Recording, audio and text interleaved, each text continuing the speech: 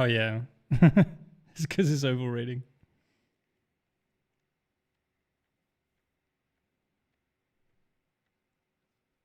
This is the highlight of my weekend.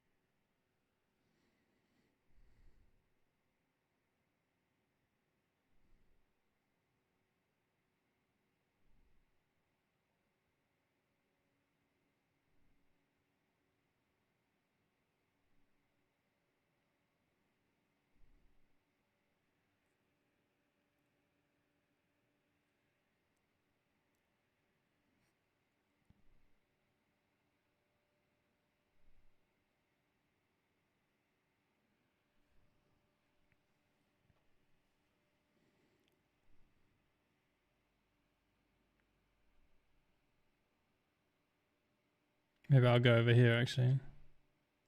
This was such a mess.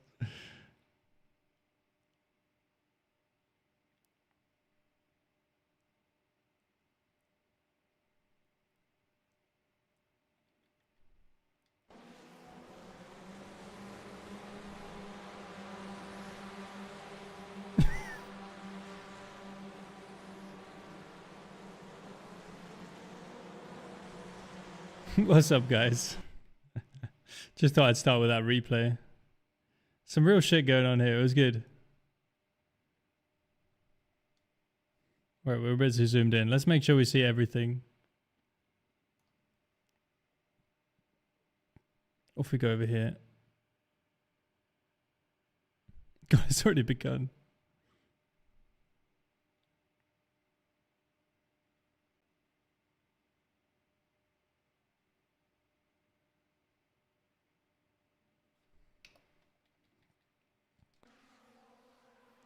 Yeah, it was fun. What is driving standards?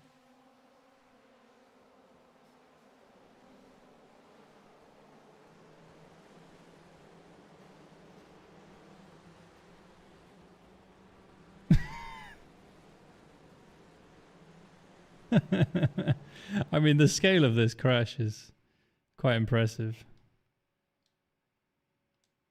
Let's see, how many cars were involved? So technically, it's all the same crash because this guy's going off to the left to avoid these two. Sort of. Or I don't even know. He's doing his own thing out here. Not entirely sure. So, how many cars we got? 1, 2, 3, 4, 5. Oh, he's not really in it. 5, 6, 7, 8, 9, 10, 11, 12. Is there a car behind there? No, just 12. 13, 14, 15, 16, 17. These two didn't really get into it. It's about, 17 or 18. Oh, no, this guy gets involved as well because he gets tagged on the way through by this rejoin. So something like 18 cars involved. Was amazing. Yeah, it was fun. What's up, Captain Run? No,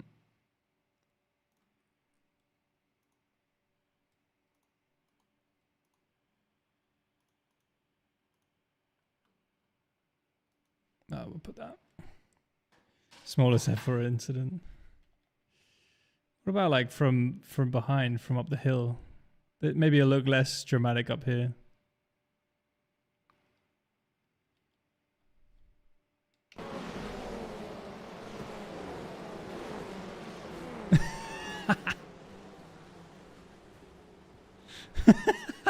That's actually a great angle.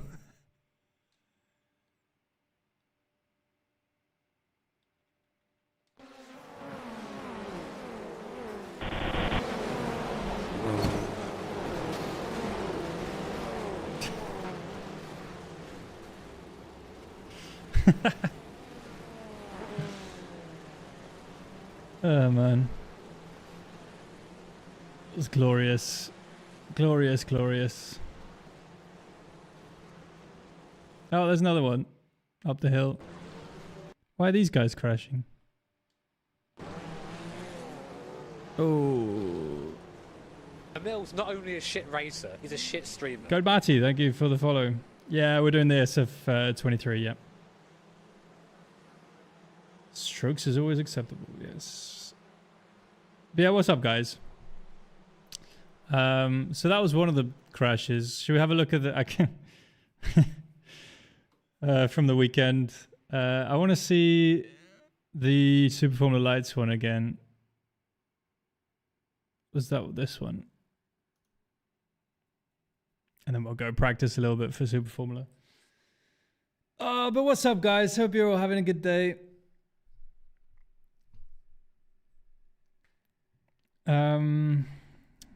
My alerts don't seem to be doing anything.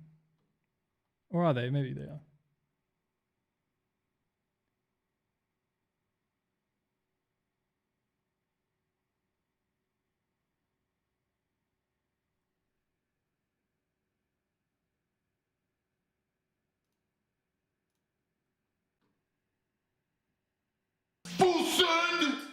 Oh! Let's go! Bell just resubscribed for 38 months.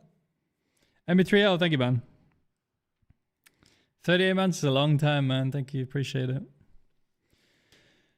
Oh, what do you think of F4 Suzuka East? I don't really want to do it. Do I have... Oh, I do have Suzuka, don't I? Yeah. Well... Maybe when I get 9k, I'll hop over and die a few times in that on my second account.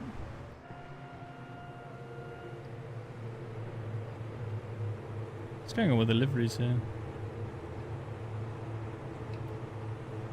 Should Brecky get started today? Yeah, let's go, man. Seulement streamer. No, I don't speak French, but thank you, probably.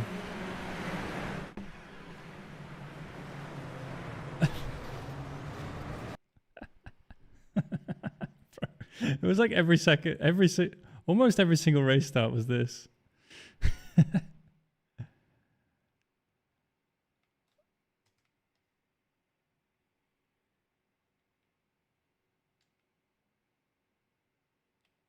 How is he already upside down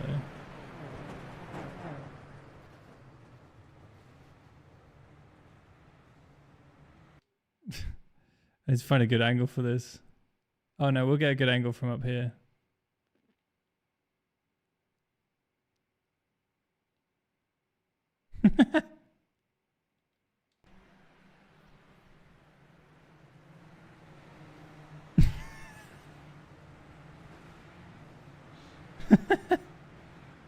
Jesus Christ, how many cars was that?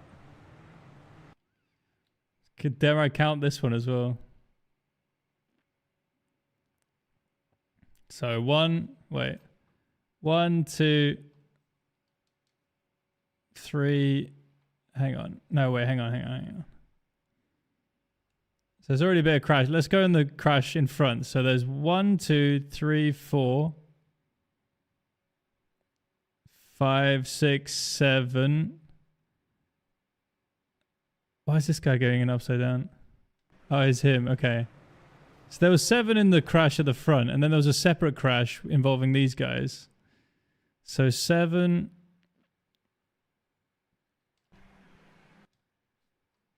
8, 9, 10, 11, 12, 13, 14, 15. Am I counting some people twice? I don't know. 16, 17, 18. It's really hard to count because there's like it's like 3 separate crashes. Yeah, because look, this guy's flying in as well. Look at this legendary move back here. Down the inside.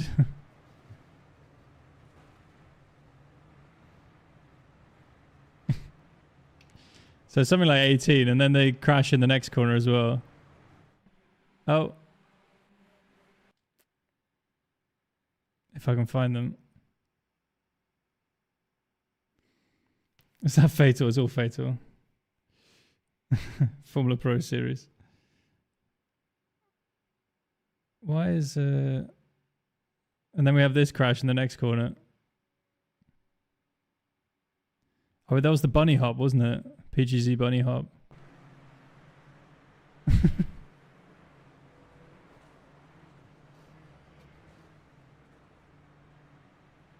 Oh, man. Sensational. Allow the guy behind to pass. And then in the same race, let's just find me again. There I am.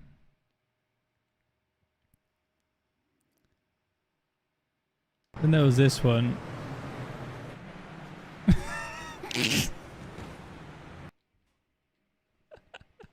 Oh, he just switched to the frame like.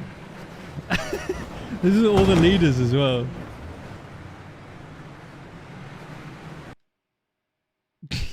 It's like if Australia 2002 in F1 just like 3 times in one race. 24 times.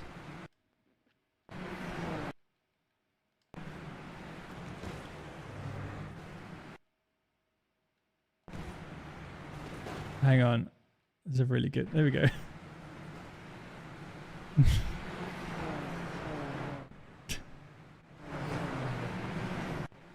And then we got someone flipping here as well.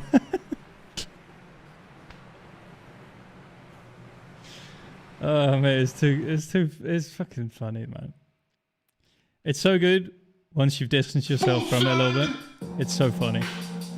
Let's go, Real Fake Door Salesman. Real fucking Door Salesman. Subscribed for 35 months. 35 months. A clavicular ran into a frat leader at ASU and got brutally frame-mogged by him. One day you're discovering the meta of Jester Maxing and the next you're brutally frame-mogged. Tell your friends you love them, folks. What? I'm afraid I didn't catch much of that, but thank you for the sub.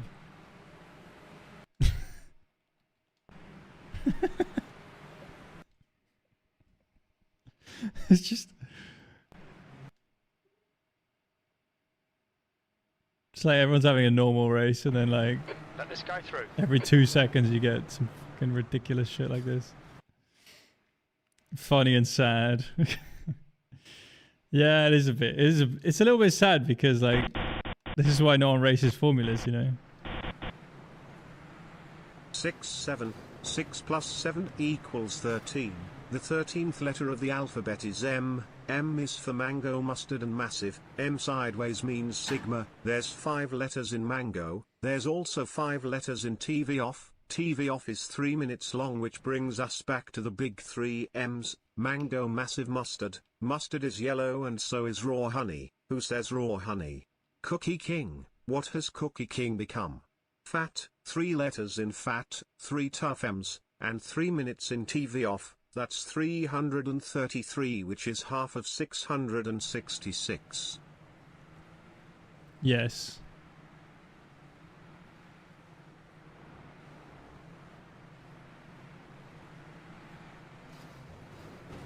Oh. I was trying to get landed on here.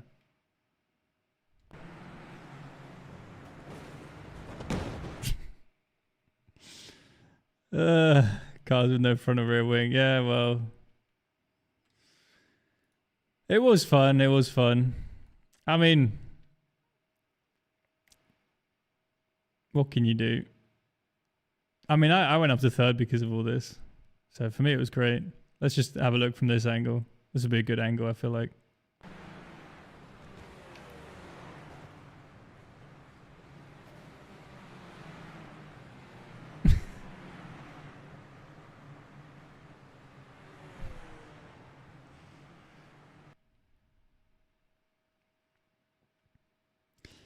Yeah, anyway.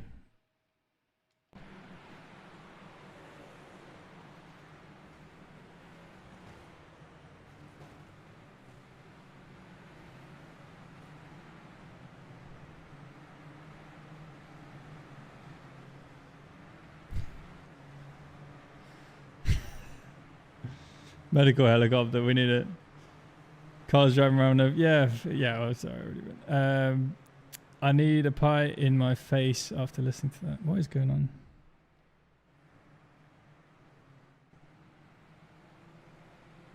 So that was P1.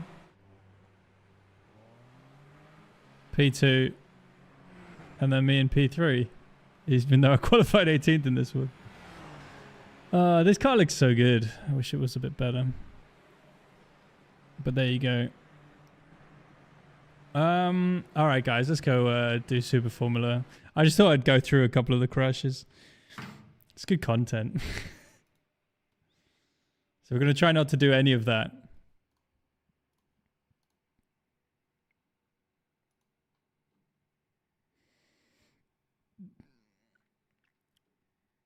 What's up, Ricky? That was the Super Formula Light. Any response from iRacing? Not to me directly, no. I haven't seen anything. I mean, if you guys see anything, do let me know. If they reference the video or anything to do with like changing something in the formula side. But yeah, I haven't seen anything yet. It would be cool if something did happen, but oh, there it is.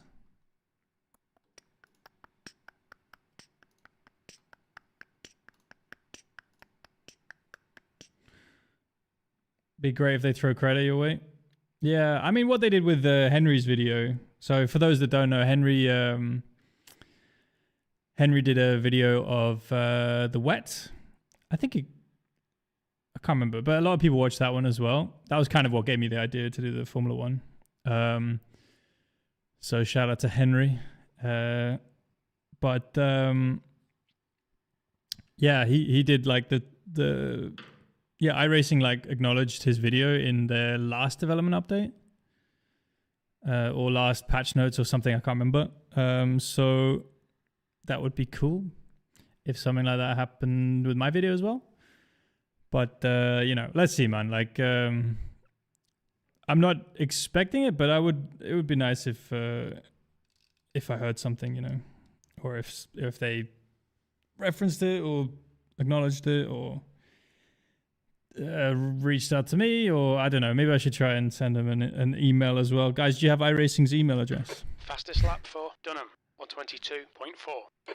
Emil's like got full-on brain damage. The dev update is delayed. I see. Email it to Greg Hill. Yeah, something like that. MF Henry, yes, with an I at the end instead of a Y. The email burns still for Indycar Long Beach special event. They better call it that. iRacing at Gmail. Nim at iRacing.com. Are these legit ones or are they just meme ones? Delayed the dev blog so they can implement my changes. Yes, exactly. They saw my video yesterday and they delayed the dev blog because of me. Who knows? But was it supposed to come out today or what was the deal? Emil emails iRacing at iRacing.com. Yeah, exactly. Set the cost at iRacing.org. No, but that's definitely it. So, well, now we know. Now we know they delayed it because of me and me alone. So they can make an IndyCar special event at St. Petersburg, at Long Beach, and they can do all kinds of stuff, exciting stuff like that. This guy's not got a front wing.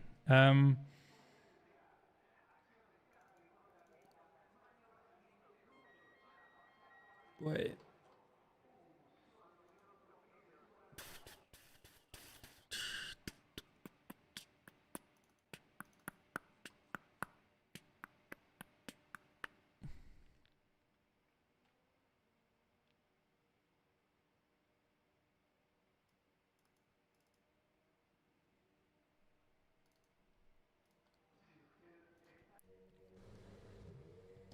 So I put the Haas livery Limit on is 80 kilometers because per my hour. favourite F1 driver is Esteban Your exit's Ocon, clear. Don't cross the white line.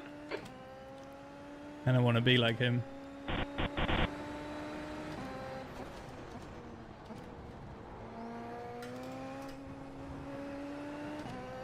Ocon, go.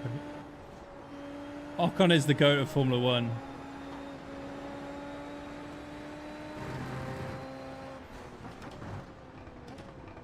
Emil's one of those guys who's The a shit release date for streamer. iRacing Arcade on Steam. Oh, is iRacing Arcade out yet?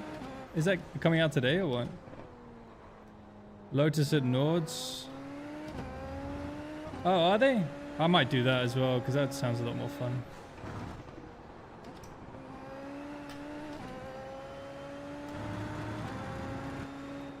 Than a lot of the stuff happening this week. This week's a bit of a dud, man.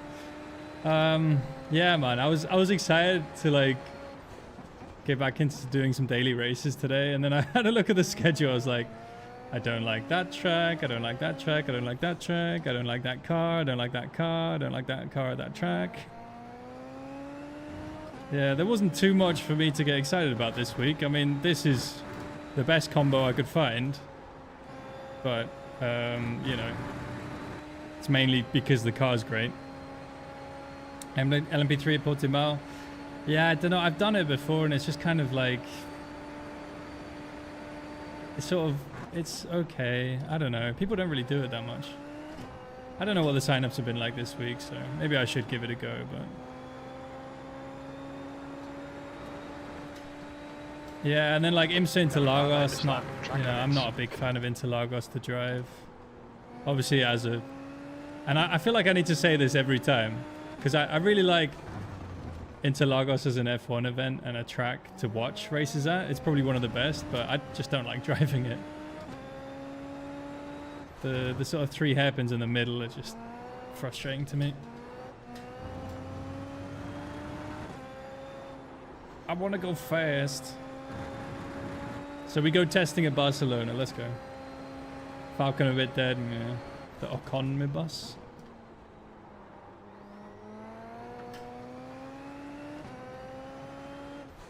Ocon me bus. Yeah. What's up, Andrew? Emil's one of those guys who's a shit streamer. I just wanted to drive this livery because I really like it. And Paul's done a good job with these liveries. I want to use them. So I've been using my own liveries for this car for a long time, which I really like those liveries. But Quickest overall. yeah, it'd be nice to just try a few new ones out.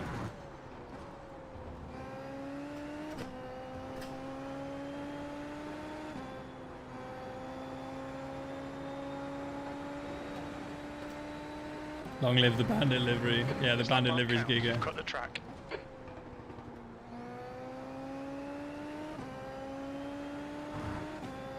The red Bandit livery. Donut left, clear left, Emil. This car drives really nicely on the open set, actually. The fixed set's pretty lazy around here. But the open set is wicked. Endless Formula Ford 1600 Alton Park races. New fastest lap for Boole on 22.3. I did too much Formula Ford on the weekend, man. I lost my mind. Although it was good to end on a good race. Man, like I really like VCO. Infinity, I think it's the best sim racing event. Like the driving standards got pretty diabolical in some of the races. But like the thing is, like you have 55 cars with like a way too aggressive collision model Quickest overall. in formulas, and there is just going to be a big crash. Like there's not much you can do about it. I was a little bit surprised to see how many people were crashing in the Acura because it's a little bit harder to crash in that one. And then the truck was like the cleanest one, which is so funny. But it's literally because there's not too much direction change in that car, so no one gets surprised by netcodes and so on. But yeah, I would have wished that they'd have put in either this car, the Indycar, or the McLaren Honda. Man, I was driving the Williams and the McLaren Honda yesterday, and they drive fucking brilliant. They are such good cars. makes me wonder why the Mercedes feels so kind of dead and weird. Maybe That's a not new dead, but fastest just lap like, for- I don't know, they just feel... 22.0. There's something wrong with the Mercedes tyres. But the, yeah, the Williams and the McLaren Hondas are brilliant. So it's like, it's such a shame they can't figure it out for the Mercedes. But it doesn't seem like they've tried either, really, to like update them. Haas might be the best livery of the season, yeah, man, for sure. Peak up at Sebring, yeah, no, I don't know. I don't want to do peak up anymore. It doesn't excite me, man. Peak up's boring shit. You know, it's not too bad. It bounces too much. But okay. I mean, the tires are better, but Keep it within the lines. I just, like, I want to be good at that car. I just can't get myself to, like, practice enough to get properly good because it's just so boring, man. Compared to something like this, you know? This is speedy, this is fast, this is exciting. The Porsche Cup is just, like, plodding around with the, like, in slow-mo. You have to, like, perfect all your inputs down to the fucking micro-millimeter. Otherwise, otherwise you're gonna lose Fastest 7/10 lap or for- something. 121.9. Whereas here it's all like, I don't know, it's much more an instinct anyway. Everything happens quicker. I don't know, you get more feedback. Like I can drive off feel much more than I can on the in the Porsche. That's what I like doing. Yeah, the Williams. Thoughts on the 500 ending? Which 500? Oh, you mean the finish? You make it sound like the event's ending. Oh, that's how I read it anyway. I read it like, wait, the 500's ending? What, the Indy 500? The Daytona 500? And I was like, oh no, you mean the finish. Yeah, the finish was quite funny. What was it, only one car running at the end? Classic NASCAR, man. That's exactly how it should be. GT3 ever peak up? I don't even know.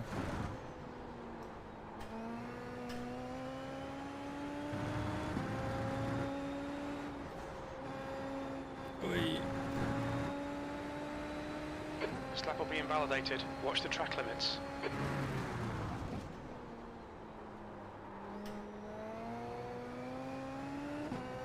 But yeah, I wish VCO Infinity had swapped out the Super Formula Light with a yeah, with like with this car or the Indycar. I mean, they had the Indycar last time, or yeah, McLaren Honda. Isn't this just less competitive than Peak Up GT3? If there's many 10k guys, would you also need to perfect each input? Yeah, but like I'm automatically like, I don't know, if I get a decent feeling at a track, I'm gonna be like 2/10 off the absolute. I mean, okay, I'm generalizing, right? But just to take like a number, right? This lap will be deleted. I feel like I'd be around 2/10 off without putting like, yeah, mega sweating it out and finding those last 2/10. Whereas in GT3, I'm just constantly like 7/10 off and I can't really feel what's going on. And you know, sometimes if I put a lot more effort in,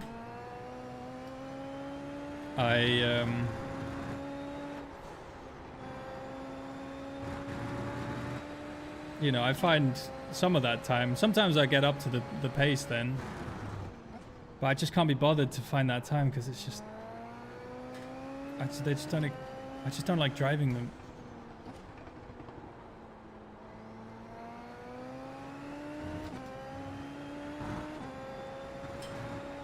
But yeah, like if this was super popular, I think, I mean, who knows? Yeah, maybe the mega quick guy. But like, no, I raced.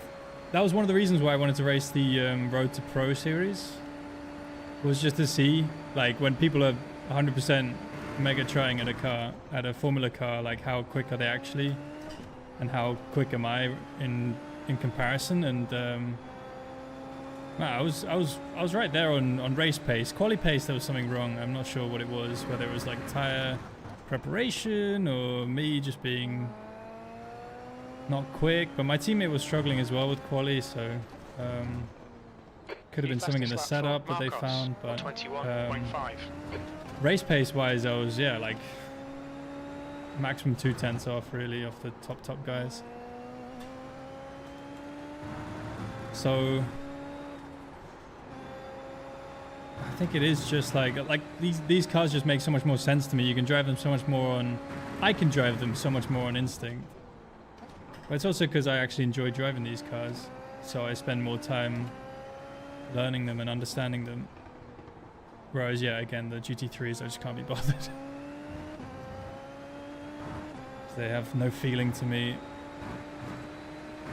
The feedback's so muted.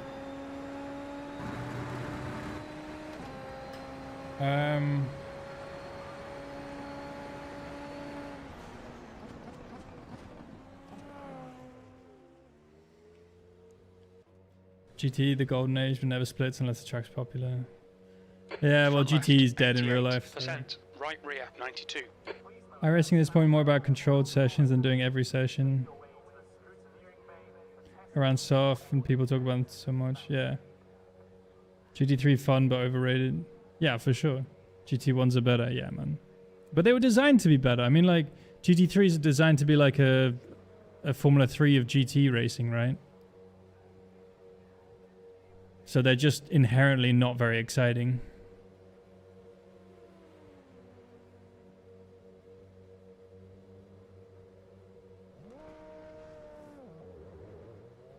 Bring back GT1. Literally, I wish they did, man. I mean, there's all kinds of reasons why it failed, but ideally, it would have, you'd have, instead of the what is it called? The GT World Challenge or Intercontinental Cup. I can't remember what it's called, but I don't watch it because I don't give a shit, but the GT World Challenge, GT World Challenge. If that was GT1, I would maybe be a little bit interested in it, I would be a bit interested in it because it's pretty cool having like big, chunky, let's say like 800 horsepower, 700 horsepower, no driver aid GT cars. I mean, for me, I wish they would just turn off driver aids. They'd have like a pro category for GT3. Push, push, push. Where they just turn off driver aids and give them an extra 100 horsepower. That would already make it way more interesting to me. That's a new fastest lap for Marcos. But no. 21.0.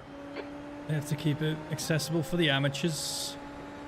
Which is fair, but just sucks that that's the pinnacle of GT racing. Imagine if F1, the pinnacle of motorsport, was just a Formula 3 car with traction control and ABS. Like, everyone would be like, what the fuck is going on? But that's what GT is. The pinnacle of GT racing is GT3. It's literally in the name.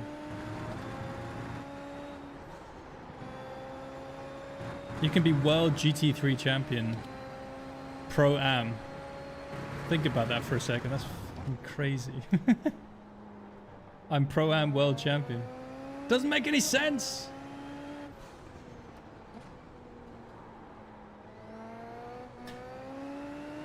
Amateur world champion. Best in the world apart from all the ones who are better. Don't get why DTM don't want unaided GT3s. Yeah, I don't know. Me2. What killed BTCC? The problem is now really cheap series that are not exciting. They're not even cheap, man. They BOP them. They're expensive as fuck. They're overcomplicated, all the cars. Even if they're cheap cars, they still find a way to put more money into them unless they have a cost cap. F1 just, like, World Motorsport just needs a big fucking rethink because it's all terrible. Even F1, man. F1 this year with those shitty engines. I'll try not to be too negative. I mean, this car's sick, right? I mean, it'd be cooler with a V10, but whatever. F2 will be interesting with Herta. Yeah. Actually, I saw someone did a graphic of the F2 grid on Reddit, showing like all the drivers' previous results, and you kind of go through it. You're like, all right, so this guy finished 27th in Formula Regional, then he finished 15th in F3, and now he's in F2. What the fuck's going on? Well, I know what the fuck's going on, but Your quickest overall. it's just so.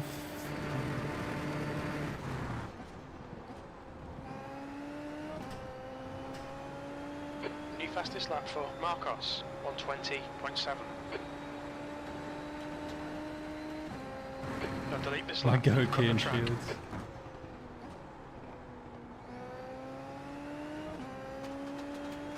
Yeah, man. The FIA is totally asleep at the wheel with the Junior Formula Series, man. The whole road to like pro motorsport. Whatever. Alright, I'm venting too much now. This is why, but it's like, that's also what I did in my. That's what I was saying in my video. I was, I did my best not to go too negative in that video because it's very easy for me to start like getting annoyed at that. Because obviously I put a lot of effort in to be in motorsport, and then by the time I got near it, I was like, this is all bullshit. But I just love the racing, man. That's why I like sim racing, because you don't have to deal with any of that nonsense.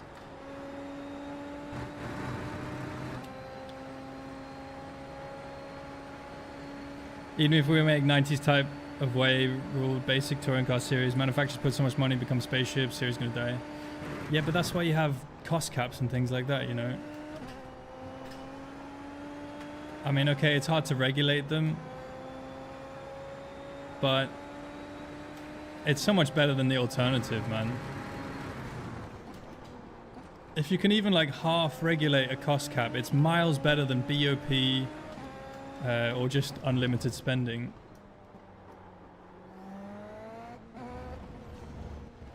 It just is. It just is.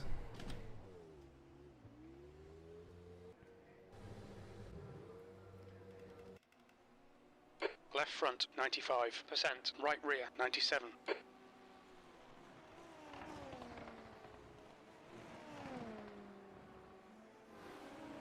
There's my Haas. My Haas is out. Where is it? Hang on, let me see.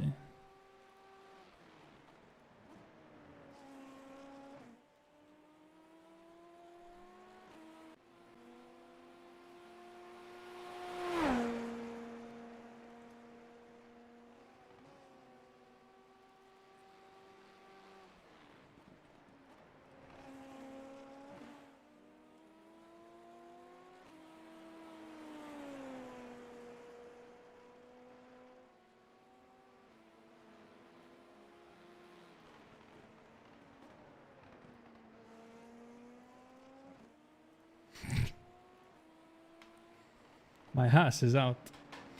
Sleep at the well, I was parking the garage, setting on fire. Oh, yeah, there's that. WEC is the proof that Bop didn't work for hypercars. Yeah, but like, exactly, man. You have this world championship and everything's bopped. I mean, imagine they bopped F1. It wouldn't make any fucking sense.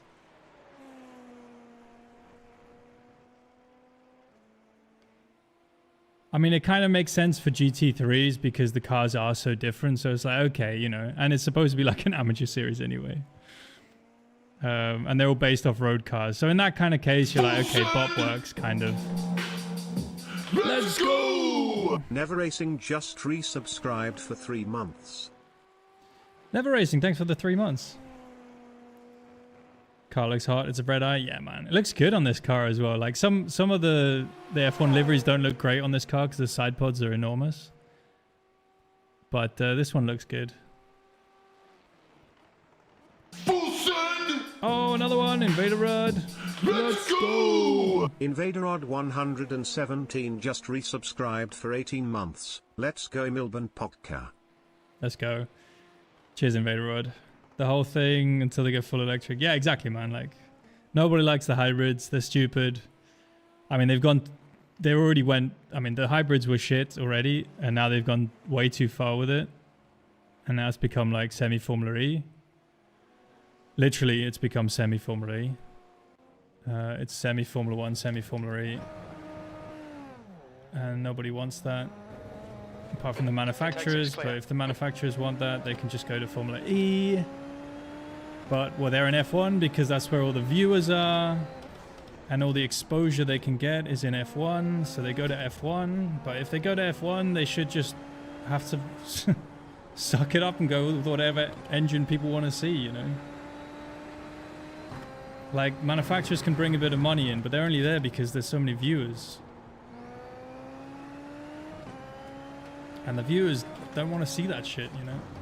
That's what I think anyway. I mean, there's interest. It's a little bit interesting to see like technology and stuff, but then after like 5 minutes, you're like, okay, cool. What do they sound like? And then it's like, super boring.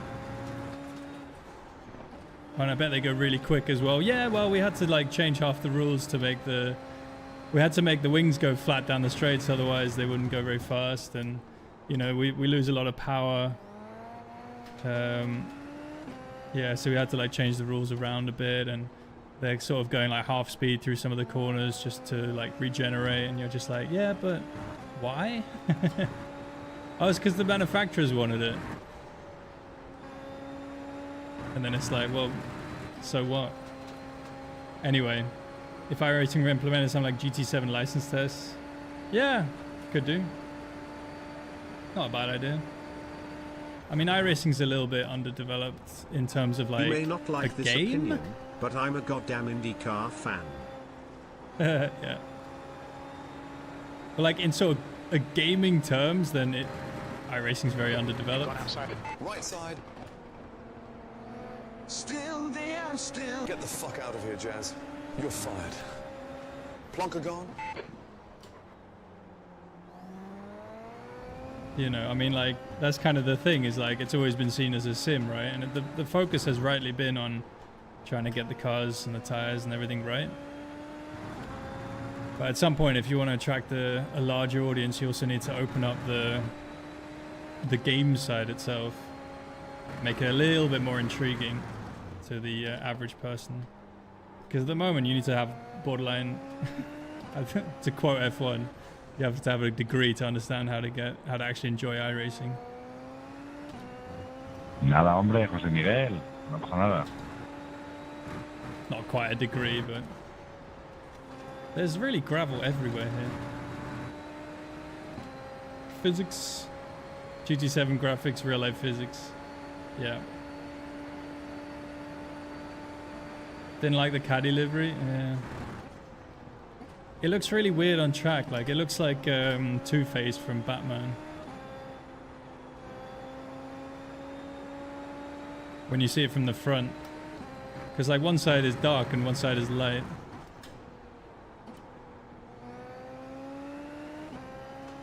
Wow, this open setup is really, really good on this track.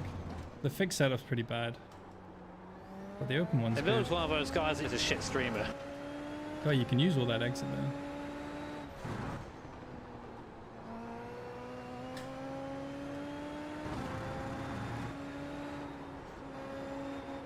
Oi.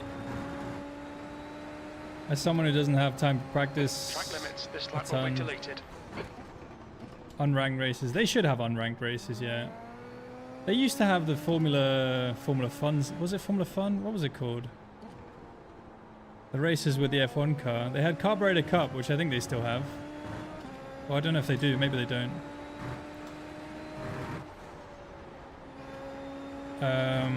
They have Pickup Cup. And then, yeah, they used to have a Formula 1 Williams race as well. Unranked. Like, it'd be complete nonsense.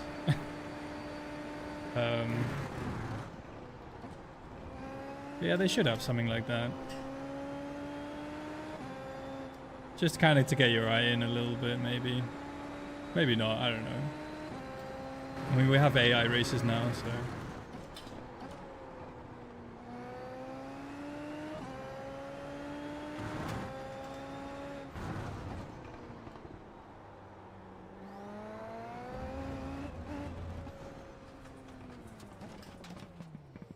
iRating isn't supposed to be a goal. I don't know. I think it kind of is, man. Like, it sort of is. It's not really supposed to, but it kind of... It makes people want to, like, race, you know, to improve their rating. But yeah, I don't think you should. But, like, I mean, that's what I'm doing now. So I'm a hypocrite. But it's kind of fun to sort of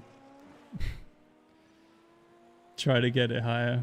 But yeah, it's not, like, it's not the best way to race, to be honest.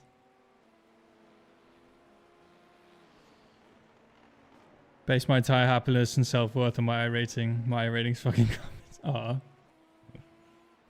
Aw.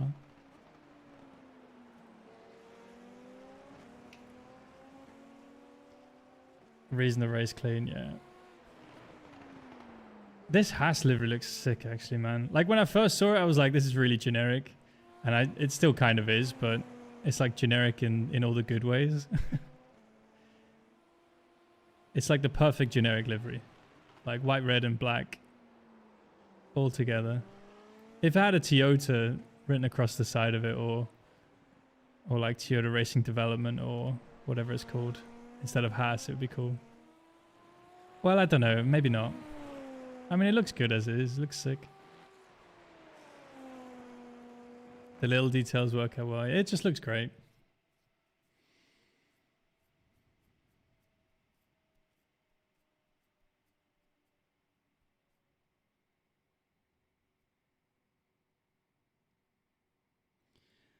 Lotus 79 and Nords. Yes, someone mentioned as well. When do people race it? Bernstorff. If I was going to go down that path, Tim, it would be Bernstuff. Or it would be Bwenstuff. Because that means like fuel in something.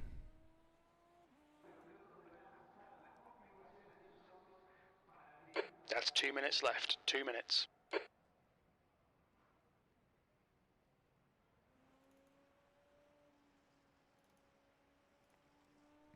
German. That's it. What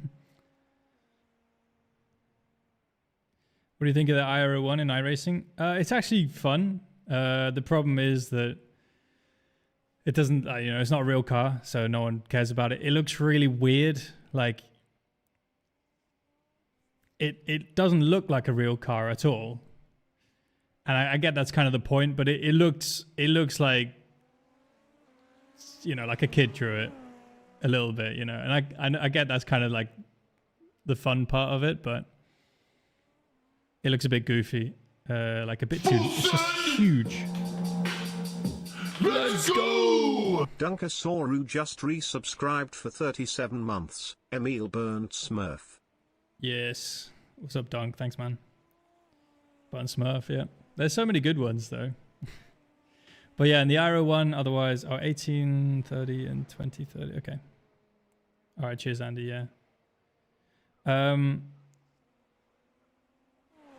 So yeah, what was I talking about? The Aero one. So, but otherwise, like they've made it into a decent car now.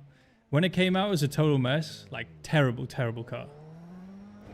Like looks clear. Kind of fun to drive, but not even close to simulation. Like it was so far off, man. You had to drive. You turned right to go left. It was insane. Like you'd flick it in and then you just hold it in like a drift in the other direction. It was like bizarre. But they've made it good now, but unfortunately everyone's lost interest in it completely. Because yeah, like the hype died down. And I just feel like they do that too much with Formula cars. I think everyone is wondering why Emil is competing and not the superior driver Emilio. It's me, guys. I'm actually I'm actually on my main. How crazy is that? I should probably focus a little bit because otherwise I'm going to die. What is this off here, chat? I can't see. We've got 2 laps to get the job done. Sign of things to come, yeah. Love that car. What, the Aero 1? I mean, now it drives well. Yeah, I do kind of like it now. I just wish it didn't look so weird. If they'd have made it look a bit more realistic, like reasonable looking, I think it would have had a more of a chance at this stage. Plus it's C class. I mean, it doesn't make any sense being C.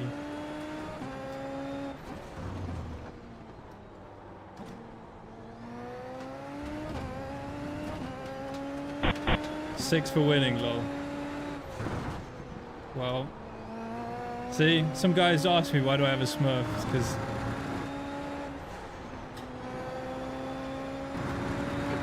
unless we're at Spa or something like that, there's literally just no one driving this. Well, usually anyway. You do get a few people here and there, but it's only like you have a race of maximum 5 really fast guys, and then the rest of the field is struggling keeping it on track. And then the races get ruined by back markers half the time as well. Alright, anyway, enough yapping, let's go.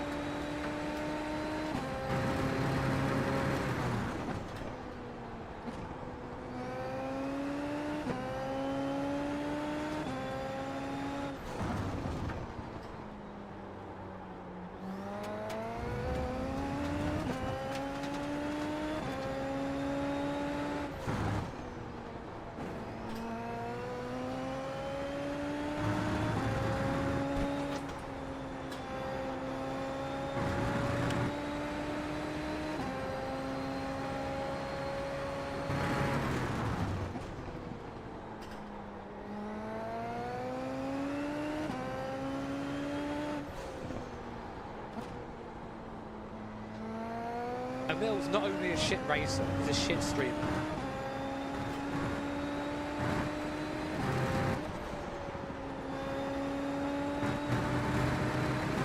Thanks for follow.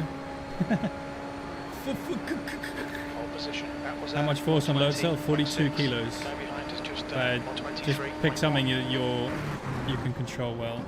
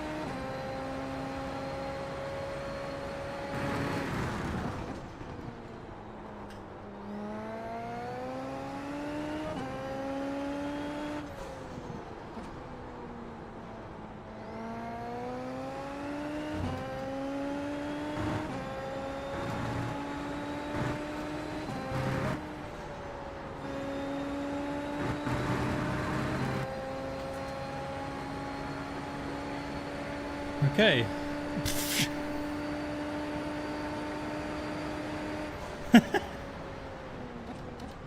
Okay.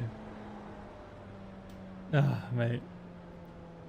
I was laughing because I was 2 seconds clear of the field, but okay, they've all done second laps now, so it's not too crazy anymore. Not too crazy.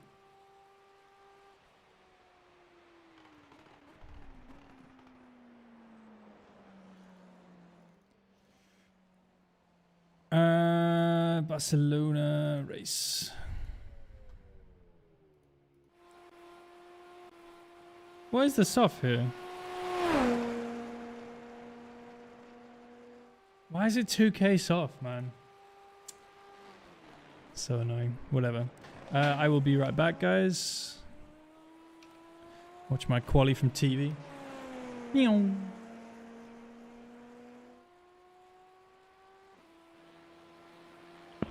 Great lap, Emil.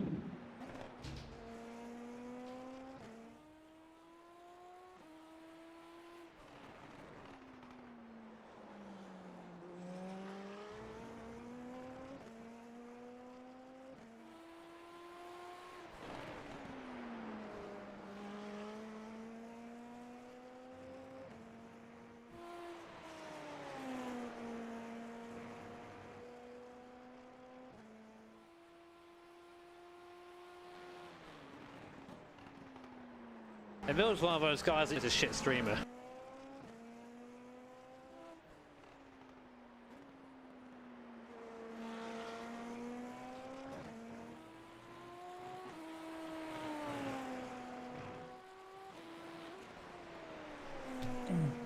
I'm back. What's up, Alex? P15, 10 seconds off the pace. Oh, God. Wild cards, start line havoc, yeah. So the one thing about this track is the run down to T1 is insanely long.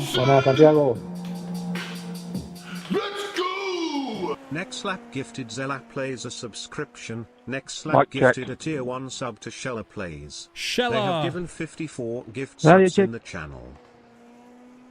Thank you. Thank you, Nex. Luring gift sub. Emil, do you have a mic? I do. I do. I'm Luca Magnussen's manager. Who, sorry? What did you say? Luca Magnussen, Danish. Jan and Kevin's family. Ah. Ah, cool, man.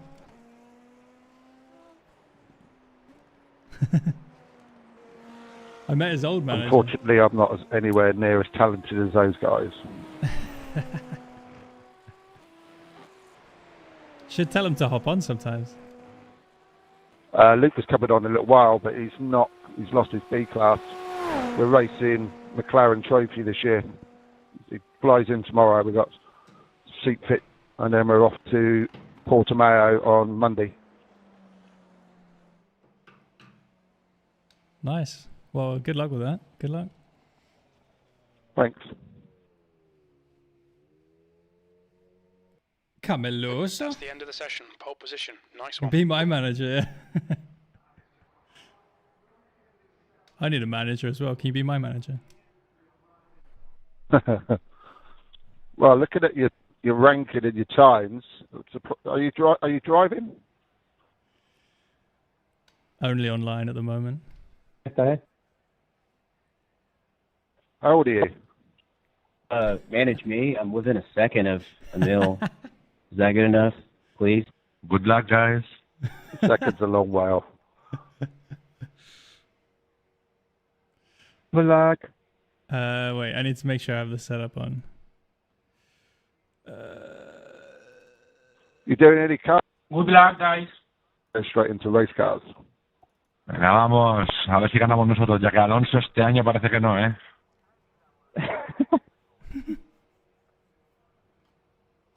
Wait, I need to... Emil va en un Mercedes y nosotros en un Aston Martin. Nada que hacer. GP5 engine. Emil es rapidísimo, madre de Dios.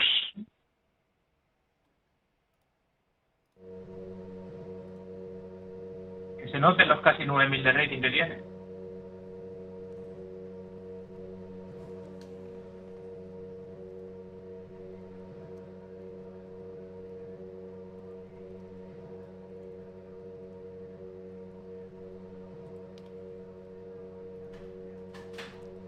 Cold tires all round. All right, let's go, 6 boys. laps. Oi.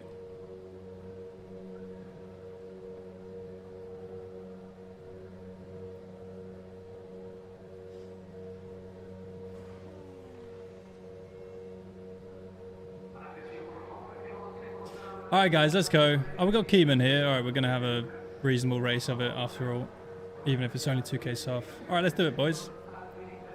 We're going to get recruited. Let's go. Back to real life racing. Bam. If I win only, though. Okay, standing start. Concentrate. Be ready. Green, let's go, let's go.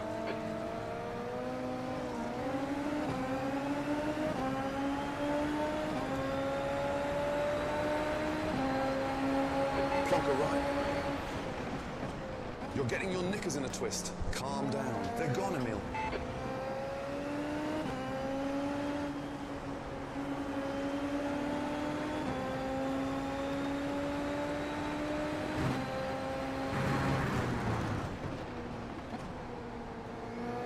We've just had a warning for cutting the track.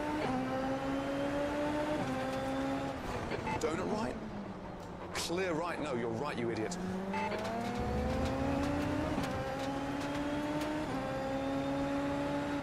Tactical bad start. Oh yeah, and totally intentional. En serio, chicos. Sois la polla, ¿eh? No sabéis ir la primera vuelta tranquilitos, ¿eh? Es que la gente va, madre de Dios.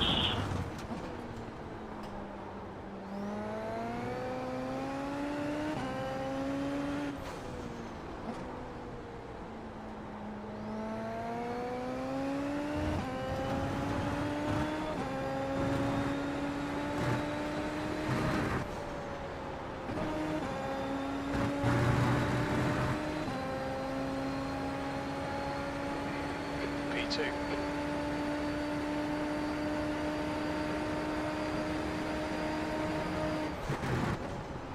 Whoa. Oh, big straight line speed into T1 there.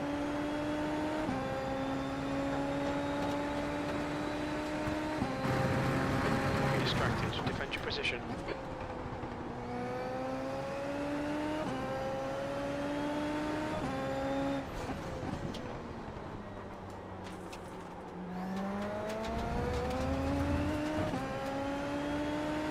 The gap in front is now 0.6.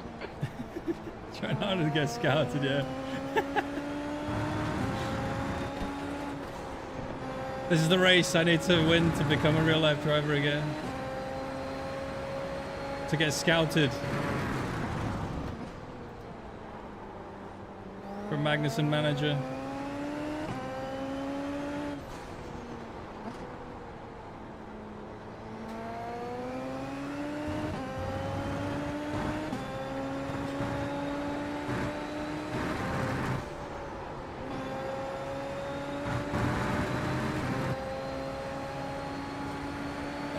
Might be a little bit too far behind there. The leader has just done a 122.4. Your last lap time was at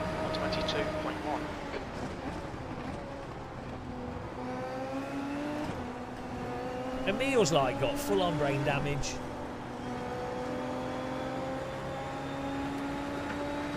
Thanks for follow hats.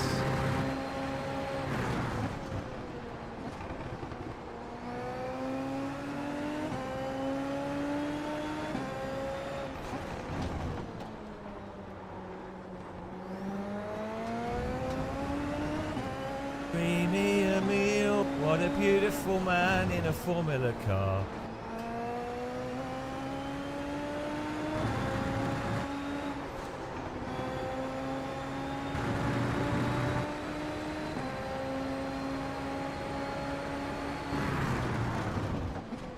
Thank you for the follow.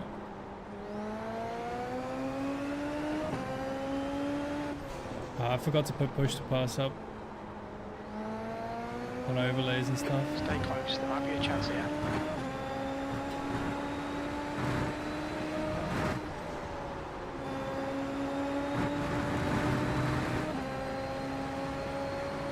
Alright, this is good. We can go from next lap. The leader's just done 121.6.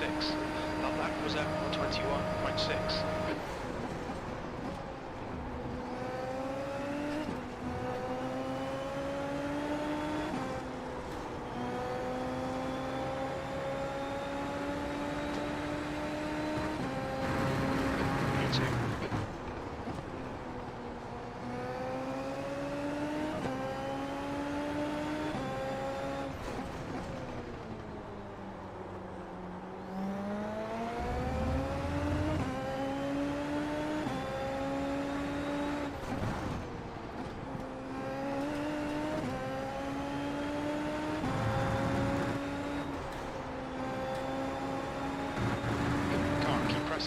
that mistake.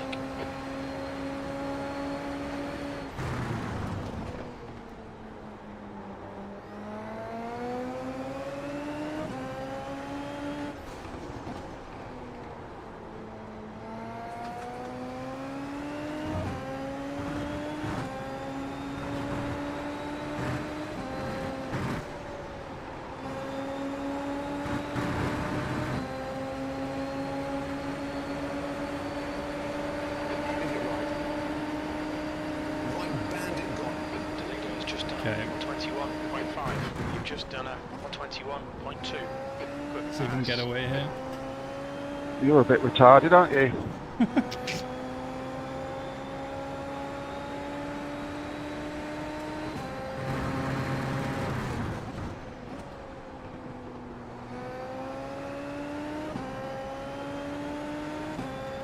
The car ahead is 1 lap behind.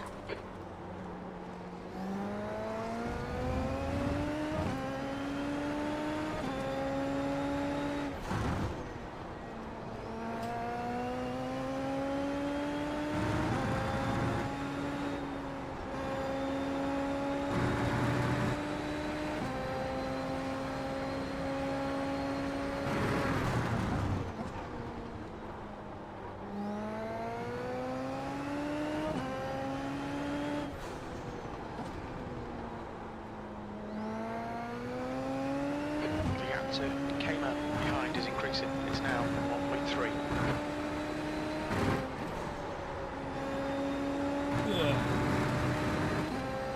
What's up, Igor?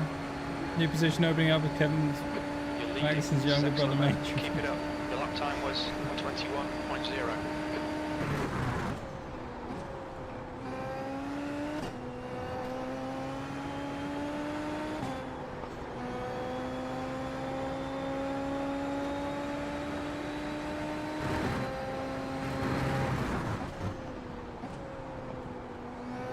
Thank you. The guy ahead is 1 lap behind. Yeah. Jesus Christ.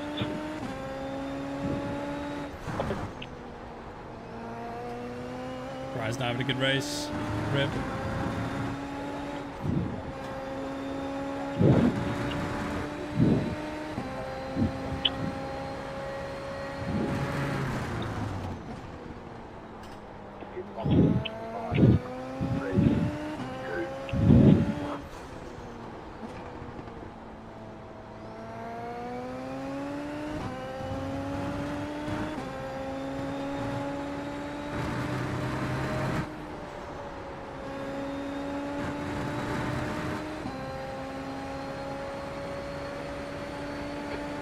Right now.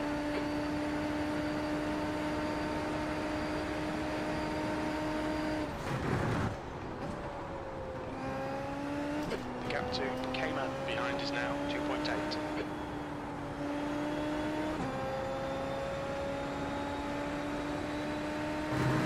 Breathing on the mic, yeah. It's intense, man. It's intense.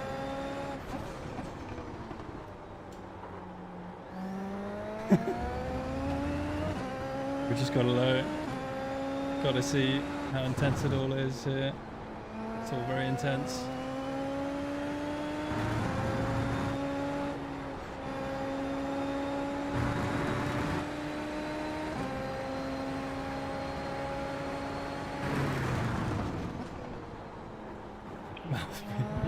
Oh, he's back. Car 18, you need to learn to use your brakes. Oh no. 5 laps down and you smash into me. Oh god.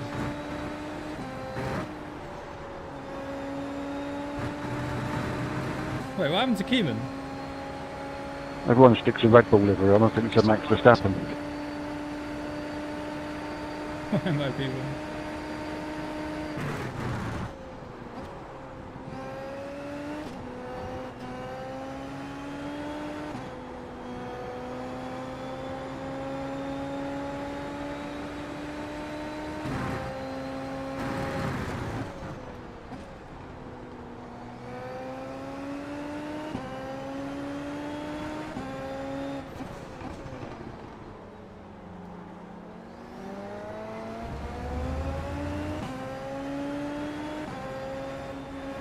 fuck's sake.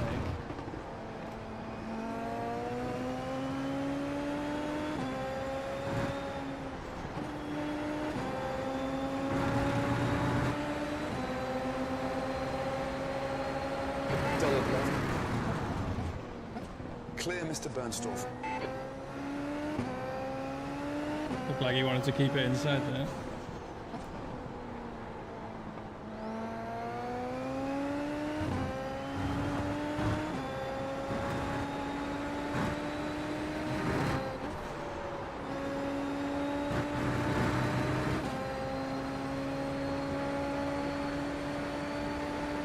You've just done a 122.1.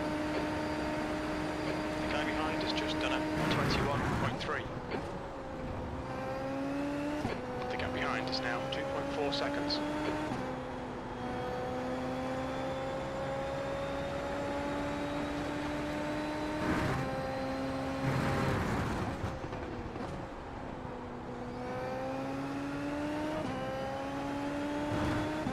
The car in front of us is 3 laps behind.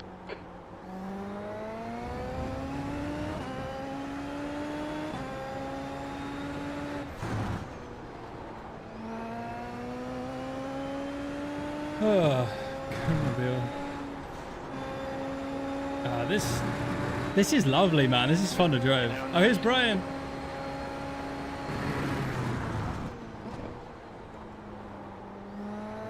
Brian Cox 3. Please don't take me out.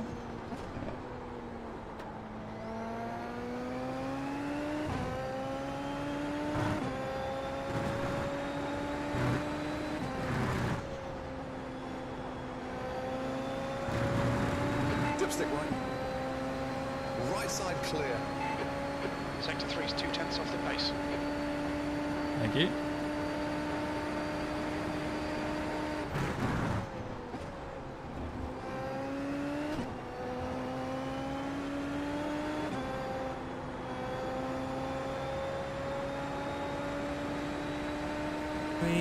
All them Smurfs, yeah. What a beautiful man in a Formula car.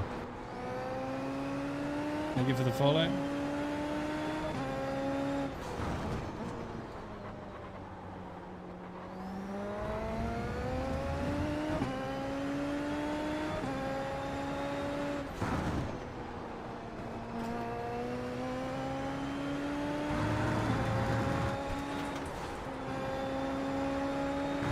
The gap to Cayman behind is Now now to save 2K. 2.9 seconds.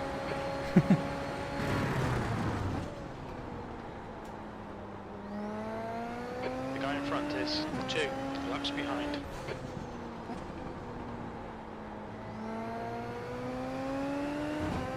Ask me.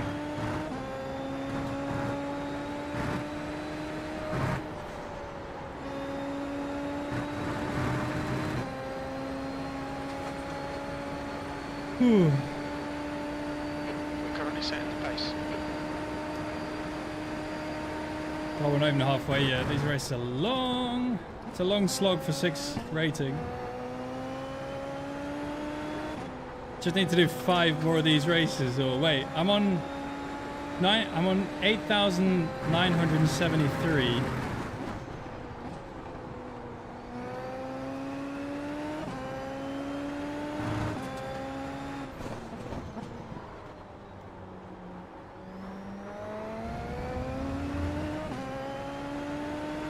Rookie Formula Ford every 30 minutes. But I don't want to. The whole point was that there's nothing good on this week, so I wanted to do this. I think the fixed has decent softs.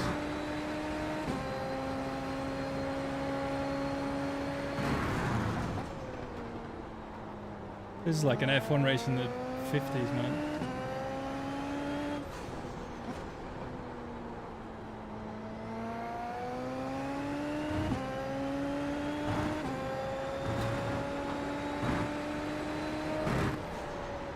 Chat, what do we think the average soft was for an F1 race in the 50s? I reckon it's about 2K, surely. That lap was at 120.9. All 3 sectors are pretty quick. This will be fastest lap for Cayman, 120.9.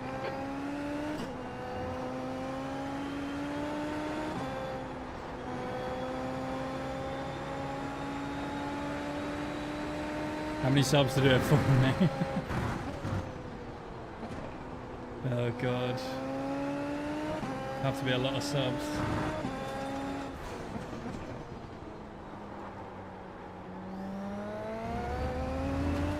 How many do I need to afford Brian Cox 5 as my manager?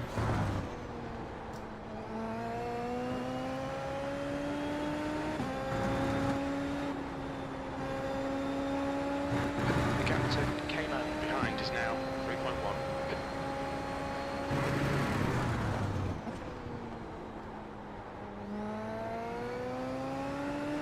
Shouldn't have to pay you.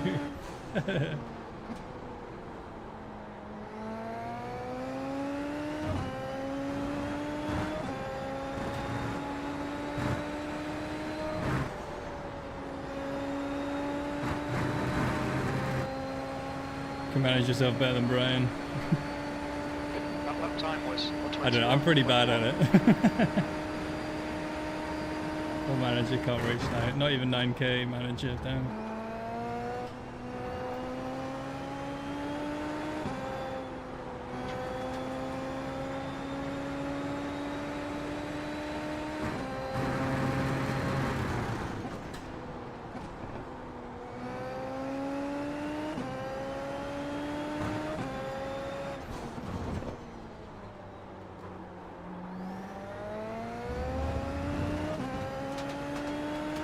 Managing racing drivers not hard. Well, it's easy if they got all the money.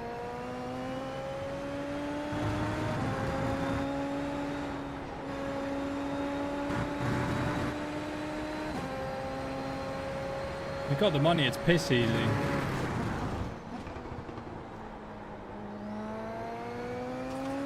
Just go around asking people like, yeah, can I give you 4 million to do this season? Like, yeah, okay.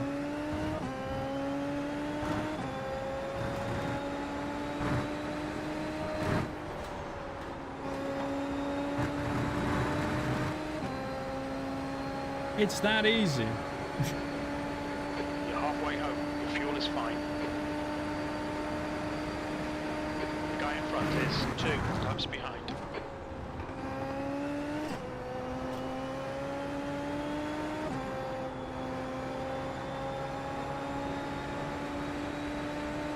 Gracias, Santiago.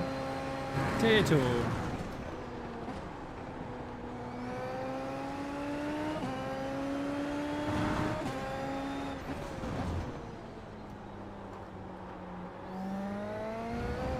The gap behind is now 3.3.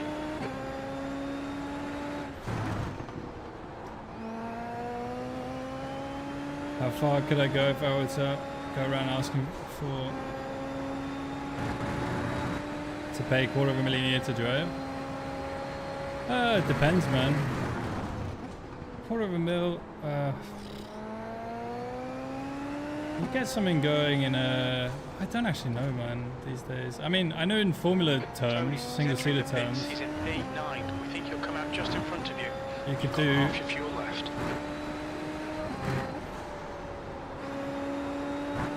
You could do F4 at a fairly competitive level.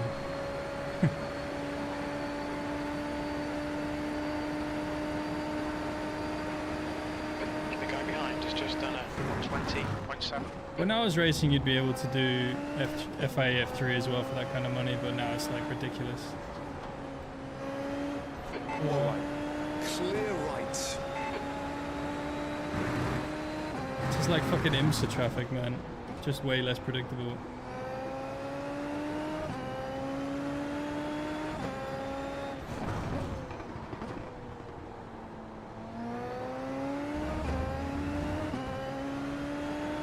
Karting drivers spend hundreds of thousands here. It's all very, very, very fucking stupid.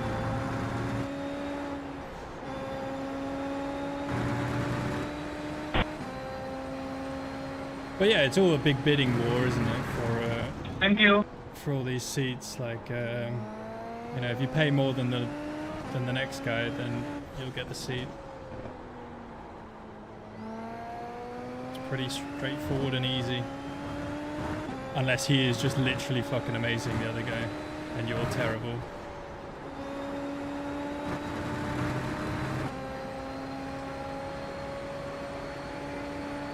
with an extra Lance Stroll.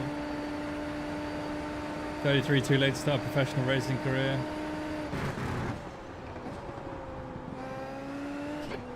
The thing is, like, I don't know, man, like, a professional racing career is...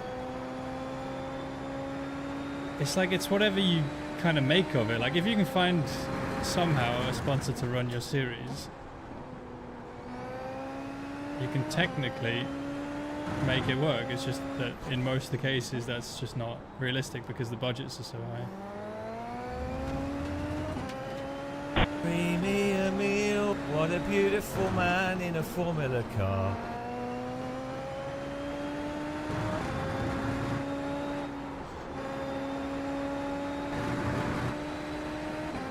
I mean, you know, you could be, I mean, not professional. Whatever, I don't really want to talk about it anymore. It's all pretty stupid. The car in front of us is now 2 laps behind.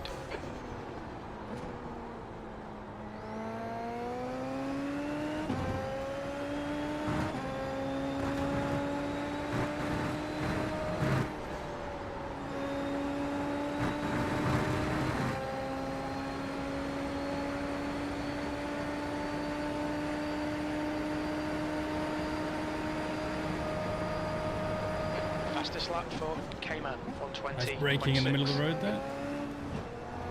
Make sure you don't fall off the edge of the track. Smart thinking.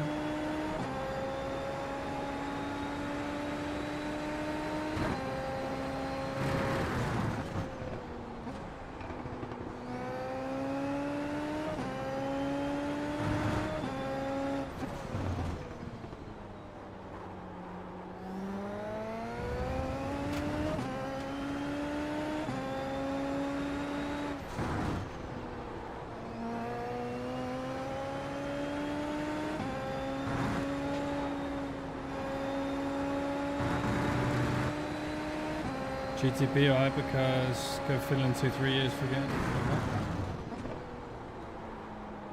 NBA journey, yeah.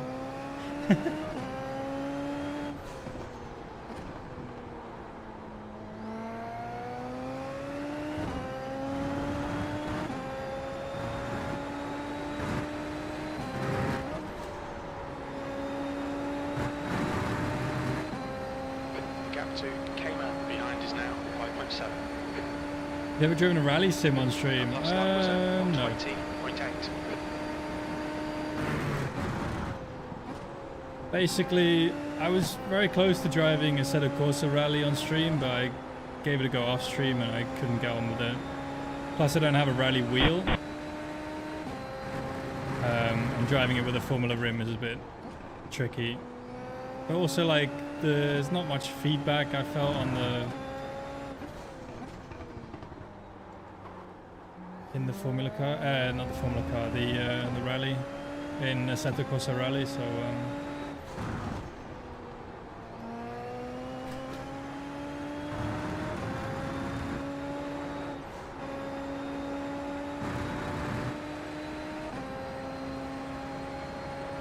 finally driving this car again. Yeah, man, it's a good car. It's just shit soft. You know, I think this series, I mentioned it somewhere on the internet. So many people replied to my video, which is sick. So I was like responding to a lot of the comments. Like, I couldn't obviously get through all of them because there's so freaking many, which is awesome. But in one of them I said like that, or somewhere I wrote it, that I think the Super Formula should be like a more sprint series, and then IndyCar should be like for the people who want to do longer races. Because IndyCar's got so much strategy and stuff, and Super Formula basically doesn't. So it would be awesome to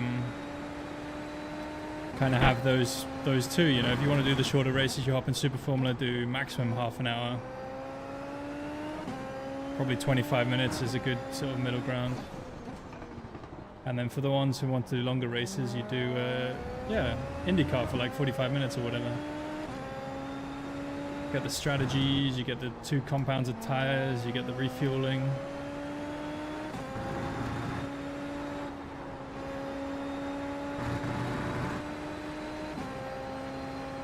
IndyCar schedule with ovals, yeah, and then no ovals on the road series.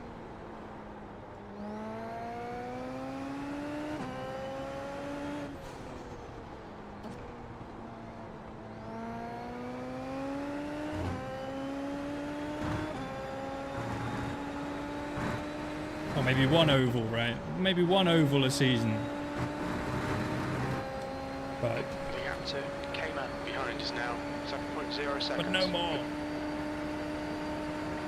What's up, guys? You aces, man. Yeah. Car in front is 4 Cheers, laps man. behind.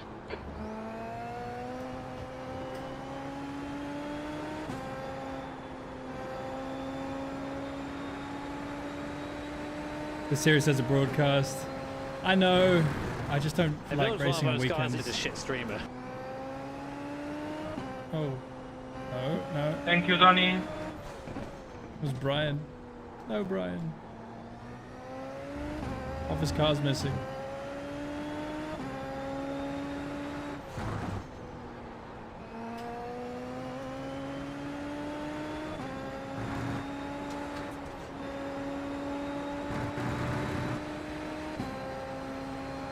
McDonald's worker makes $4 an hour.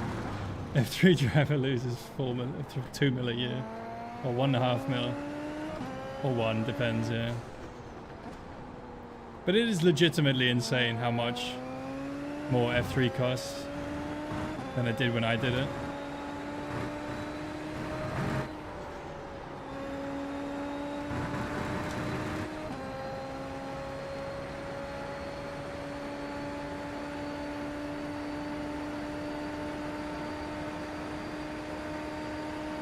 Keep Indy as the oval. Well, maybe. I mean, not every season. Consistency. Keep them coming. Or maybe every season, I don't know. But whatever, like,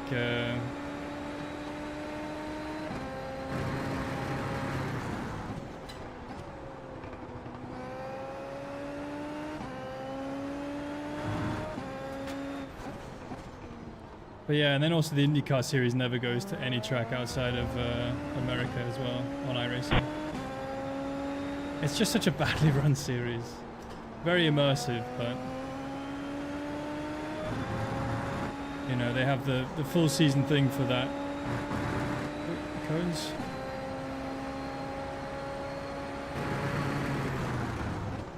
Wow, how many laps behind are these two? The driver in front of us He's is hitting all 3 the cones. laps behind. 3 laps behind, there you go. Jim was listening.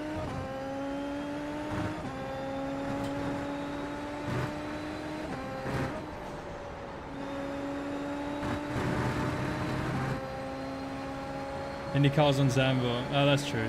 Fastest lap. The lap time was at 120. Alright, they do it one time a season. Fastest lap for Cayman, 120.3. The gap behind is now 6.9. They did go to Mid-Ohio like 2 weeks ago. GT3 Bathurst. No, man. I just don't like it at all. I tried earlier this morning, tried to hop in, do some laps, and did not like it.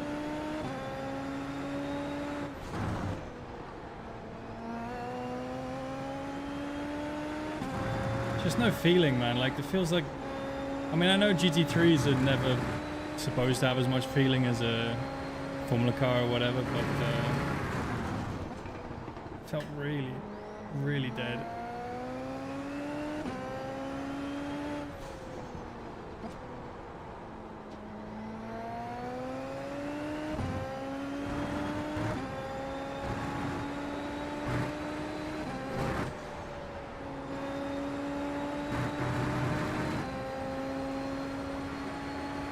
Downhill section's cool. I like Bathurst, but like GT3s and you guys already know what I think of GT3s.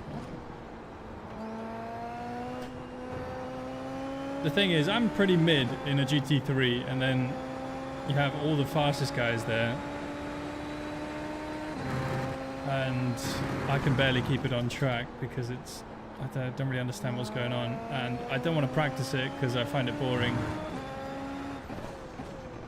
So we end up doing this instead, which is much more fun, even if it is just me driving around on my own for most of the time.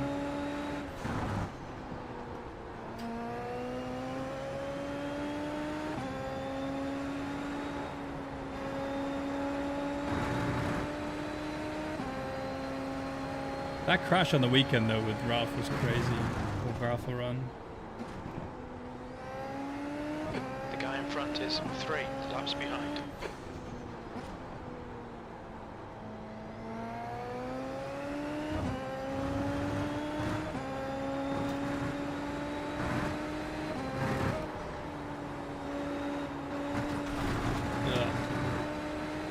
We've been warned about track limits. Come do no quali, Smurf pickup. Yeah, no thanks. Did you ever drive this car, Tom?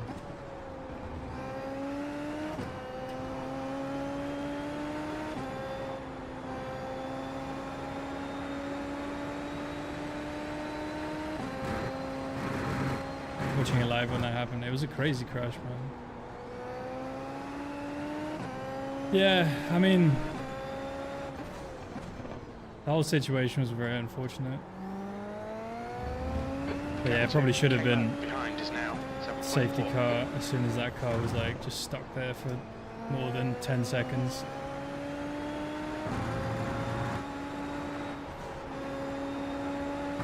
But they also need to wave, they need better driver warning signals for that part of the track. Because like, I think technically they did the right thing, technically according to the rules. It's like the marshal's post right before it was showing yellow, but the one before that one wasn't. But it's just such a sketchy part of track. I mean, the whole mountain section is so sketchy that you just need special safety procedures for that part of the track, just to warn people if there's a car just blocking the road. Because it's so narrow, and the walls are like right next to the track. So I did, but got boring with dead softs. Yeah, that's the thing. The fixed is okay, but unfortunately the fixed is on the exact same time as Falcon, which is a shame because they're both good series. I would legitimately alternate Falcon and Super Formula if it was fixed, alternating with it instead of the Open, because the Open's always dead softs pretty much during the day, and then fixed gets okay. Instant red flag if there's a car blocking the road. Well, the thing was... me a meal, what a beautiful man in a Formula car. Thanks for follow. The thing is that the car was only blocking half of the road, and there was a car behind it that started going really slowly around the car that was blocking half the road. So then when Ralph came down the hill, saw the yellow flag, and then suddenly the whole road is blocked because the guy was going so slowly around the other car. So he literally had nothing, he literally couldn't have done anything. Like, he had zero chance to avoid that. Thank you. Just really bad luck. One more lap to go. Stay focused. I'm Santos, thanks for following. A light system, yeah. Well, yeah, they need to invent something for that part of the track.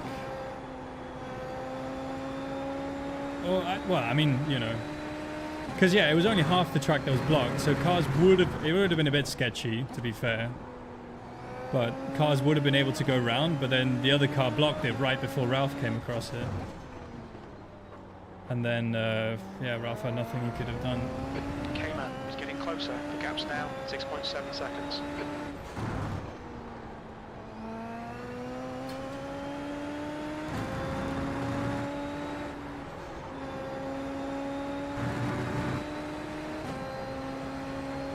Go to Sydney Motorsports Park.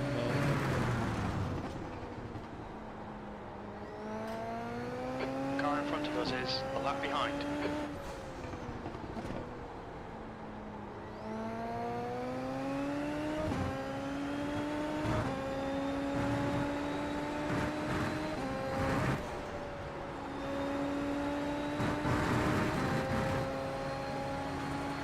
Let's go! Perfect drive, absolutely flawless. Wow, 1 and 2K off. Let's go. Emil Bernstorff delivered a spectacular performance to win a smoke show of a Super Formula race, battling wheel to wheel in a dramatic showdown. The electrifying drive cements his reputation as one of the series' most exciting contenders. Just kidding, he ran in front and smoked them, kids. And Kevin Magnussen's manager. Okay, Brian, just hear me out. I overtook Emil in the turn 1 for a second. Okay, he got the position back. Okay, I'm working on things. Also, I had the second fastest lap. Just saying. Okay, help me out here.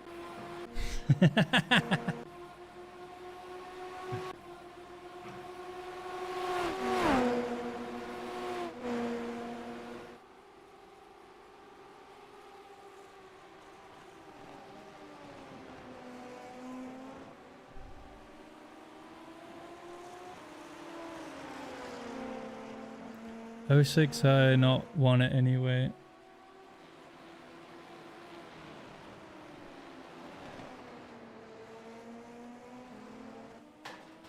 Salutations, Shade Buffet. Was it his name? Well, anyway, I had a shit start. I need to work on my start. I'm not sure what I was doing wrong. Maybe I need to be on 80%.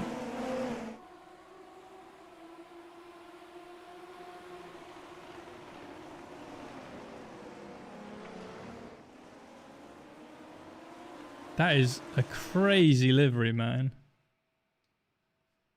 The man from Antarctica. Holy shit. It's one hell of a livery. Wreck and Texan. Oh, look at that. Dallas Engine Fighting Truck Rescue. What?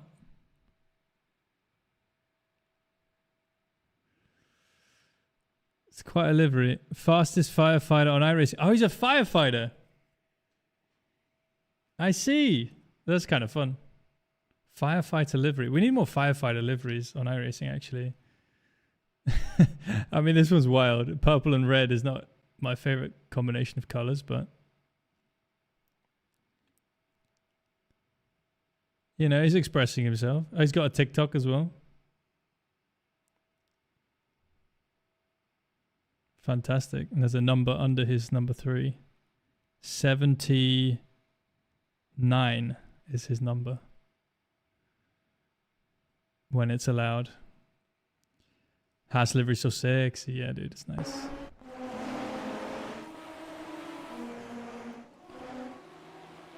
Yeah, I don't normally like running F1 team liveries, but the Haas is pretty good. And the Haas looks so good on this car as well. That's the end of the session. Don't fight fires, I start them.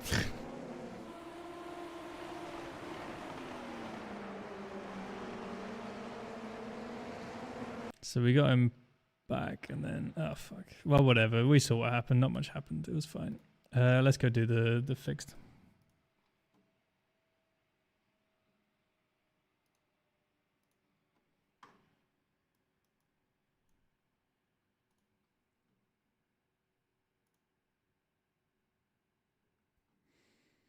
Where is it? There it is. 44 sign-ups. Let's go. All right. Register. Should we sign up in the... Let's do yeah, all right. Plan C. Right here. Combat. We're building our car for combat. Let's go. Gonna try and crash into as many people as possible in this one. That's what Brad would have wanted.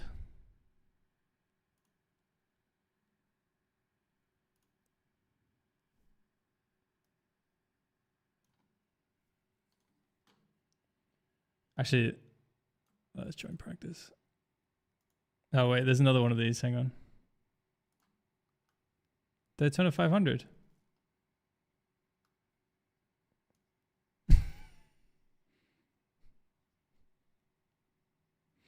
Sorry if you're watching on YouTube. Can't hear anything.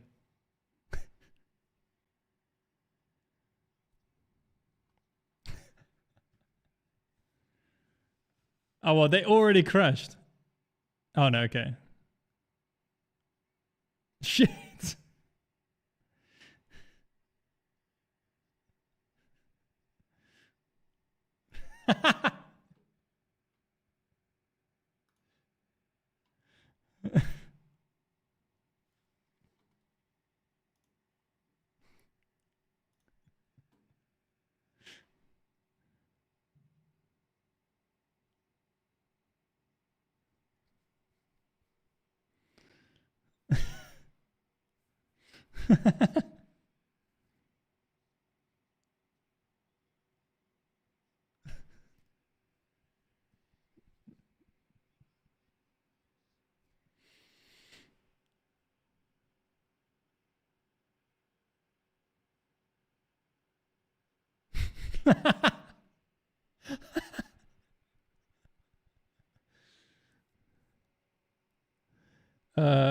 This will look so weird on YouTube. Sounds like I'm just laughing at a crash. Oh! Oh!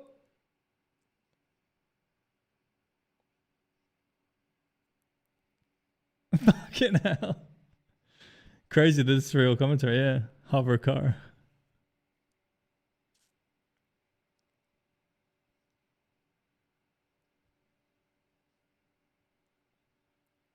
Fuck, boosted off.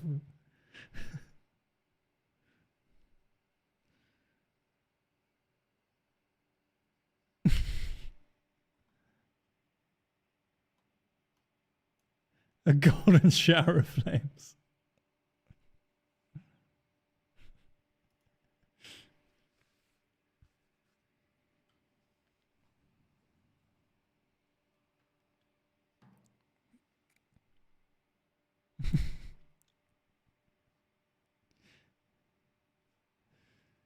Fucking disgusting. Oh man, these are too good. These are too good. I love it. All right, let's get a quick little bit of practice in.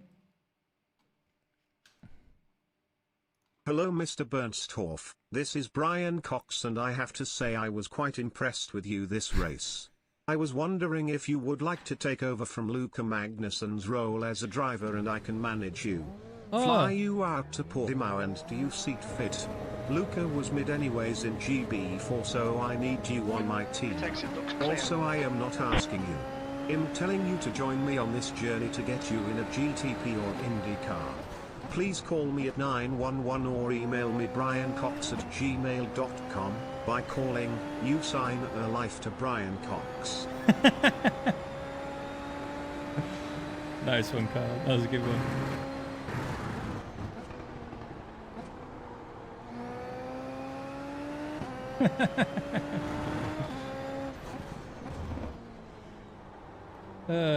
Yes. Okay, guys. Yeah. All right. I need to get used to the setup real quick. Dude, I love those NASCAR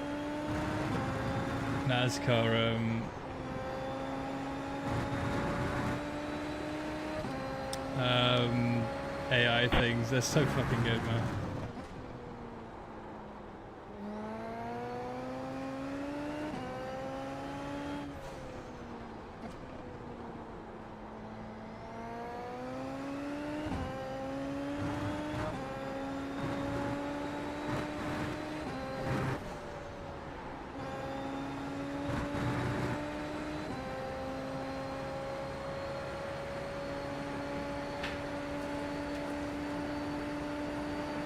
That video made RAM go up another 100. Worth it, dude. Worth it.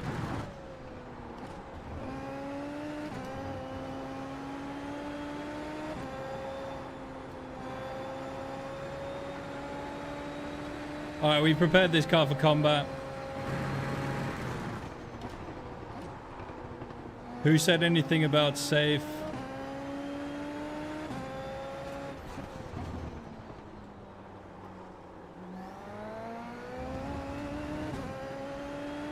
Plan C.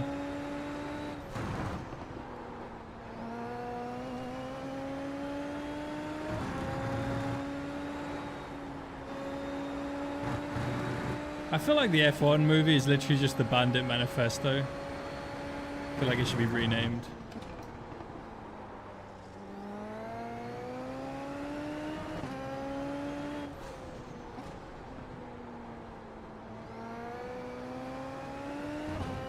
It's who every F4 driver in iRacing wants to be.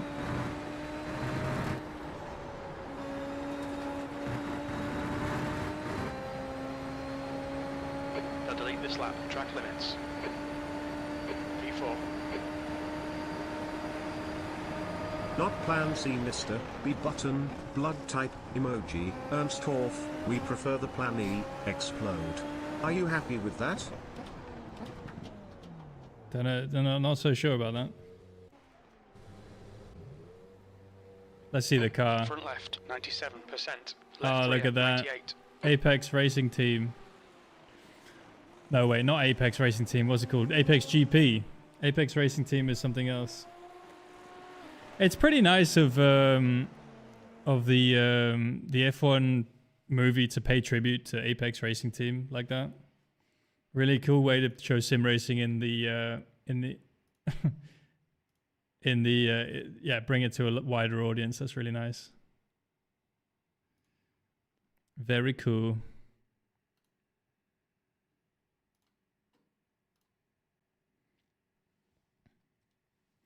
F1 Movies was a real good comedy movie. Bro, then you need to watch Driven, dude. Driven is the best shitty F1 movie. It's so bad they couldn't... they scared off the F1 license. Because Bernie Ecclestone saw what they were making. He was like, what the fuck is this? Brilliant.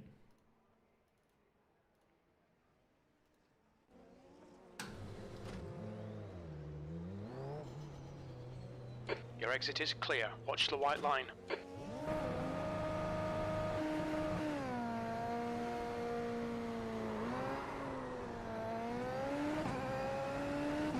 So bad it bankrupted cars. No, but it was like at least I heard it was initially intended to be a F1 movie. But then yeah, they saw F1 saw the script and were like, nah, that sounds really stupid and shit.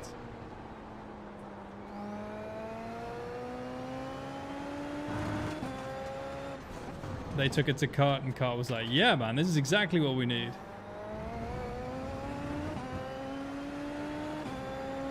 Gone in 60 seconds. Best car movie? Well, yeah, it's a car movie, but racing movie, best one is Rush, man. Rush is such a good movie. Need to watch it again. Where third gear start? I don't know, is third gear better?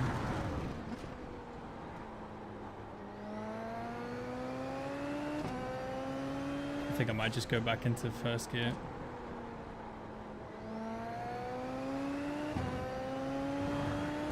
Third OP, yeah, let's see.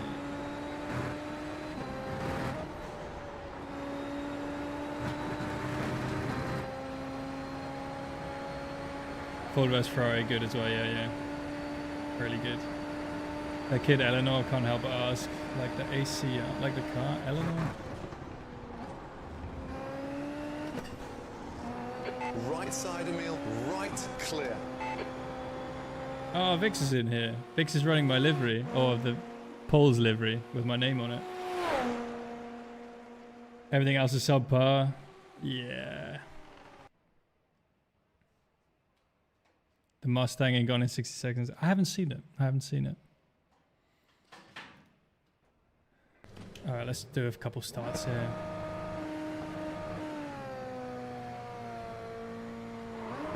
Oy, okay.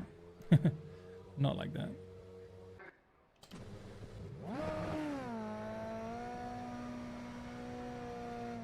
We've got 2 laps to get the job done, mate. You've got cold tyres. We need to get somehow got trademarked. Oh yeah, I heard about that.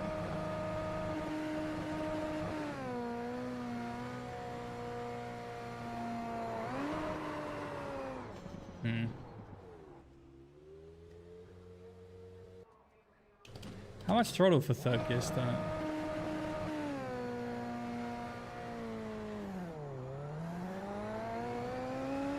Oh, okay. The track temperature's decreasing. It's now 20 Celsius. 100. Yeah, but I was wheel spinning there with 100. 100 for a bit and then lift, I guess.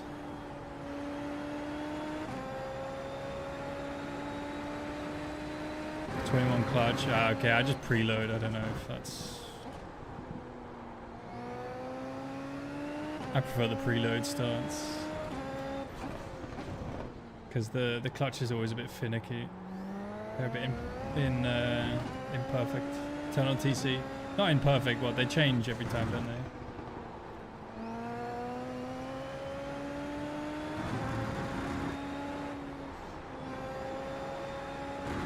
Sometimes you get mega starts, sometimes you get shit ones. Emil's like got full-on brain damage. Full-on drain damage.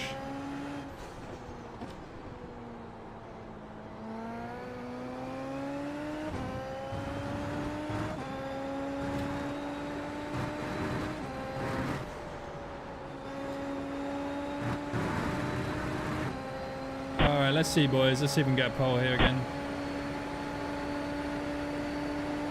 Second brake on a button. Yeah, but then I feel like sometimes it's a bit too jarring.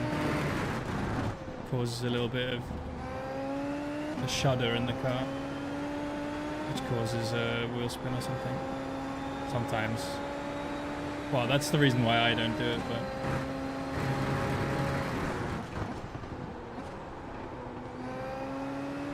in some cars it'll work well for sure. The leader has just done a 119.9.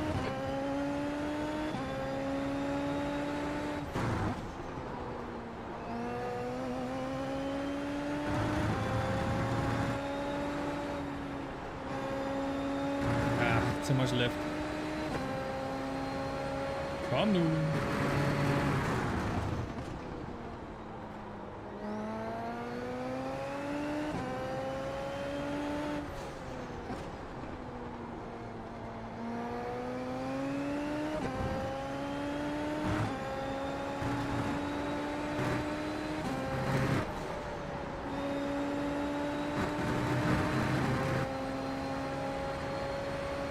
Combat, combat, combat. You've just done a 119.8.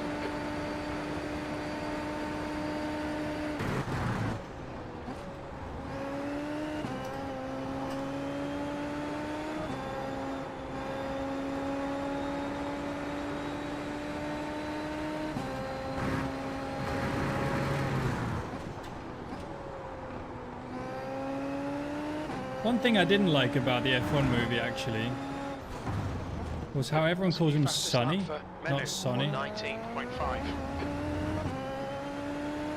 New fastest lap for Carlin has 119.4. The guy behind has just done a 119.9. It's supposed to be called Sonny, not Sonny. The whole movie, yeah.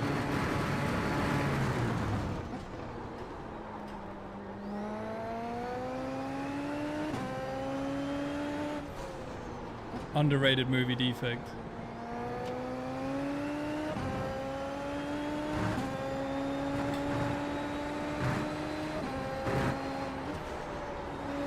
Oi, that's a bit too deep.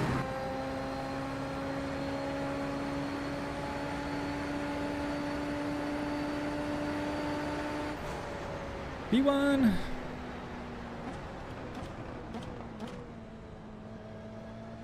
Should have been Sonny. Sonny. Sonny. Should have been Sonny, not Sonny. Funniest part when he says, oh my god, he's going to take out Verstappen. The whole movie. I was just sitting there cringing the whole movie. I watched it once. I was like, no. The man always has a hairpin before the stuff finish. He was American in the movie. That's how he pronounced Sonny. Do you really? I mean, I think it must have been. Sonny. No, you say Sonny, not Sonny. Sonny? Then you should put a U in instead of a O. Sonny, not Sonny. Sonny, you don't call him Sonny. Toaster split for 4K south.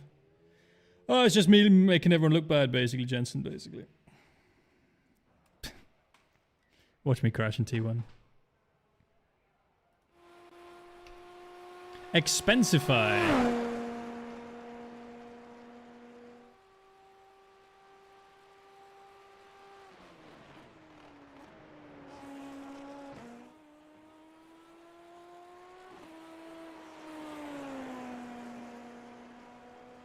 Don't get left on the grid like all the new F1 cars. I'll try.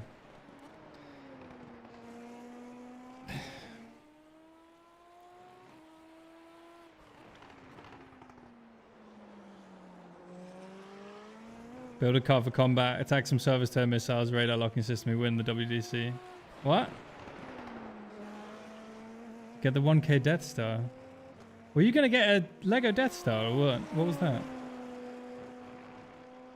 Overrunner in Melbourne, how many drivers don't make it off the line? It'll be fun, man. I'm looking forward to it. I think there won't be as much drama as everyone's hoping there's gonna be. There will be a little bit of it, and everyone's like, oh, this is what we expected. Because it is something everyone's talking about, so the organizers are going to chat with all the teams and be like, all right, so what's the deal? What do we need to do? And then they're going to have a fix, and then all the commentators and all the people are going to be like, oh, I can't wait for all the drama, and then nothing really is going to happen.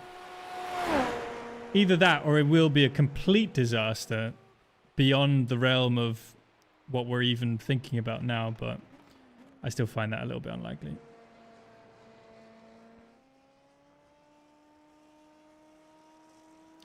Best parts of the F1 movie were the Daytona clips in the beginning and when the movie ended. Yeah, I literally agreed. Dude, I was watching the beginning of the movie. I was like, this is sick, man.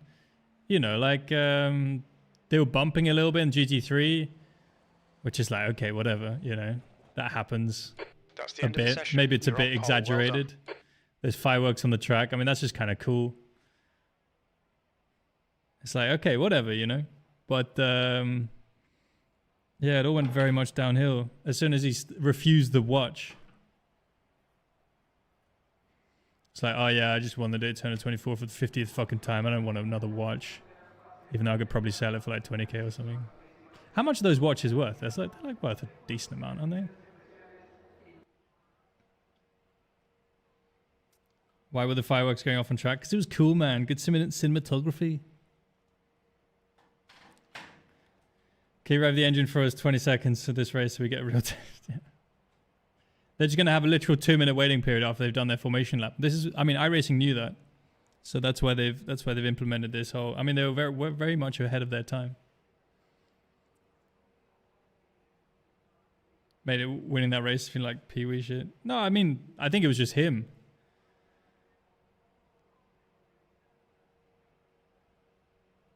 The funny thing about it was that at the time I was also driving around in my van, racing. I mean, I brought my rig with me, so it was I attached a lot of myself. I started to relate a lot to Sonny Hayes at the start, until it turned out I was a complete idiot.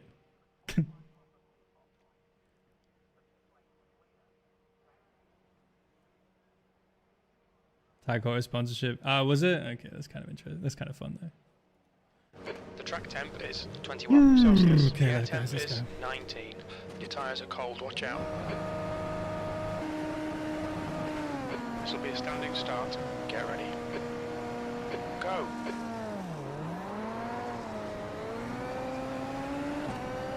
Alright, let's get the fuck out of here.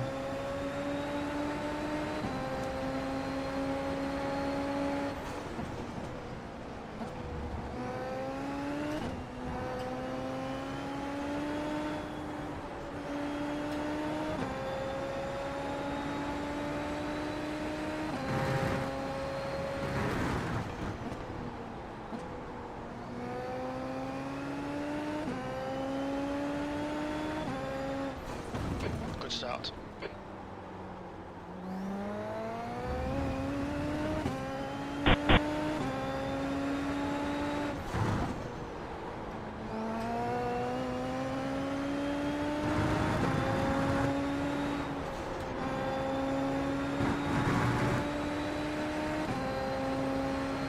Keep it within the track limits.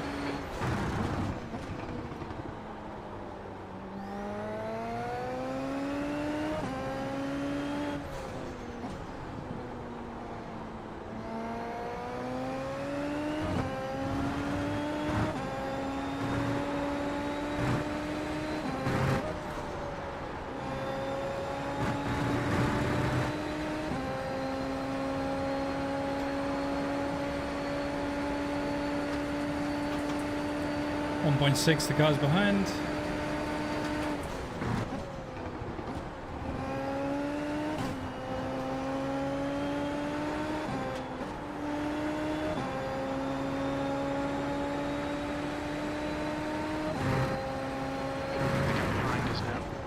2.6 seconds.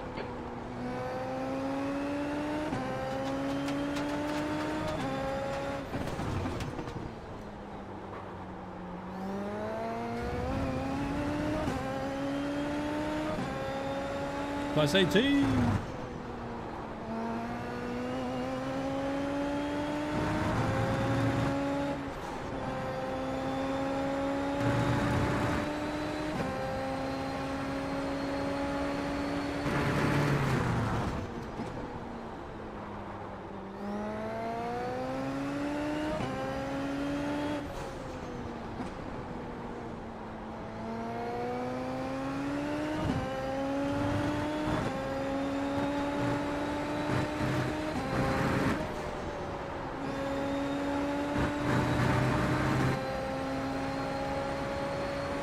Yeah, shorter race this time. That lap time was 120.5. Yo, Kristen, you are not on my screen, bro. I guess the thing there right now, so I think they're lagging a bit.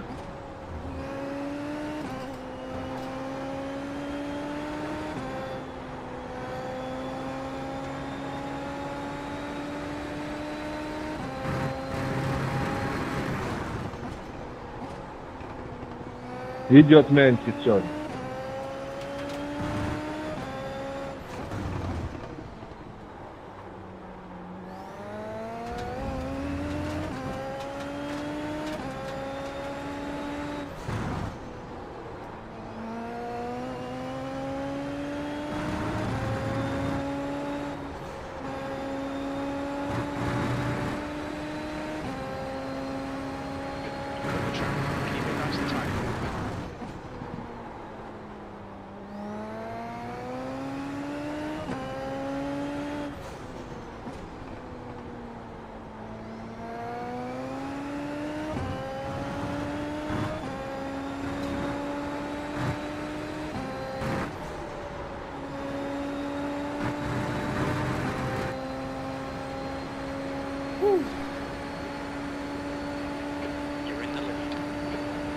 Alright, we got 2.5 seconds.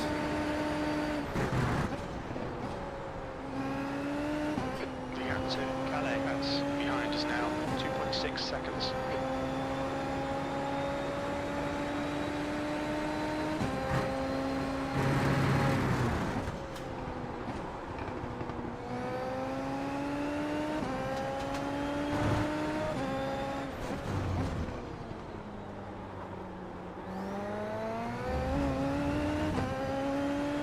Only 2.5 second lead, fuck.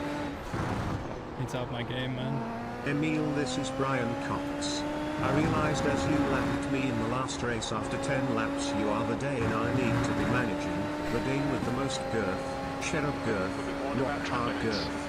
PLS, pull over and call me.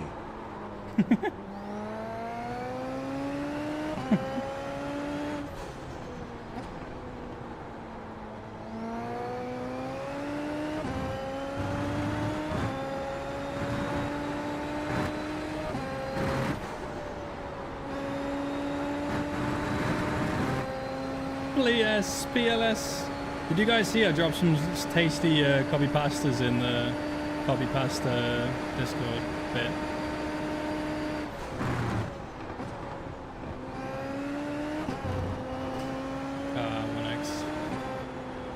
Keep it between the white lines or we'll get a penalty. I was kind of hoping someone would tell Brian to say it. Oh wait, is TTS Brian actually Brian Cox 5?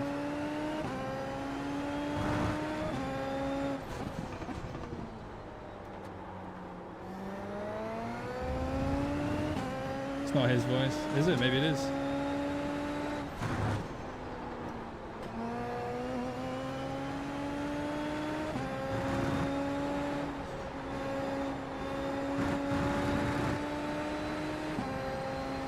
Old guy in Succession. Probably, maybe. Yeah, maybe. Could be. There's only like 5 of them on iRacing.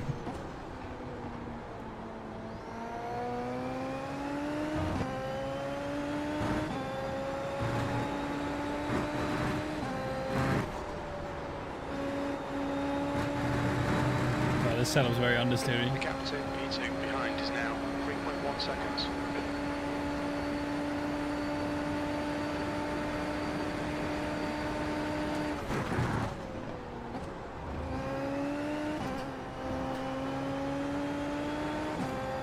Wait, what? Did that not work? Sorry, Nex.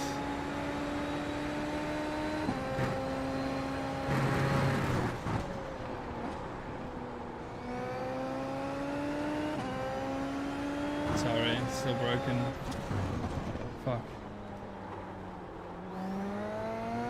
I thought the bits worked. Went to a good cause. Well, thank you for the bits, man. I'm really sorry. I was really looking forward to that as well.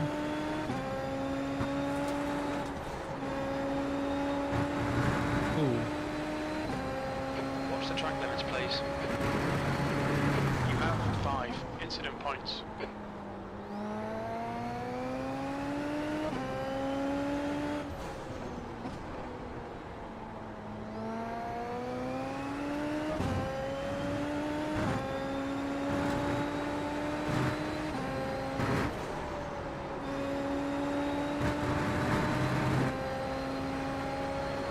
Many people are complaining about F1's new 2026 rules package, but I believe they haven't gone far enough. Viewers of F1 are constantly bake the fear that they want to see the drivers struggling more with power unit management. Ever since Lift and Coast came to the sport in 2014, the fans have been calling out for more. The fear has listened and given the drivers more exciting ways to save fuel. Fake fans of F1 may cry about not having screaming V10s. But a real fan will know that the quiet V6 hybrid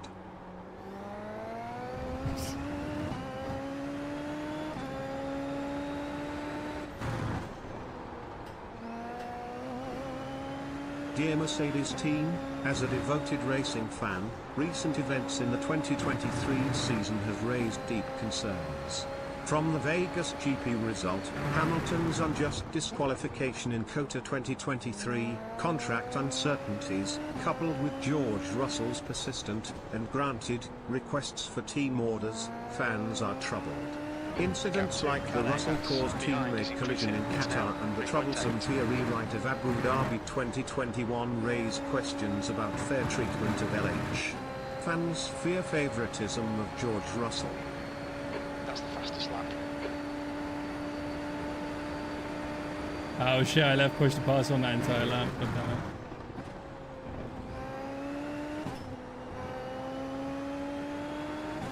Rip. Whoopsie.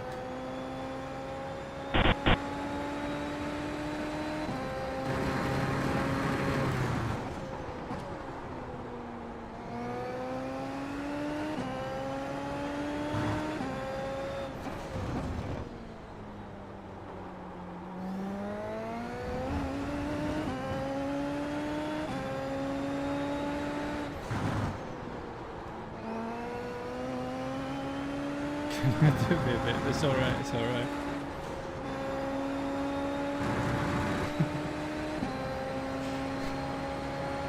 Everyone's gonna be lit, shit's gonna be on fire, and not working. It's been great.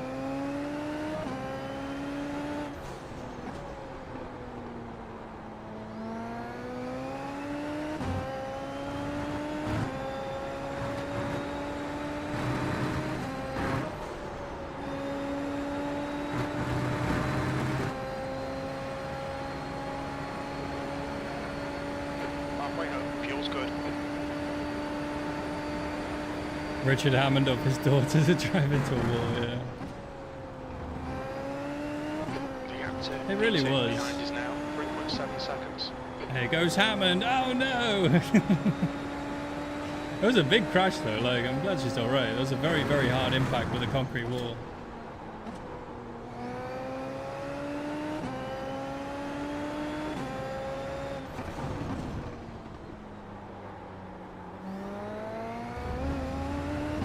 Family tradition runs strong though.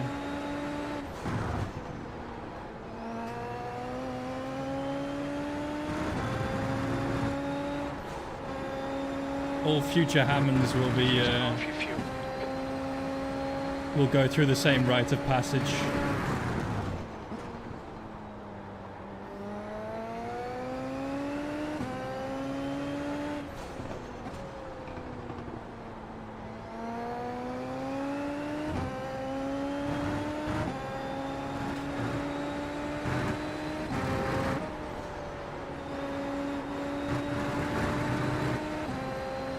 I really wish VCO Infinity did this car. It would have been so good. Good thing it wasn't as bad as her dad's crash. Well, her dad's crash was off the side of a mountain, whereas her crash was in a grade 1, FIA grade 1 circuit, so it would have been very difficult to make it as bad as her dad's crashes. One was off a mountain, the other one was like flying through the air on a runway in a jet car.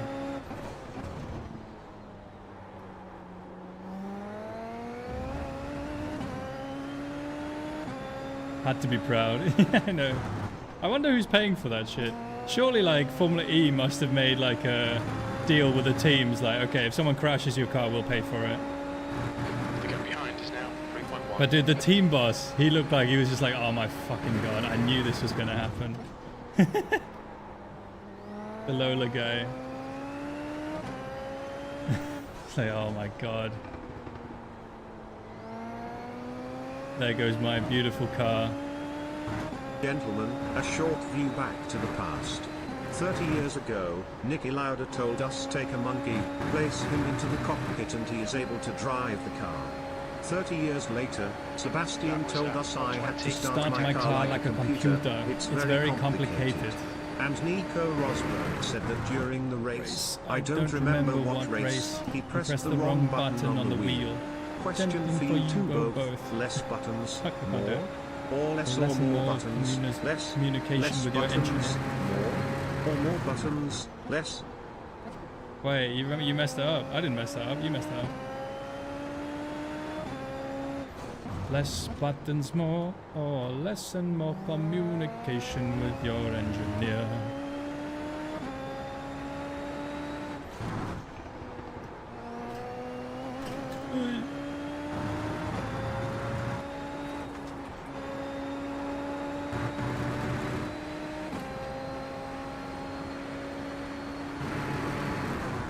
So many PPS still stuck in the past here is mad. I was 15 when I got banned. I fucked up, I regret it. It was wrong. It's 11 years ago, it's almost half my life ago. Yeah, I don't phrase things perfectly sometimes. This quote is slightly out of context as they all are designed to make all of you haters comment. It's worked. The main issue currently is the lack of penalties given and I'm the only one that has the balls to challenge it publicly. Go eat your chicken Kia, Lou. Mum cooked for you. While I drive my Ford GT.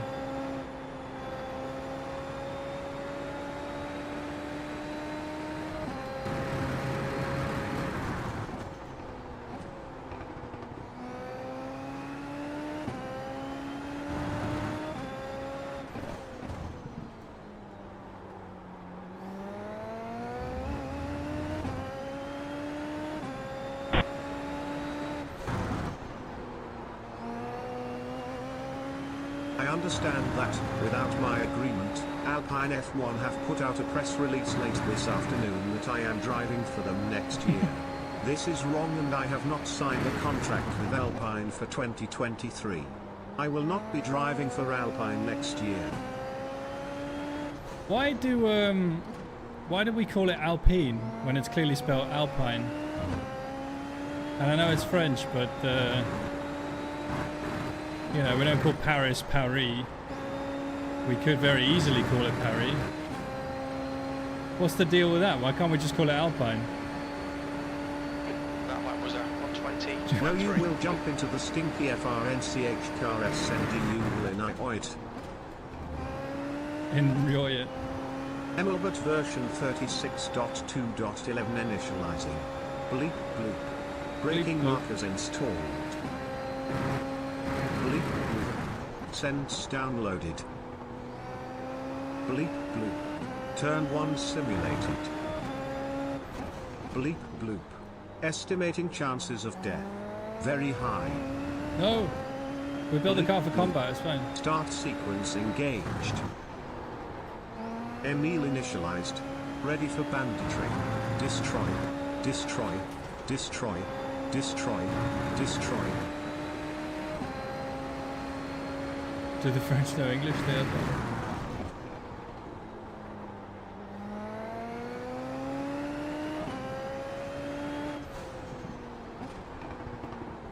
Boston they have a team called the Celtics. They say it's Celtics. Why? Reasons.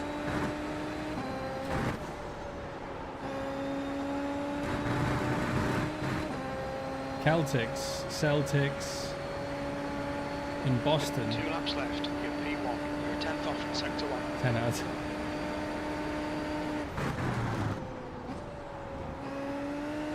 The gap behind is now 3.7 seconds. Who is Alpine? Why does everyone keep talking about him? Why does no one talk about my favorite F1 team, Alpine?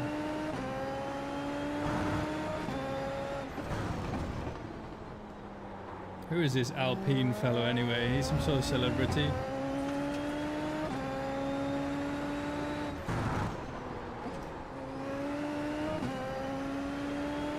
He sounds like a prick.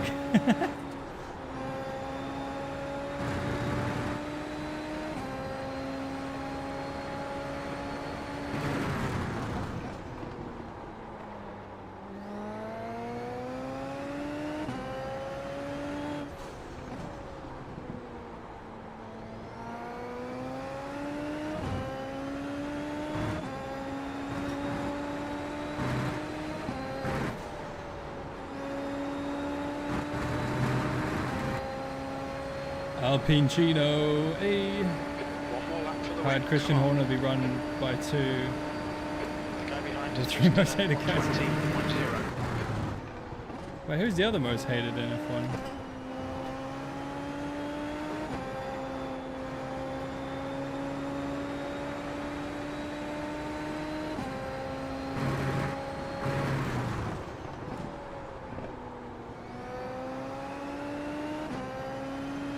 Keep missing that one.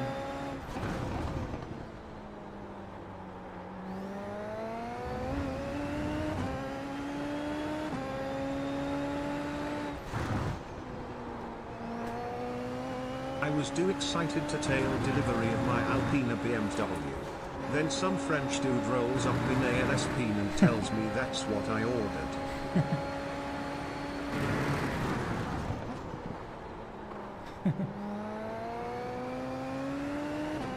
Alpine thinks it's big in the race but always short on points.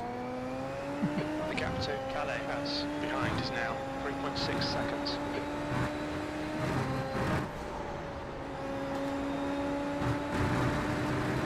Yay, we won! Let's go. Great win, you deserved that today. Alpine, I love Formula.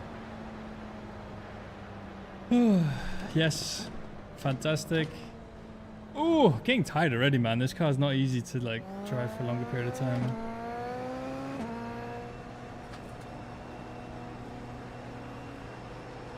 Look at this beautiful livery here. Wow, I haven't seen an Emile P1 in a week. In a week. Must have missed the first race of the stream. Whatever. Let's do the next one. What am I on now? We must be close to 9k again. Come on. What a great livery. Look at that. It's got my name all over its rear wing. Shout out Vix. Do it again. Food poisoning. Cheers, burned out. So let's get down to work.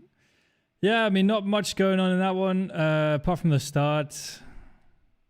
And then I left my push to pass on some point in the middle, so I was kind of a little bit stressed about car behind catching.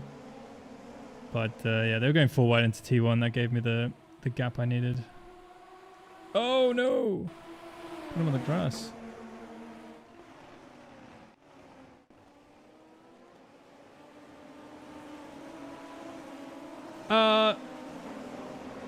That's the end of the session. Fuck.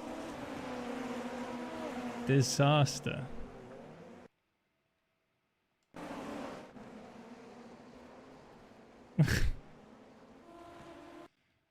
Shit. I was gonna say like that was so clean. It was so close to being completely clean that start. What happened here? Oh, he got put off. Oh, that's so unlucky. Who was this? Oh, Marcus. Oh, I guess Vix didn't see him. The bandit livery living up to his name. Okay, well, he sort of caused that himself, didn't he? Okay. Oh, yeah.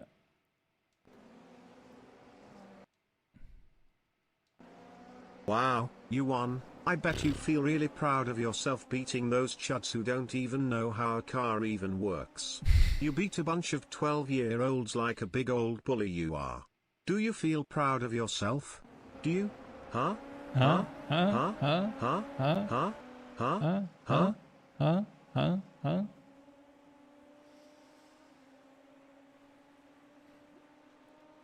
Good. What the fuck's that pace? I feel like a 12-year-old. What's up, Aaron?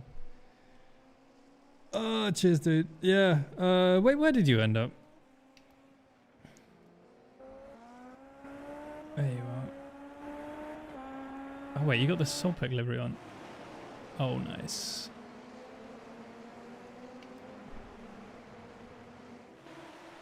Killed an invisible dude who's adamant that I intent wrecked him. Which lap? I mean, that's adult pace the rest of the job. Well, I pissed off early because everyone was fighting, so I had the gap, fortunately.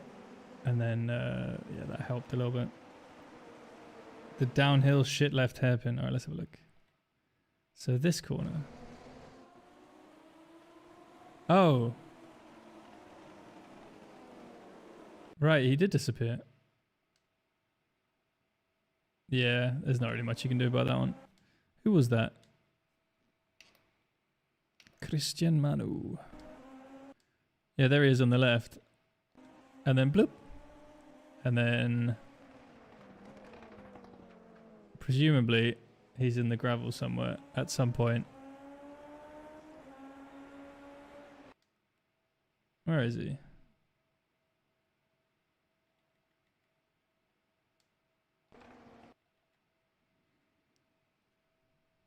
Adult with childlike face. Oh, he crashed there.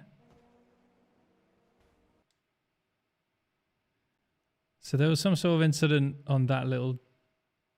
the exit of the corner? So, presumably what's happened is he's disappeared. So he's disappeared here. And then Aaron's gone around this corner normally. The other guy's seen him. And then Aaron's taken his line because he can't see there's a guy there. But he is there. He's just in the shadow realm in a different dimension. And then he gets put off into the barrier on the right. Rip. Burnstorfer in the rear wing of the car. Yes, this one. That's the Bandits livery. This is a great livery. Fantastic livery. We've got Donkasaur on there instead of Walmart.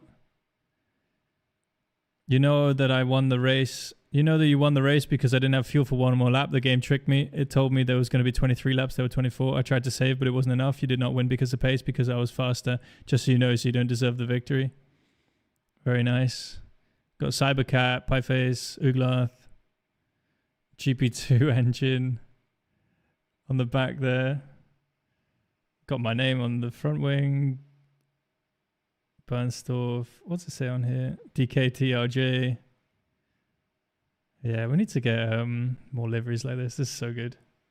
It's such a great livery. I've run the black version of this more because it actually looks.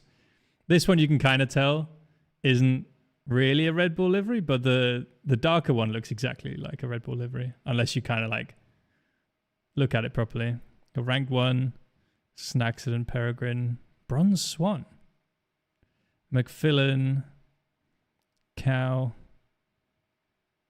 Next lap, net coded, send it. It's all very good. It's a great livery. Love this one. P-Wood Flyer on the rear. What's this here? And then Bandits. Instead of Red Bull, it's just Bandit. Very good. And then I'm sitting here driving in the combat livery. I mean, we could run the dark Red Bandit after this. Might as well. Been a while since I've seen the Bandito livery. Yeah, it's good though, isn't it? Let's just watch a couple incidents, then we'll go do the open. Oh no! Fernando Alonso hard into the wall. Oh! Nearly got collected. Oh no, it's Michael Schumacher. Michael Schumacher driving an Aston Martin. Big crash there for Michael Schumacher. Bam. Oh, good avoid by that Sauber. That's a good looking livery actually. I mean, they're not my favorite colors together, but it looks very similar to the actual Sauber. Whee. Oh. This is not the way to pass. We won the combat, bogeys down, splashed. Oh no, Toyota around.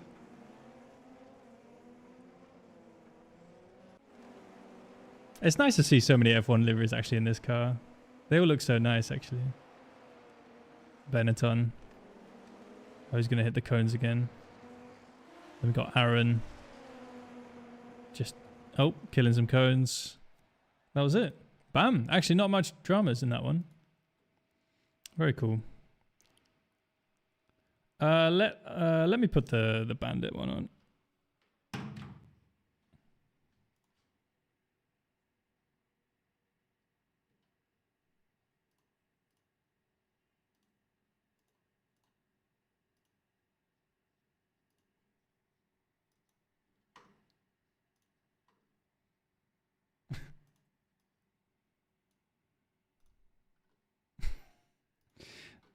Wait, I want to see the less recent one.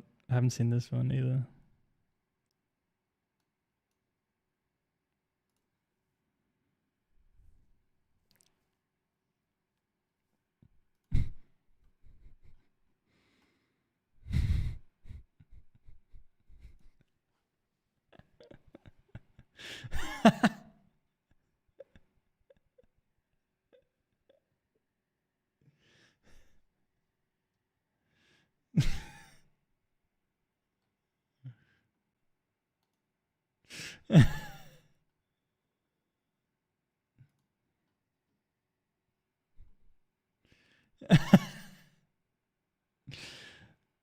Why are these so funny, man?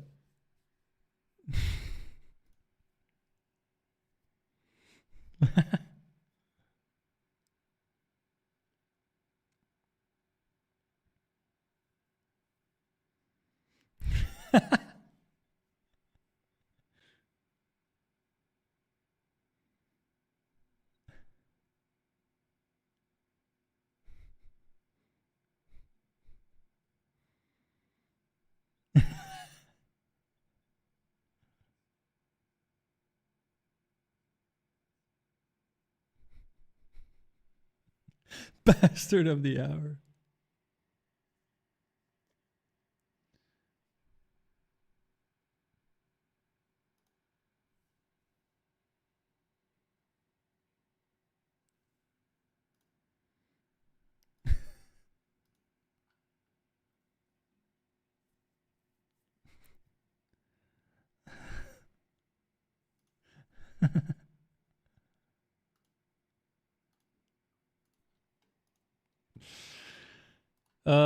Dude.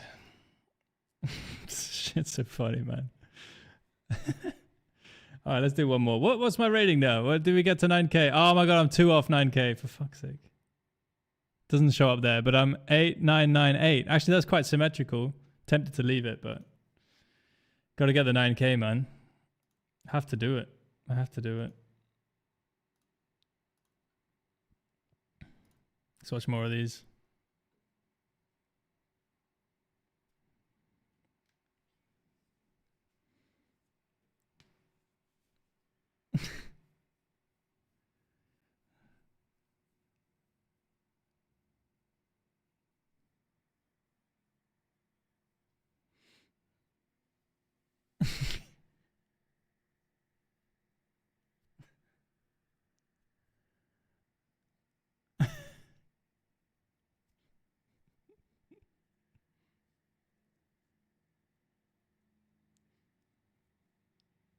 Shit.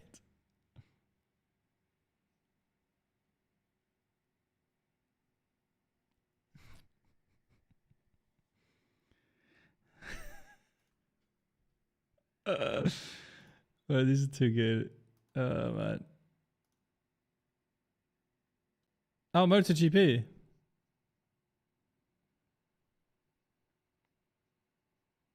Asparagus Spartacus. Oh.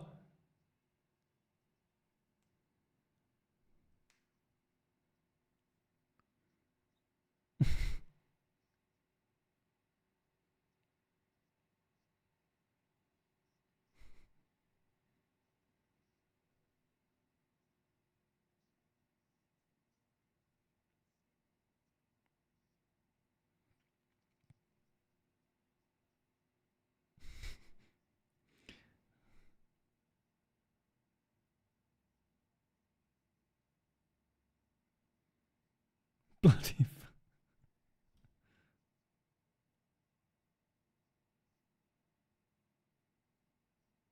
in a cloud of shit.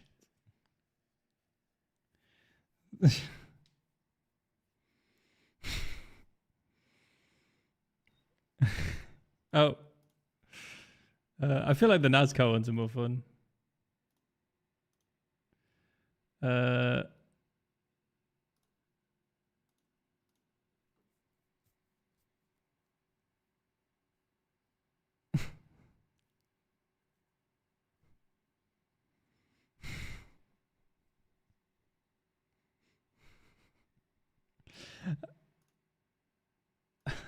I feel like this works so much better for NASCAR. I don't know why.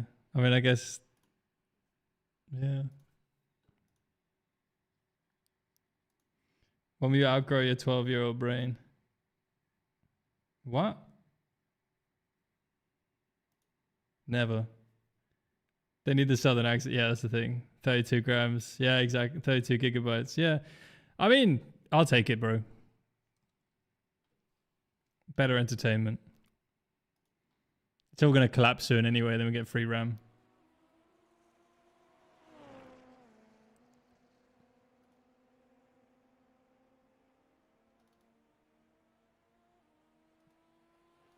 That's a new fastest lap for Graves, 121.9.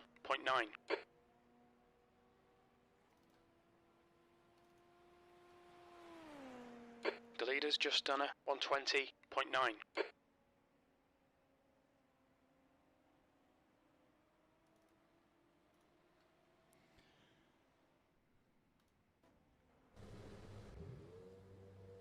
Yeah, I love the NASCAR clips. They're so good. The Ferrari pit start. I haven't seen that. Sounds fun. The pit exit looks clear.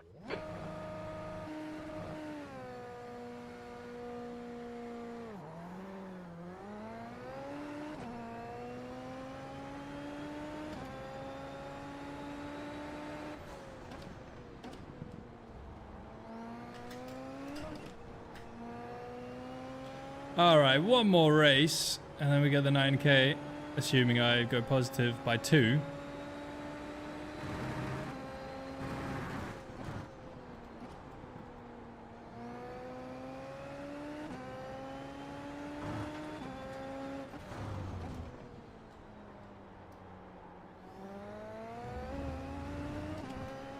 Got the bandit livery. Just make sure it works properly. The leader has just done a 120.5. There we go. Bandit.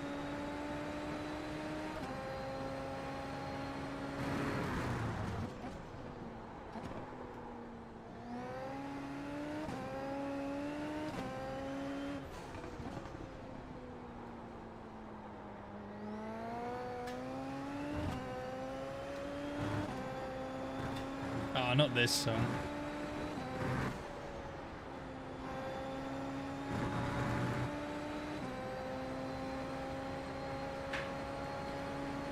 Whew, okay, we got 9 minutes until the race. There's 18 sign-ups, man. It's such a shame that people only do the fixed. Honestly, I feel like this race is just a bit too long for most people. 35 minutes is a bit too much.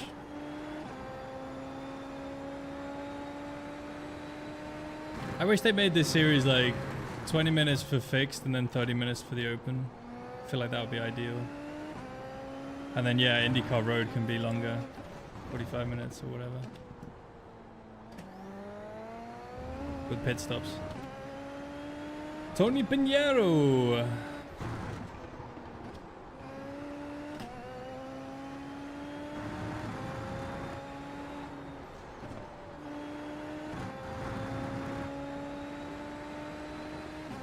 Track limits. Who's Tony Pinheiro?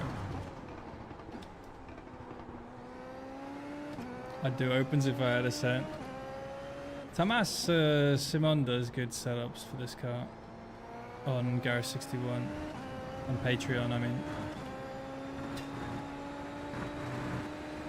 they're the ones I use for this car. I don't think Go makes setups for this car. I'm not entirely sure actually, I haven't checked. P4. Well, football team. I don't watch football.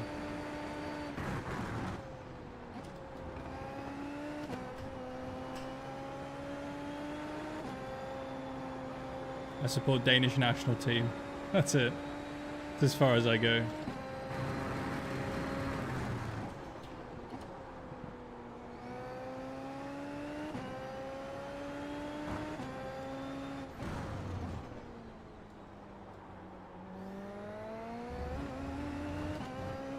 Well, combat team. Apex GP, obviously.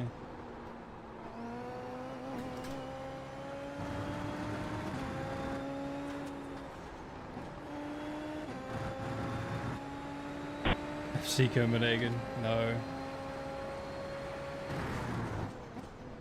Pay for setups. Well, you get the Super Formula Light ones as well.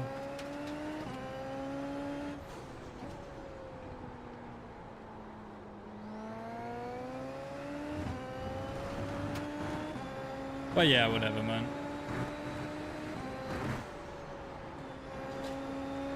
Yeah, I wish they were a bit shorter, like 35 minutes is really long for this car.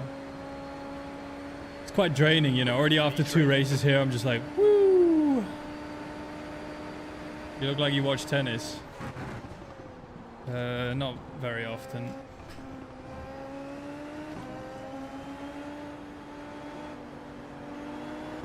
The guy ahead. Car left. Muppet's still fucking there. What a donkey he's gone now. Dude, I so wish this car was on VCO Infinity, man. It would have been so much fun. Instead of the Super Formula Light. And the crashing would have been about as much. Let's go! Roboscoot just resubscribed for 14 months. Roboscoot, thank you for the sub, man. 14 months, thank you. Oi.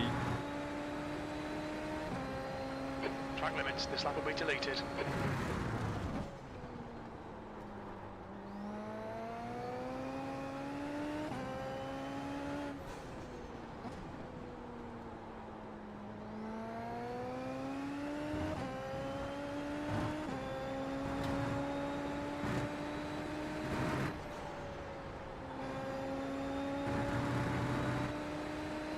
I was a man who played in a large tennis match. Yes, I know. Yes, I do. I once watched tennis in. I watched the same match that David Beckham, Richard Branson, and David Attenborough. They were all there. It was crazy. It was so exciting.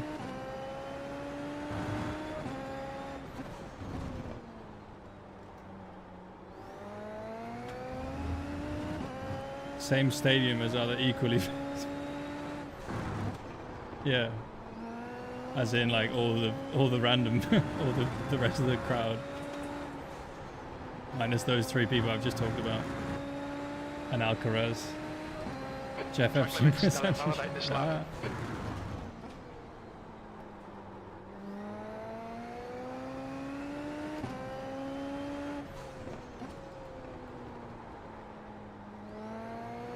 Yeah, I beat Carlin Wozniacki at Monza in 2016. Yeah.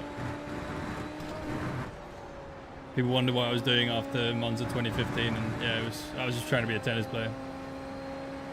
But I got a bit confused.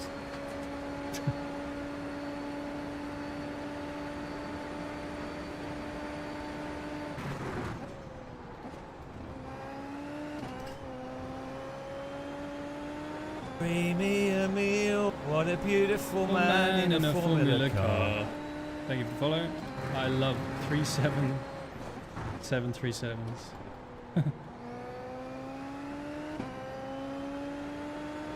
No, wait, I didn't mean it. Wait, is there anything wrong with 737s? I can't remember. Was that one of those planes that kept like blowing up or something?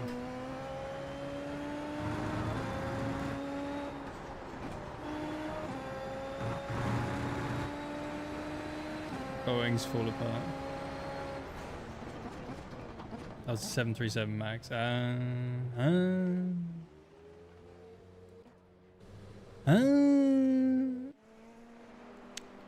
Barcelona. Let's try the other setup.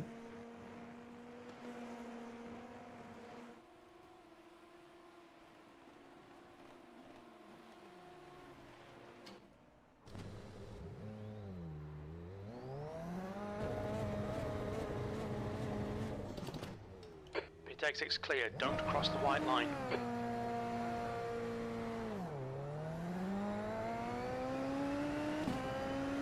When Skippy race?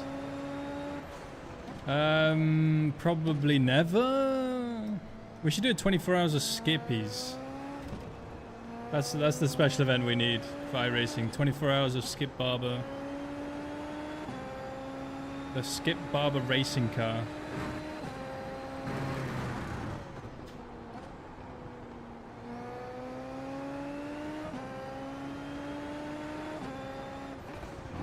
.24 hours is for kids. Oh yeah, you're right. It should be a week long race.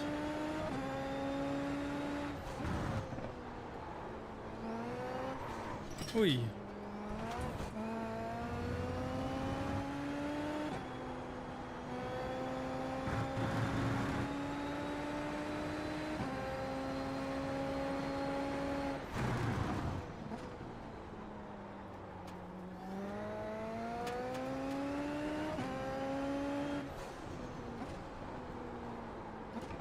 Felipe, would you mind moving, please?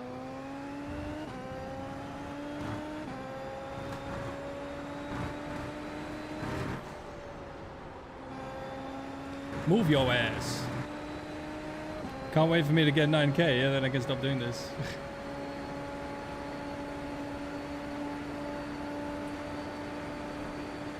Skippy fell out of favor. Yeah, I mean, it was pretty clear that was what was going to happen. They're very, very similar cars. On the grand scheme of things, I mean, the Skippy should be free and a rookie car, I feel like. With the D Series, maybe. Oh, I don't even know.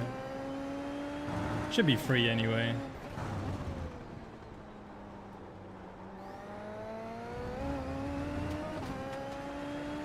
When 10k IR? I don't know, man. I don't want to. Probably never. If I go for 10k, I might as well go for 11. And if I go for 11, might as well go for #1 in the world on formulas, which is kind of, it's cool, but it's kind of a waste of time. I don't know. It would be a cool thing to say that you're #1 in the world in formulas on iRacing, but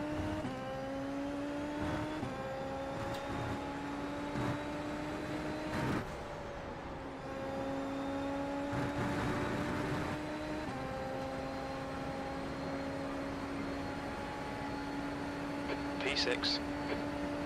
could tell everyone that. I get back into real racing. I could get Brian Cox 5 to manage me straight to F1. Got more iRating than Max Verstappen. It's crazy. Well, I don't, but I would. You're outside of track limits there.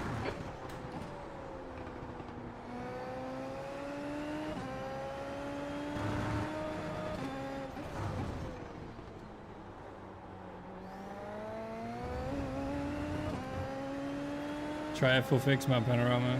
I don't have it on my second account. I'm not doing it on my main account either.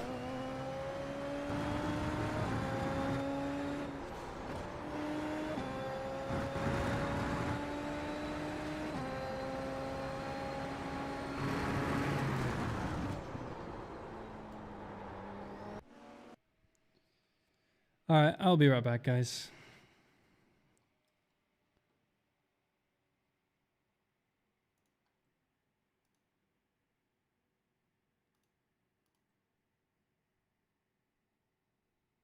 Oh, we just had no, that's fine. Okay. One sec, guys. Don't know I'm top 2. They don't know him top 0.01% in iRacing formula rating. I must be the coolest guy at this party. Time to tell everyone about how I drive fake cars on the internet and not let them get a word in. I'm so fun at parties.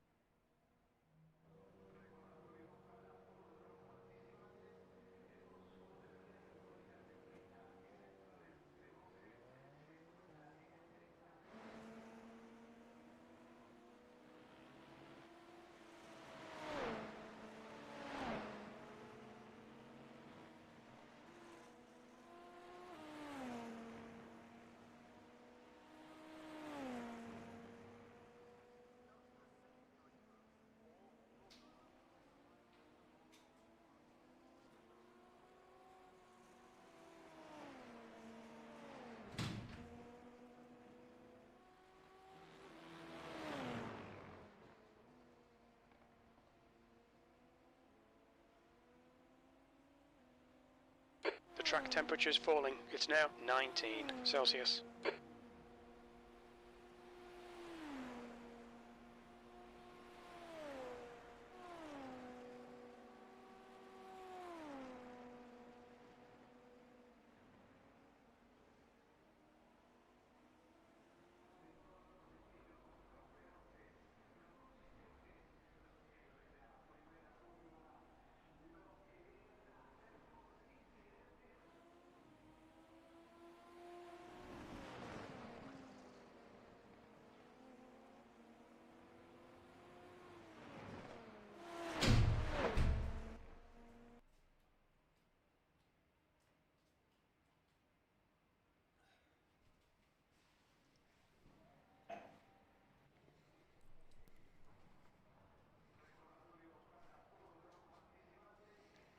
Let's turn on some push to pass as well. Metrics. Don't let me down.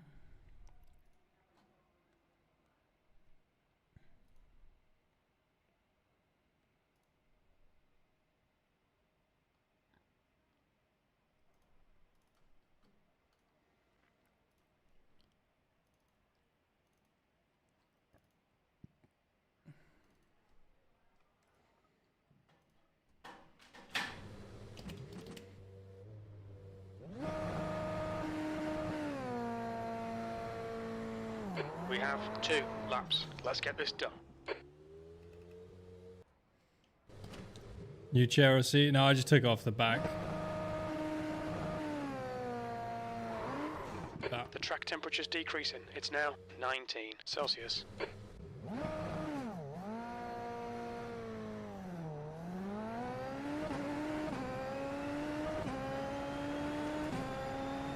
Your tyres are cold, watch out.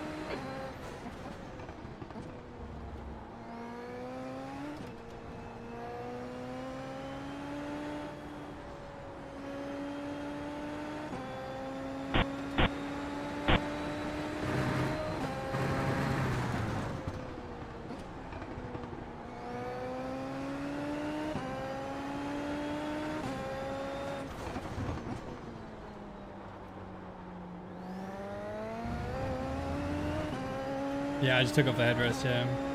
Went Audi on iRacing, the F1. Yeah, I don't know.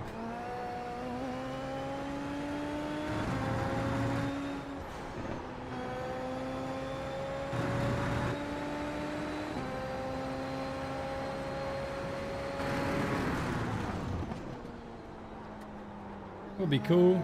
As long as we can change livery, then it'll be fine. One of those guys is a shit streamer. Actually, I think the Audi's probably the most ugly car in F1 this year. I don't know what you guys think. I mean, it's not too bad looking, but out of all of them, I think I'd say it's the ugliest.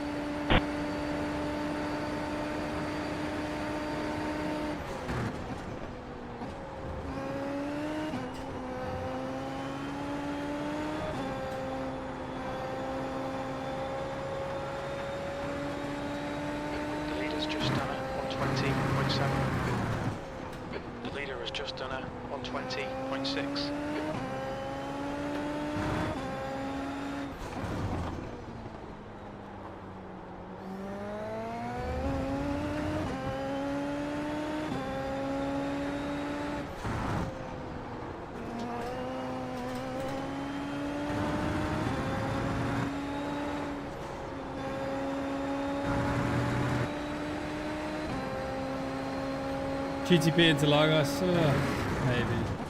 Not on Smurf, I'll do it on main. I use my main for a sports car.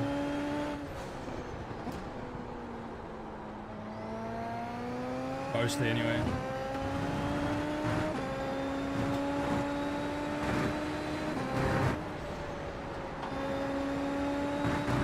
The occasional random PCC on Smurf, I guess. Yeah, the Greenland, yeah. Ahead of P2.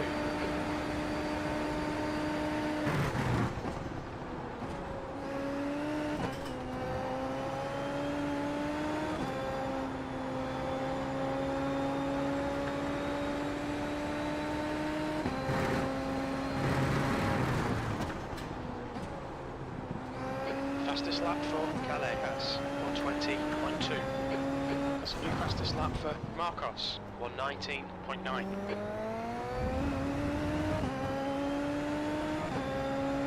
The guy behind has just done it, 120.5.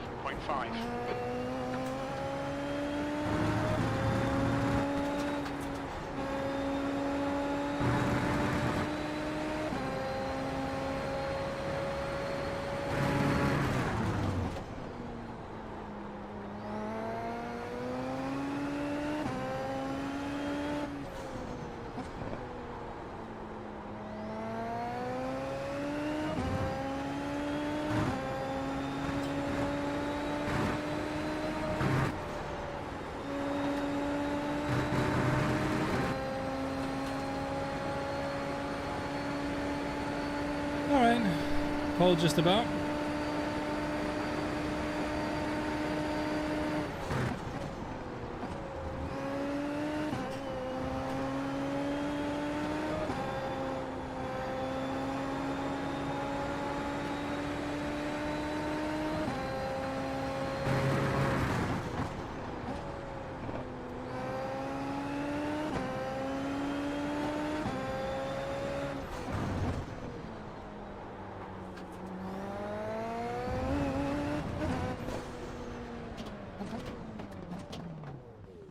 Cool. Greenland's still alive. Yeah, everyone forgot about it because it was a stupid idea.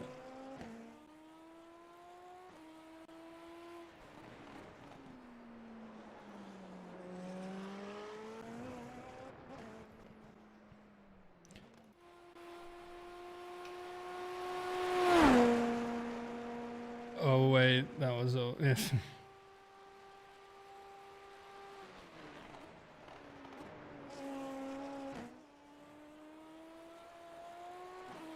Did I do karting? Yeah, man, I did the full F1 driver thing, you know, the full trying to get to F1 thing.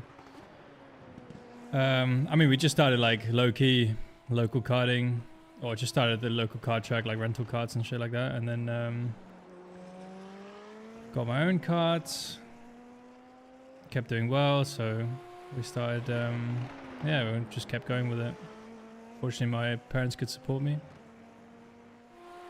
But yeah, I mean, that's just becoming rarer and rarer as everything's becoming more and more expensive, so it's just fucking stupid, the whole thing. UK karting? Yeah, yeah.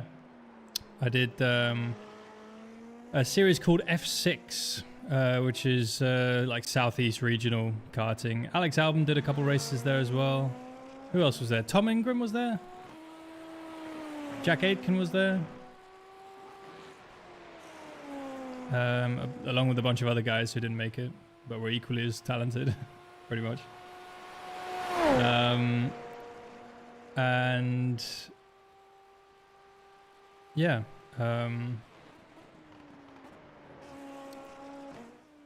And yeah, so I did that for a bit. Then we moved to Portugal, so I started doing Portuguese Emil's national, like got full-on brain damage. national stuff, and then European. But I was really shit in European karting, so I kind of gave up. And then had to go in a Formula car, and quite liked it, so I wanted to keep doing Well it. done, mate. Chief Jordan, thanks for the follow.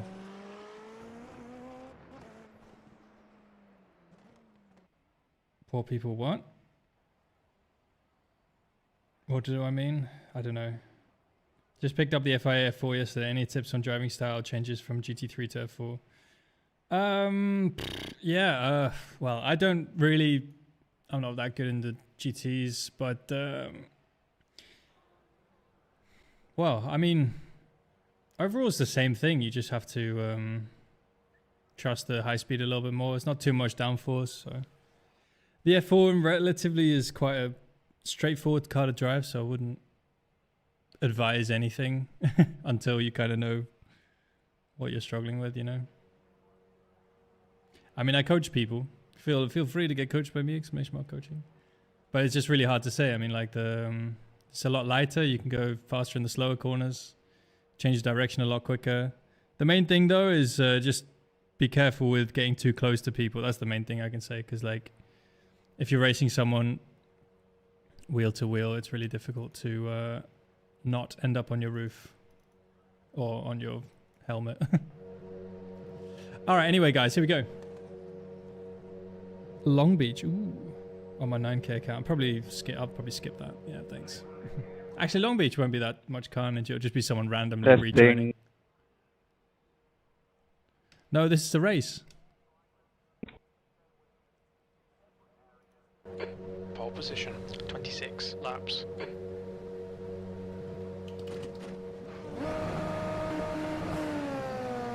Standing start now. Heads up, we're going green. Go!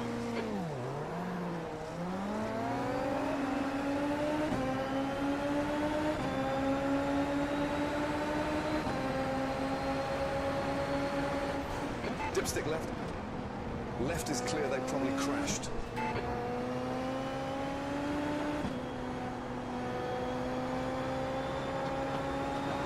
Whoa. Track limits, watch those lines.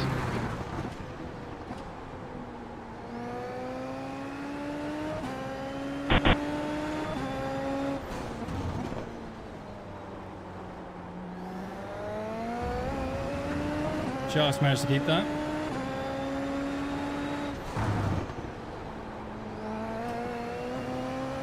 Good start, mate.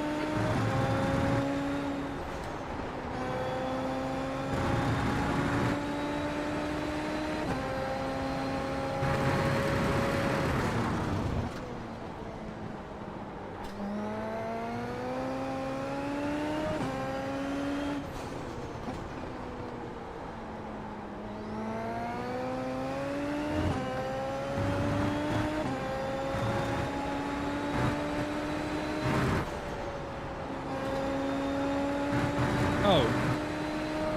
What happened? Did Marcus spin? That was going to be a close race. Well, let's see. We're not completely out of the woods yet.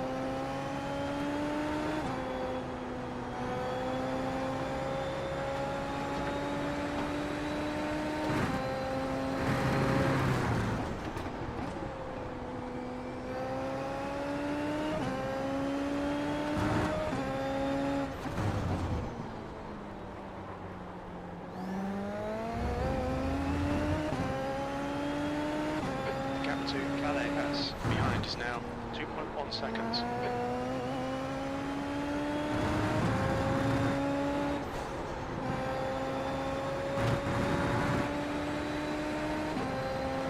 Marcus with an oopsie daisy. What happened to him? I mean, he's still there, so he's probably just half spun. Fuck me, man! Fuck me!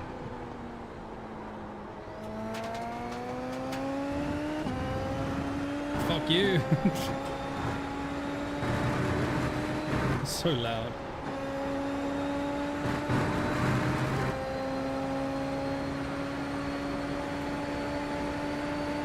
Your lap time was 21.5. What happened, mate? What happened? 21.9.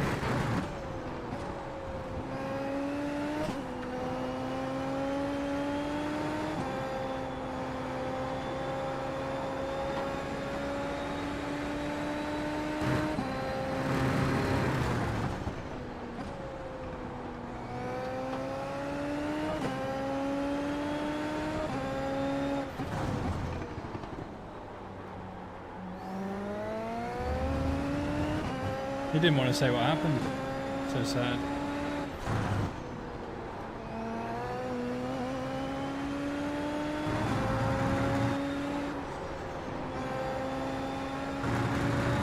Que pasa, tío? Que pasa?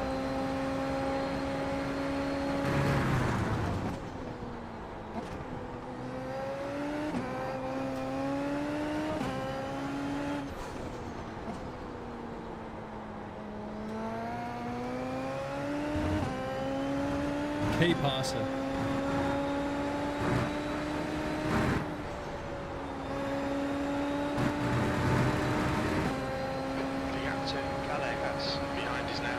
Calais. That lap time was 21.0. It's Tio bro or Unk? It's Unk.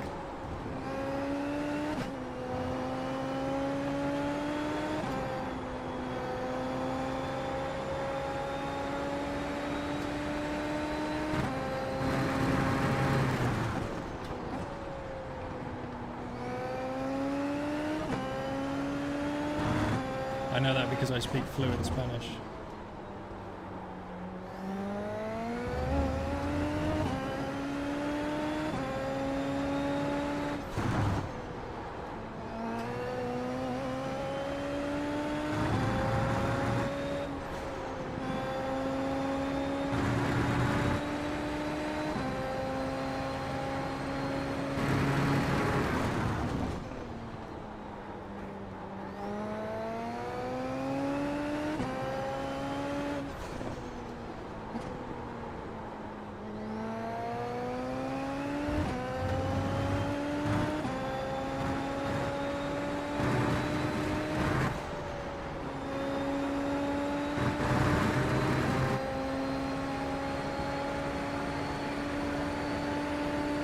Setting the pace. Your times are good in all three sectors. The guy behind has just done it. 21.1.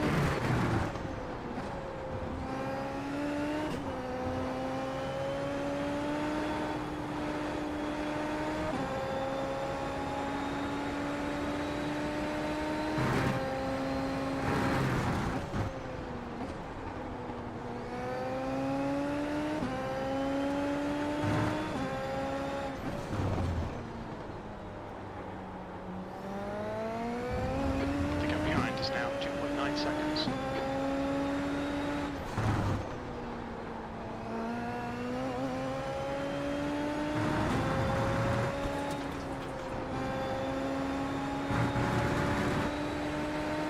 You're leading.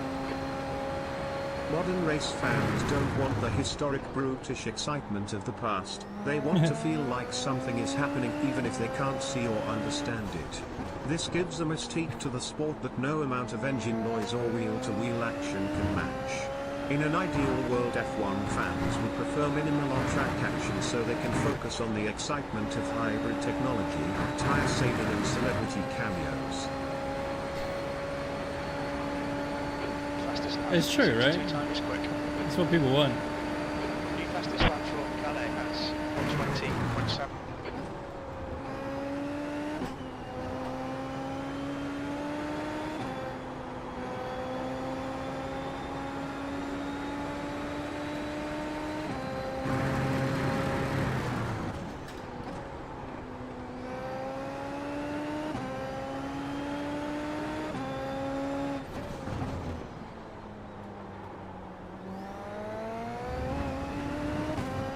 Give the people what they want. They want more hybrid.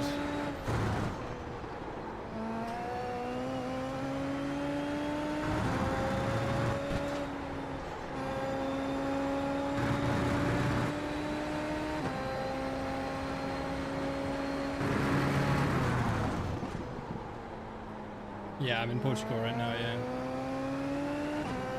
Don't know if I live here. I mean, I am living here at the moment, yeah.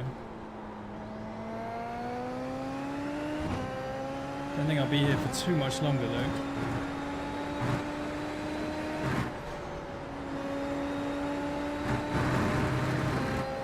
Let's see.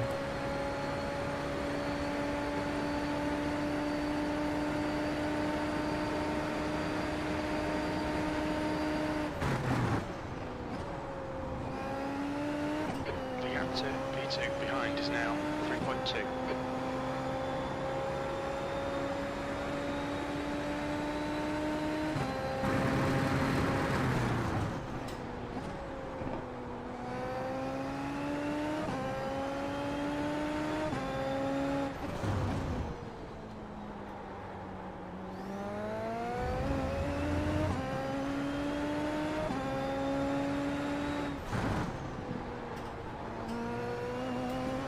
Okay, the pace is pretty even with P2 here.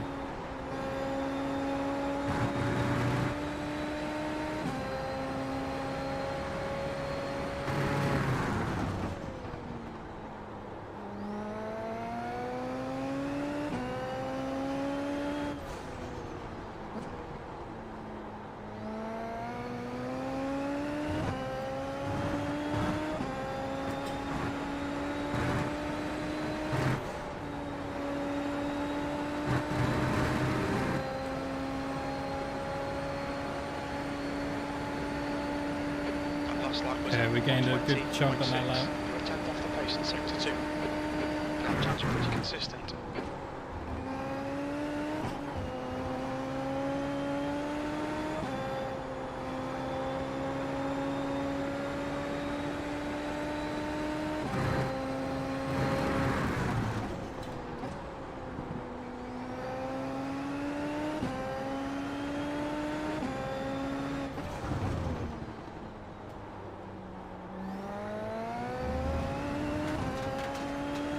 Gravel everywhere.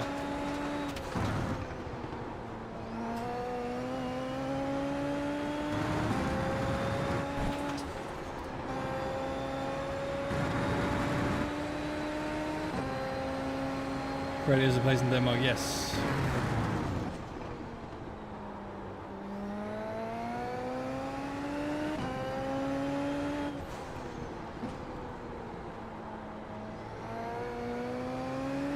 Gap to Calais pass behind is now 3.6.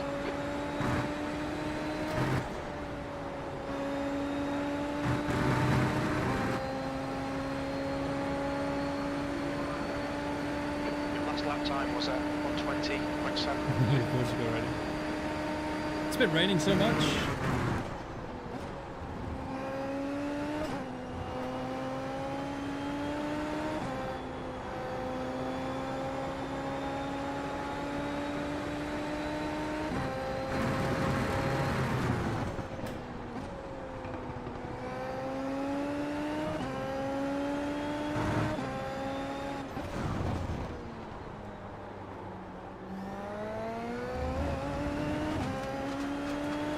'What is this off here, chat?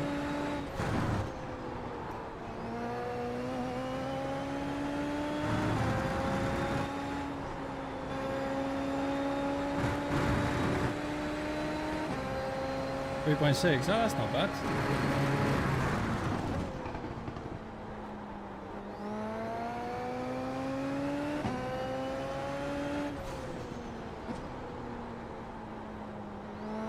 Only need 2 for the 9K, so we're gonna do this race if I get my shit together.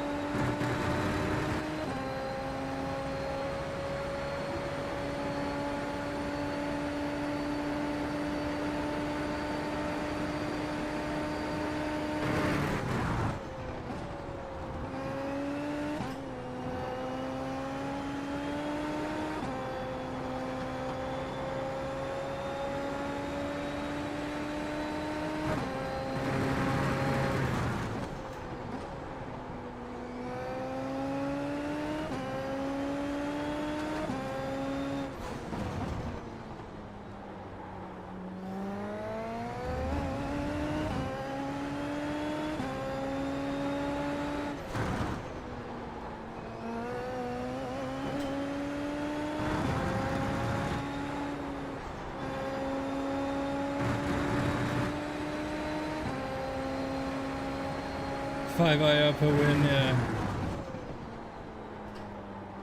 Well, that was so close. I just wanted to get it back, and there's not really much else to race this week. I was thinking maybe a bit of Interlagos, IMSA, but I don't know. I'm not a big fan of this week.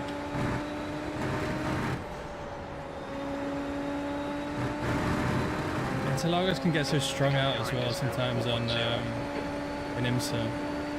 That lap time was 120.6. Sector 1 time was good.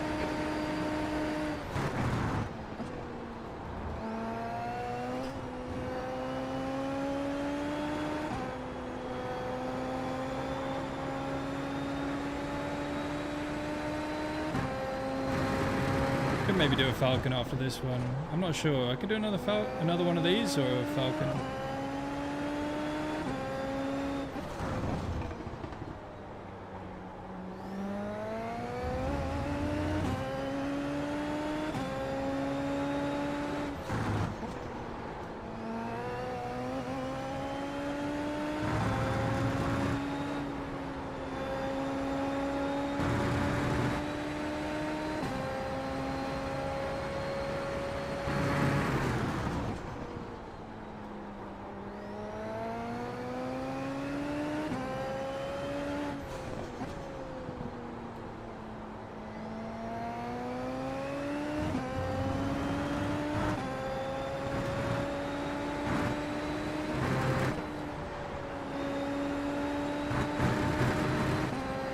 $10K mains for non-special events, crazy.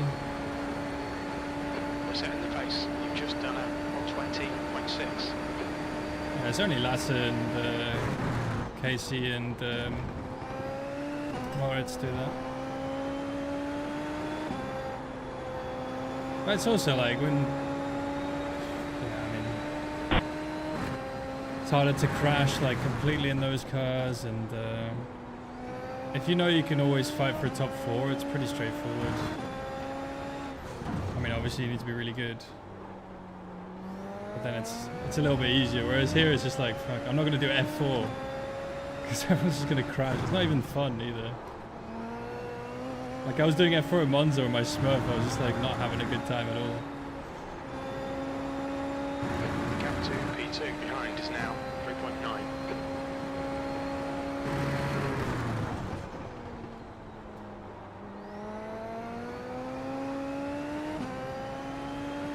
But yeah, anyway.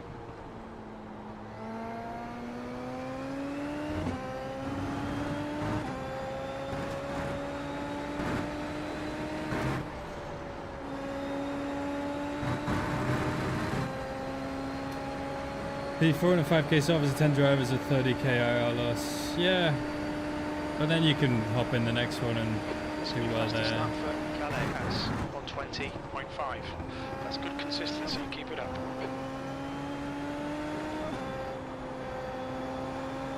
I mean, a P5 is as bad as it gets, you know, unless there's a crash, obviously. But it's so much less likely to have a crash in a GT car.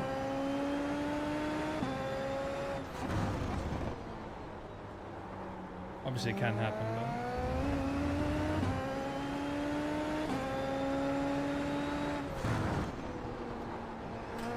but yeah, I mean, the most people you're going to be racing against at that level as well is going to be 4 people. Usually you just get maybe one other quick guy that you have to beat at that pace.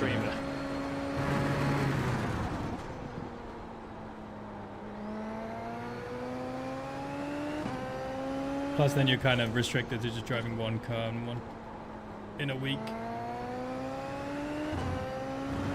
Bring me a meal, what a beautiful man in a Formula car.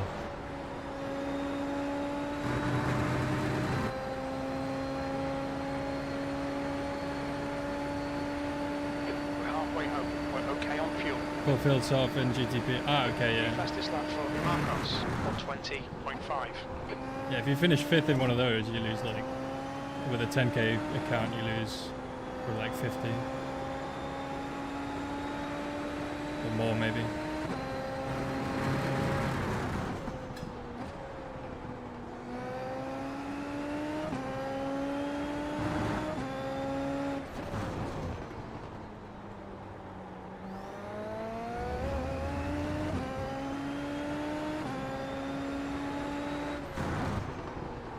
But that's the thing, like, you know, I want there to be more people racing formulas, dude. Like, otherwise I'm just sitting here. I mean, I know there's a few quick guys. If you're like on the right time of day, that you can. That's half fuel. You've used half your that fuel. would have a really, really good race with.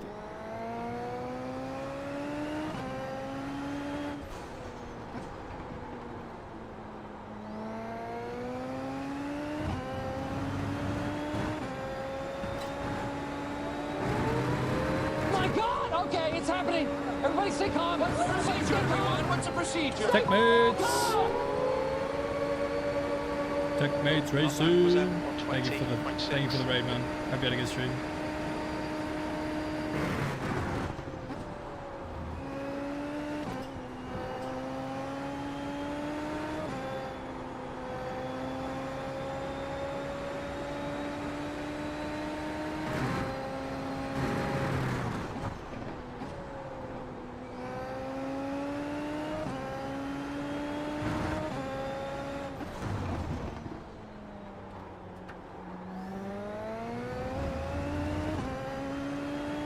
Love the cars, not time to focus on race this season. No, I mean, you know, whatever. It's just that, just in general, you know, like, the general interest in formulas is really low on iRacing.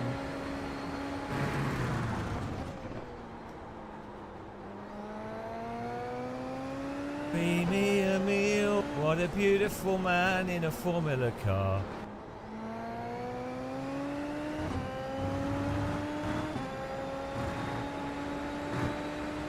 Follow. Would be nice to get it up a bit. It is fun as is. It's a little bit crashy, but it's still fun. Pulling it up with LMP2. The LMP2 is good. That's me as well, man. Like, I was doing formulas and then realized no one was doing F1. So then I started doing prototypes, because it's the closest thing, right? You can race really hard in the prototypes as well, it's quite fun. Particularly the LMP2, because it basically has no damage. Unless you really thump it.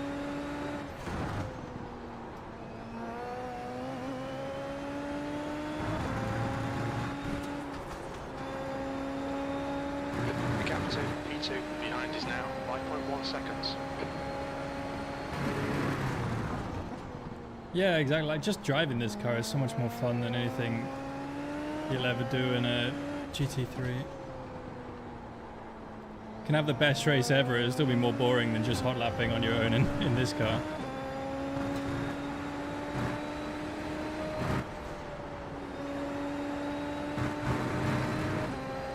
Ah, fuck, I double clicked the boost button. Shit. Matching race pace, this is good. Golfo, thanks for following.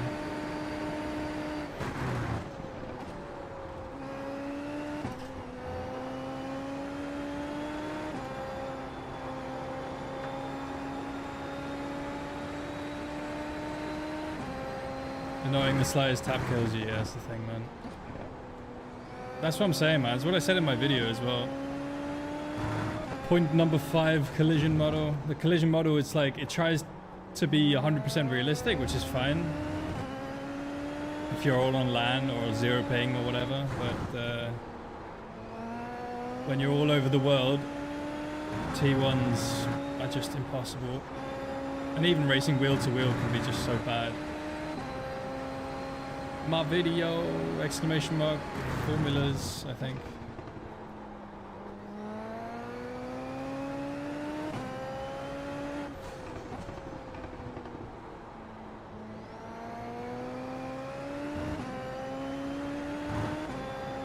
It's not the Ocon one.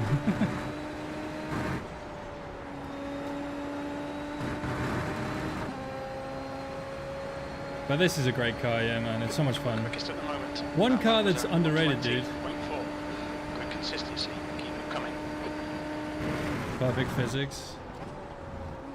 No, it's just because you get pings and then people get damage.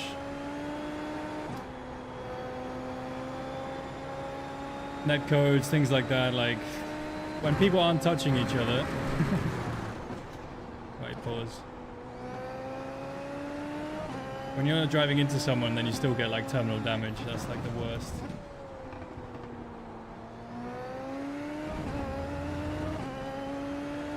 YouTube command not even updated. Fuck.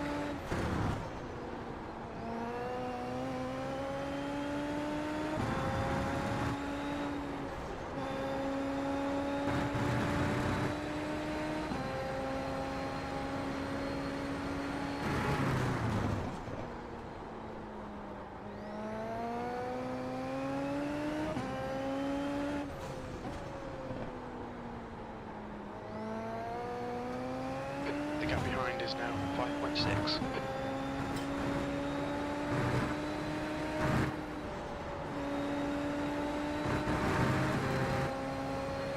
There it is. There it is.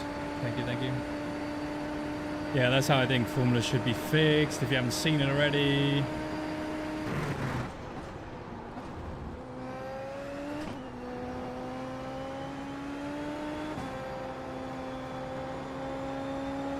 These are all my solutions.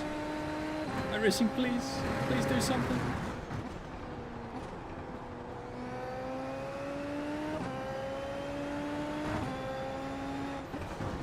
But yeah, one car that is like really good. Well, two cars actually. It's the two old F1 cars.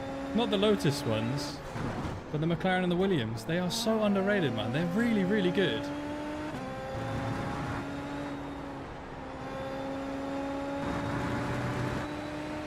I was driving them yesterday. They're like really nice, man.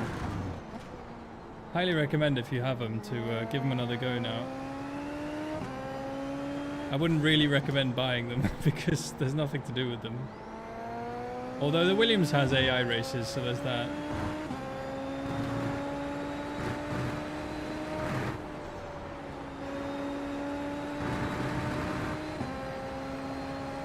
Boss GP Series. Yeah, just try and BOP them. Disagree when you said you should add Fastest lap for Calais driver aids. 120.2. Yep. Did you see the whole context of that? I didn't say like flat out driver aids. I was like, yeah, you have like mega driver aids, or you just have it like as a practice thing. Like have an option to turn it on in practice.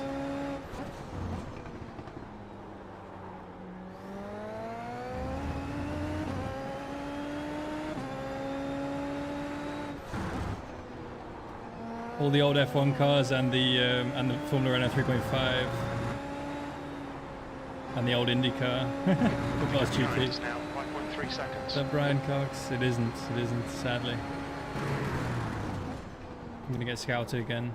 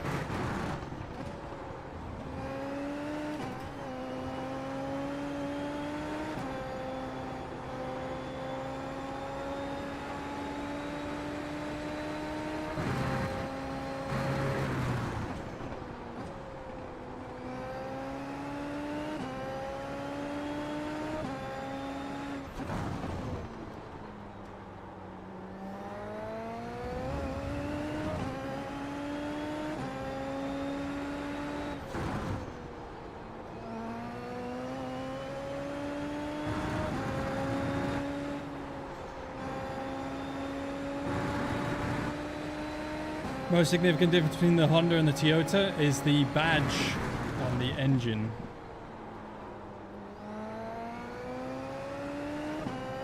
That is the most significant and indeed the only difference. They are 100% identical otherwise.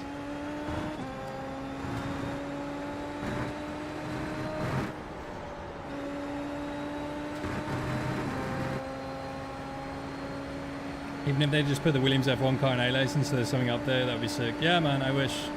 The Williams or the McLaren, man, they're both great. The McLaren has custom paints, so it has that going for it. But it obviously has the GP2 engine. I mean, not that that makes a difference. If everyone has a GP2 engine, then that's fine.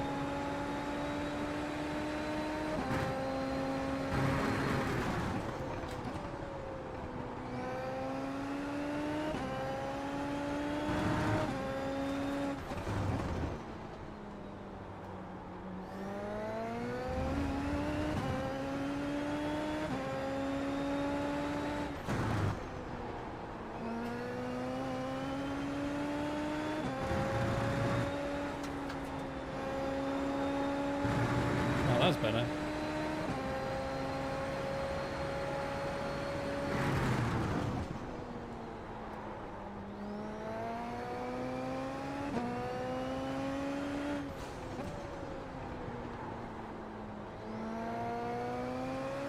Gap to Calais has behind us now, 5.3 seconds.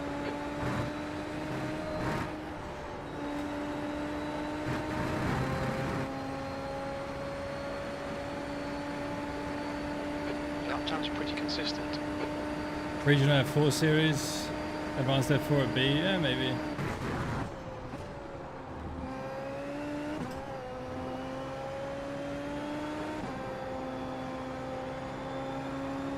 There's a lot of people talking about that. Why does everyone want to run F4? Because they like the car, but they don't like the racing? I mean, it's a cool car, to be fair.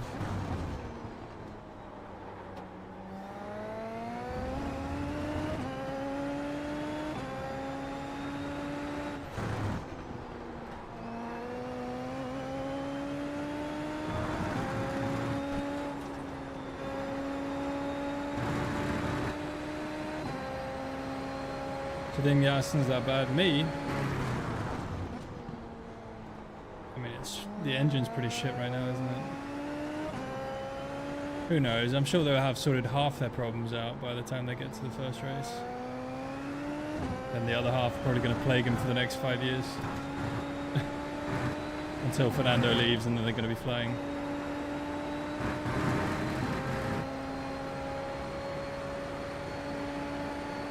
That's the fastest lap. You've just done 120.1.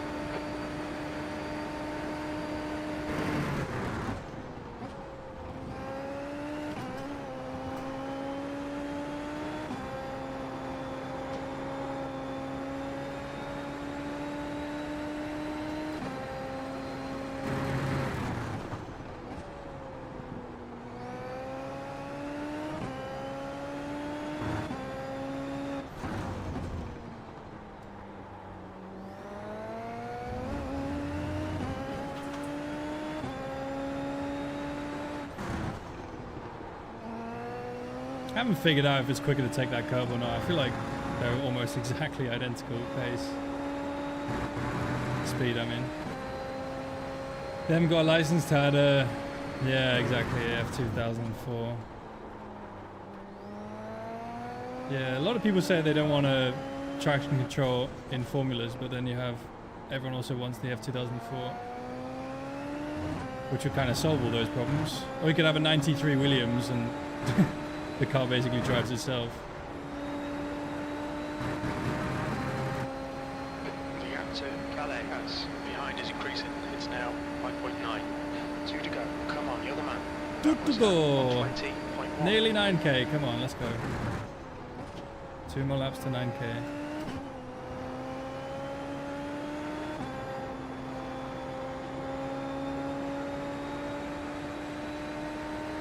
Can't believe a lap around here is 120, man. That's so quick.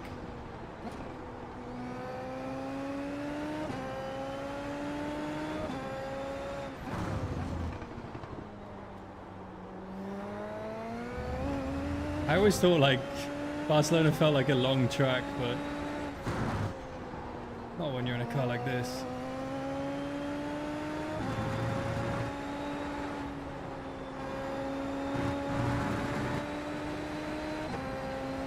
'94 Benetton, yeah, long.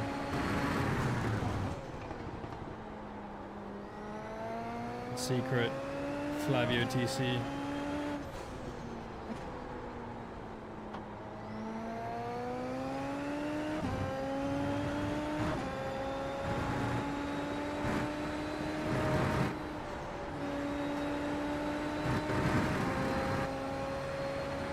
Okay, full pull, let's go. Fastest lap. Keep it together. Push the buses on.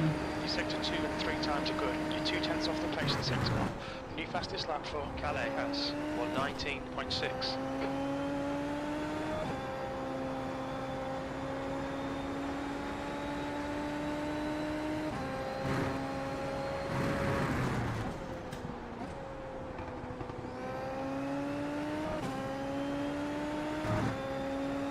Car ahead is 1 lap behind. The gap to P2 behind is now 5.3 seconds.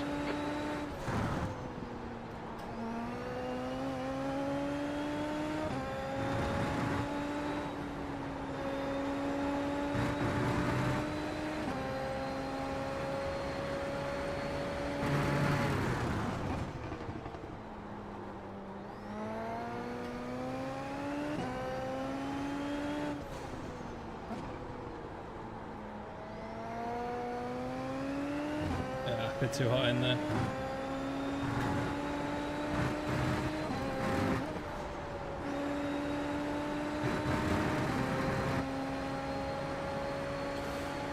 We got it, boys. We got it. That's it.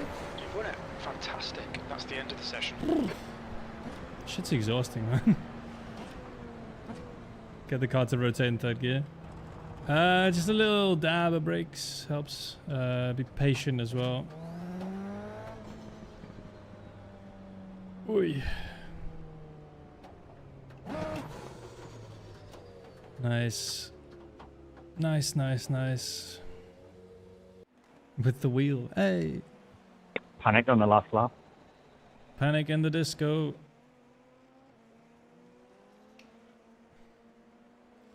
My brake bias. Whatever it was on. I think it was 56.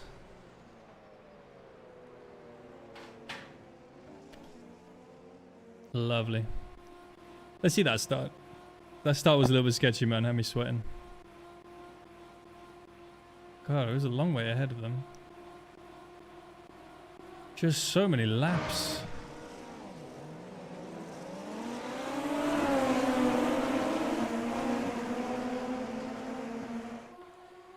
So much easier when no one uses push to pass at the start. You can just beat everyone. 9k, yeah, we got 9k. I forgot about that. 9k. Oh, fantastic. Back to 9k. Yeah, I'm actually happy about that. That's giga. Should we celebrate by risking it all and doing another one of these? Now we can not play the game. Yay.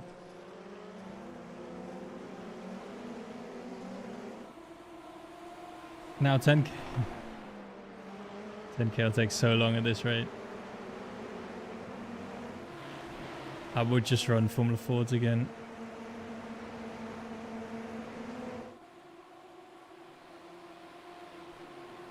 So what happened to Marcus? Let's have a look. So he was right behind me, and then was it here? No. Was it here? Oh, big slide. Yeah, he was trying to get close enough so he could line up a move on me there. Just a bit too much oversteer. Someone else has spun there as well.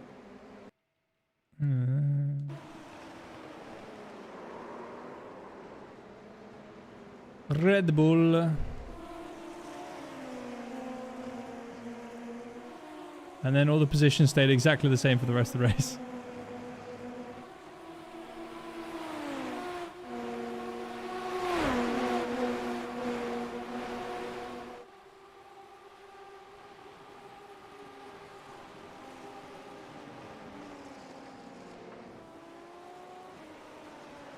Whew. Yeah, nice one.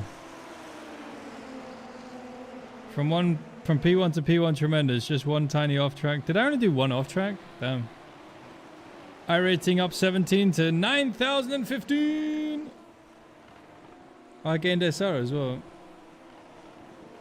Mikita, loser he is, 17 incidents, an iRating drop. Tony and Juan, failures out early. Marcos, 10 incidents, skill he has not learned.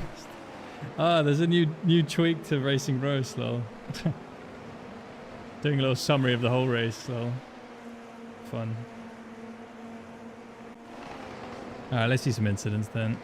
Oh no! Okay.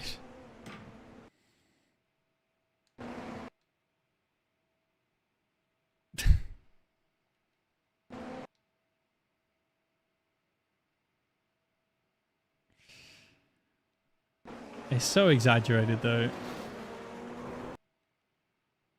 This whole contact thing, man, is so...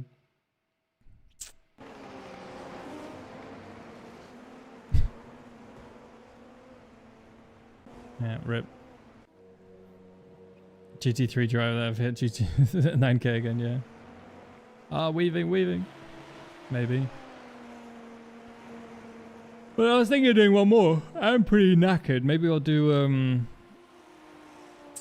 I could do Falcon in Algarve now. What do you guys want to see? I can do either.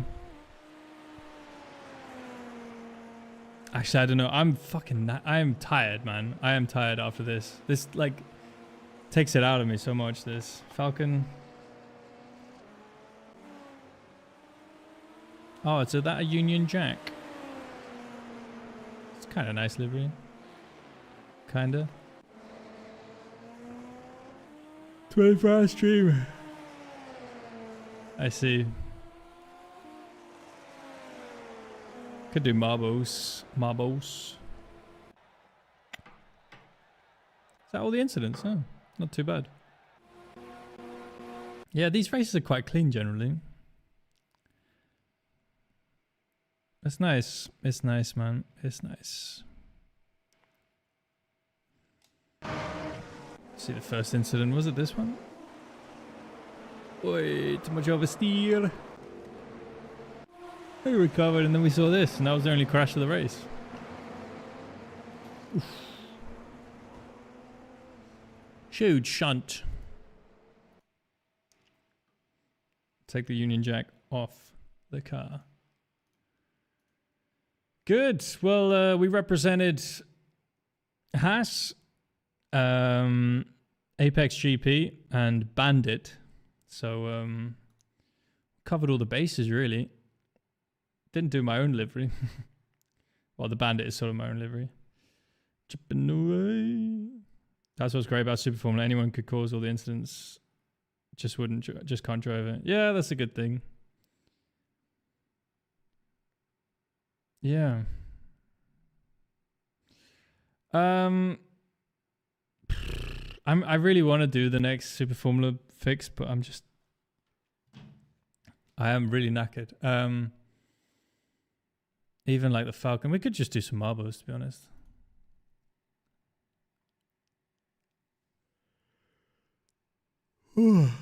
Let's do a marbles race. Go sleep. Quick marbles and sleep, yeah. That was fun, though. Marbles. All right, guys. So if you don't know what this is, it's an AI race with chat names. Only works for Twitch viewers, though, unfortunately. We haven't got it set up for YouTube. Maybe we should do that. How many viewers we got on YouTube now, anyway?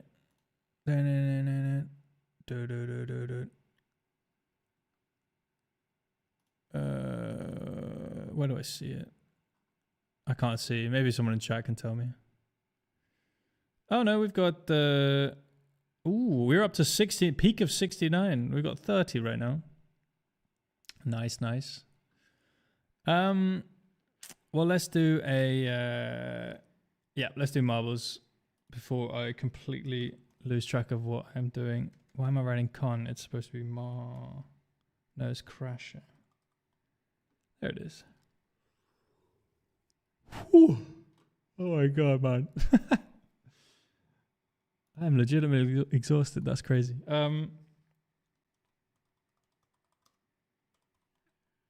Bam. Go, guys. Go. Exclamation mark race, guys. So, yeah, it's an AI race with chat names. If If you're watching on YouTube, it won't work. But if you're watching on Twitch, it will work. If you're watching on YouTube, I'm sorry. But we do have a rest of chat for you guys. And indeed for anyone who doesn't sign up. But, again, the more the merrier. So just hop in, guys. It's fun. Everybody loves it. No one's ever regretted it as well. That's one of the main pluses of a marbles race. Anyone who's ever signed up to it, out of all of those, not even a single person has ever regretted it. So you better just do it. You know, it's fun. Whether you're new to the stream, if you're new to the stream, you can hop in as well. It's good fun. Get to watch your AI car with your name on it try to overtake all the other AI cars who are also trying desperately not to crash. We put lap count. Emil's one of those guys that's a shit streamer. Join now. Join now. Join now. Join now. What's a good track for this? Let's see. Jilly Villy might be good, actually. I haven't tried that one. Or have I? No, I have tried it. Was it good? Oh, no, it was a bit boring. We could just do like a classic like Spa, maybe. Oh, I have run one of these at Spa, and it was amazing. Let's try Spa, guys. Let's try Spa. 6 laps of Spa. In the F1. Huh? Select the car. Huh? Bitch. Huh? Huh? Huh? Huh? Oh, excuse me, guys. I'm so exhausted. Man, those Super Formula races, man. The 35-minute ones are long. Exclamation mark race, guys. Do it, do it, do it. The more the merrier. Do it, do it, do it. Do it. Not long left before the sign-ups are over. It's an AI race with chat names. We can't just have 1, 2, 3, 4, 5.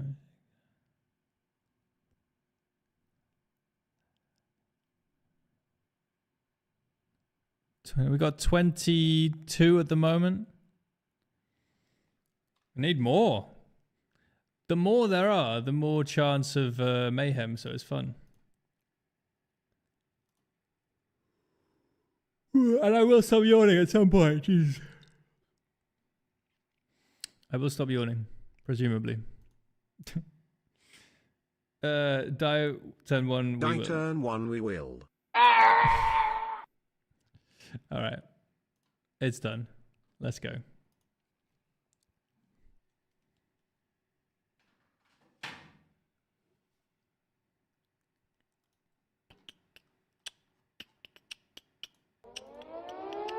Oh, it's a raid. My God, okay, it's a raid happening. from Brendan Lee. Everybody stay calm. What's the procedure, everyone? What's the procedure? Stay calm. Oh, we just closed registration. Should we redo it with you guys, with the Brendan Lee crew? What's up, guys? Redo. Let's do it again. All right, so you guys joined at a fun time. We're just about to do a marbles race, which is an AI race on iRacing, where you guys can have your names on it. And the registrations are now open. So guys, type exclamation mark race. And what we've got is an AI race with your guy's name in it. If you write exclamation mark race, it's fun. We get a lot of crashing going.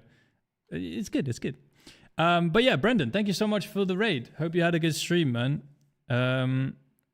What were you up to today? Brendan does a lot of Super Formula. Emil's one of those guys that's a shit streamer. Here and there.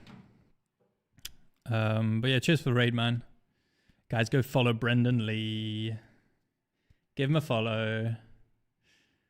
But yeah, if you want to see your name in this AI race, type exclamation mark race. Exclamation mark race. Bam. Computer, engage wall hacks and super turbo engine for me and GP2 engine for all of my haters. I love how the whole GP2 engine thing has become such a relevant meme again. Poor Fernando. Oh, Fernando, no. So we're doing it at Spa as well. So that'll be good. Let me check the track conditions because I need to make them as bad as possible so that they crash more, which is fun. The forecast doesn't work. Chains of rust. Oh, that's my... Make it hot as fuck. Strong wind. Emil's not only a shit racer, he's a shit streamer. In whatever direction. We're in no rush. Wait, what time of the year is it? It's May. What if we just go static, really hot? Yeah.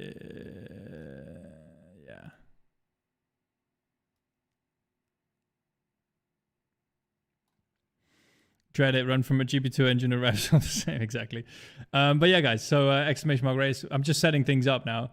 But yeah, give me it'll be another minute or so, I think. The registration's open. So guys, exclamation mark race. We're doing the F1 car at Spa.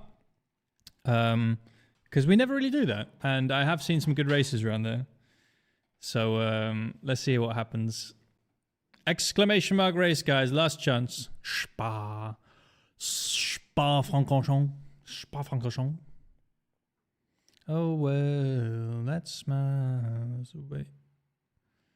What do I have on here otherwise? These are all the good tracks for this.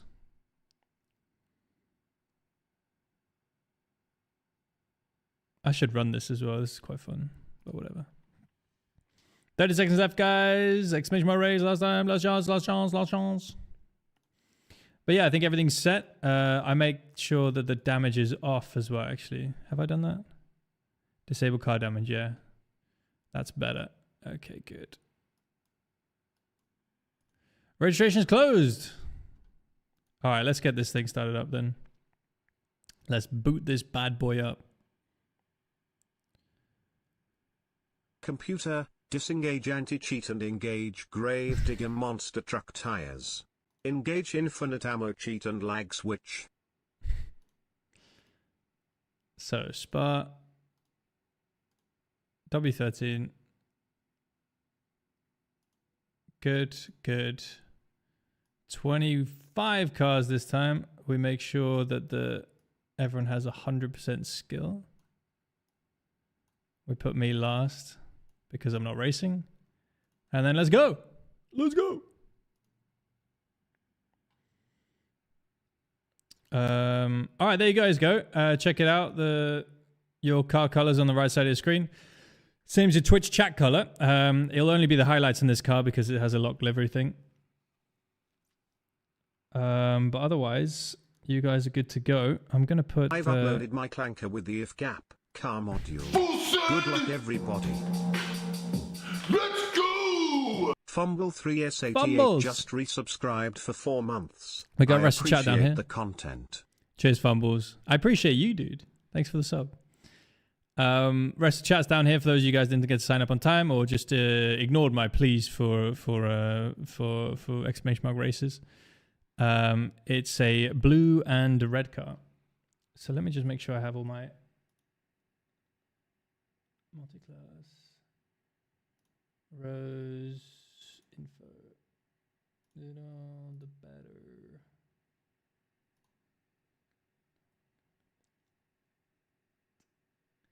better. Rose, that one. Hang on. Computer, engage Robo Senna driver.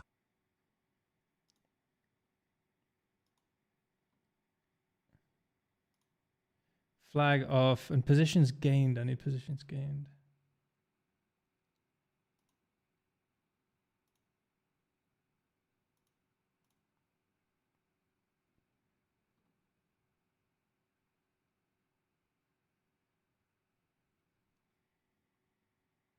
Ah, there it is. Oh, fuck. All right, we've loaded in. Sorry, I'm just making sure everything's set up so it works. There we go.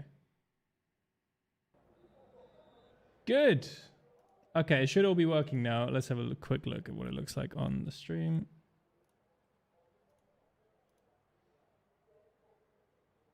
That hasn't worked at all. Why does that look like that? What? Oh, I understand, actually.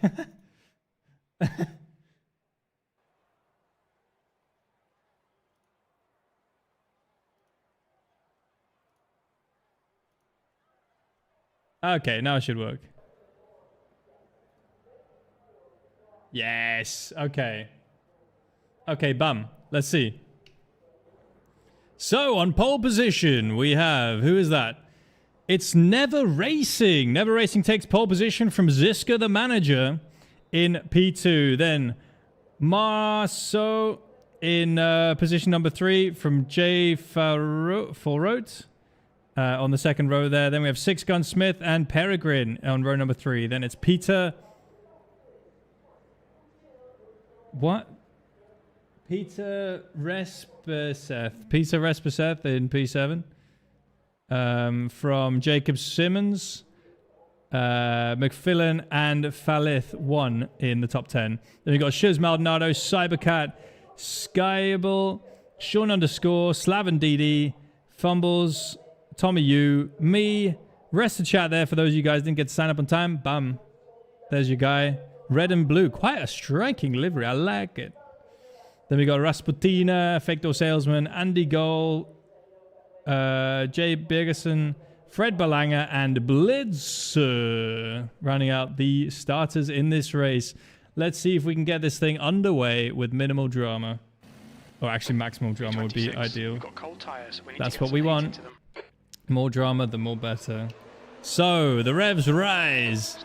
We've got Never Racing on the right. We've got Ziska the manager on the left. Who's going to get the better launch? Never Racing gets away well. So does Ziska the manager. Ziska the manager going to look the outside. Never Racing, though, comes across to cover it. And Ziska's going to look for the outside. And he's just almost got an overlap there. As they head down through past the old pits towards Eau Rouge for the first time. Looks like everything has been pretty sensible so far. As we watch a little bit too wide there. They're trying to make it work. Okay, everything's looking fine at the moment. Not too much dramas. Never Racing has made a bit of a gap here now from Ziska, the manager. We got 2x2 back here. Jay Farrout. Ooh, no, that's Peregrine. And Jacob Simmons went a bit side by side, but they've slotted out for now, so it's all good. So that's good for them. But up in the lead, it's Never Racing from Ziska, the manager. And then it's Marceau in P3 here. Overlays a bit scuffed there at the bottom because the AI doesn't have ratings. But they're going to head through Pouhon for the first time. And they're spreading out a little bit, which is not quite what I was hoping for. As we look, Peregrine following Six Gun Smith, looking for that P5. And to employ DRS on the next straight. Actually, he can't because there's an extra lap because we haven't changed the rules on the F1 for a whole year from 2025. Because it's not important because they don't care about F1. Anyway, Never Racing with a good lead here. 8/10s from Marceau. And Marceau coming out... from Ziska the manager. Ziska the manager coming under pressure now from Marceau a little bit. They're not crashing quite anywhere near as much as I thought they would, unfortunately. Let's see as they cross the line. And a bit of a train forming at the moment. Very realistic here. Not really what I was hoping for. But let's see when they go through Eau Rouge if they do anything there. Otherwise, we may have to abandon this one and go to a different track. Ziska the manager, though, holding firm. And Marceau trying to get that run, but he's not got DRS this lap, so nothing's going to happen. What are we doing further back? Here's Maldonado, Cybercat. Yeah, as predicted, nothing happened for that battle for second. Never Racing is streaking out outside of DRS range. As we can find him, there he is. Never Racing doing a great job out front. No one in the top 6 has changed position. The biggest mover at the moment is Real Fake Door Salesman. Where is he? There he is. Huge increase in position there. Up 7. Not entirely sure what happened. Looks like there was some sort of bigger crash further back.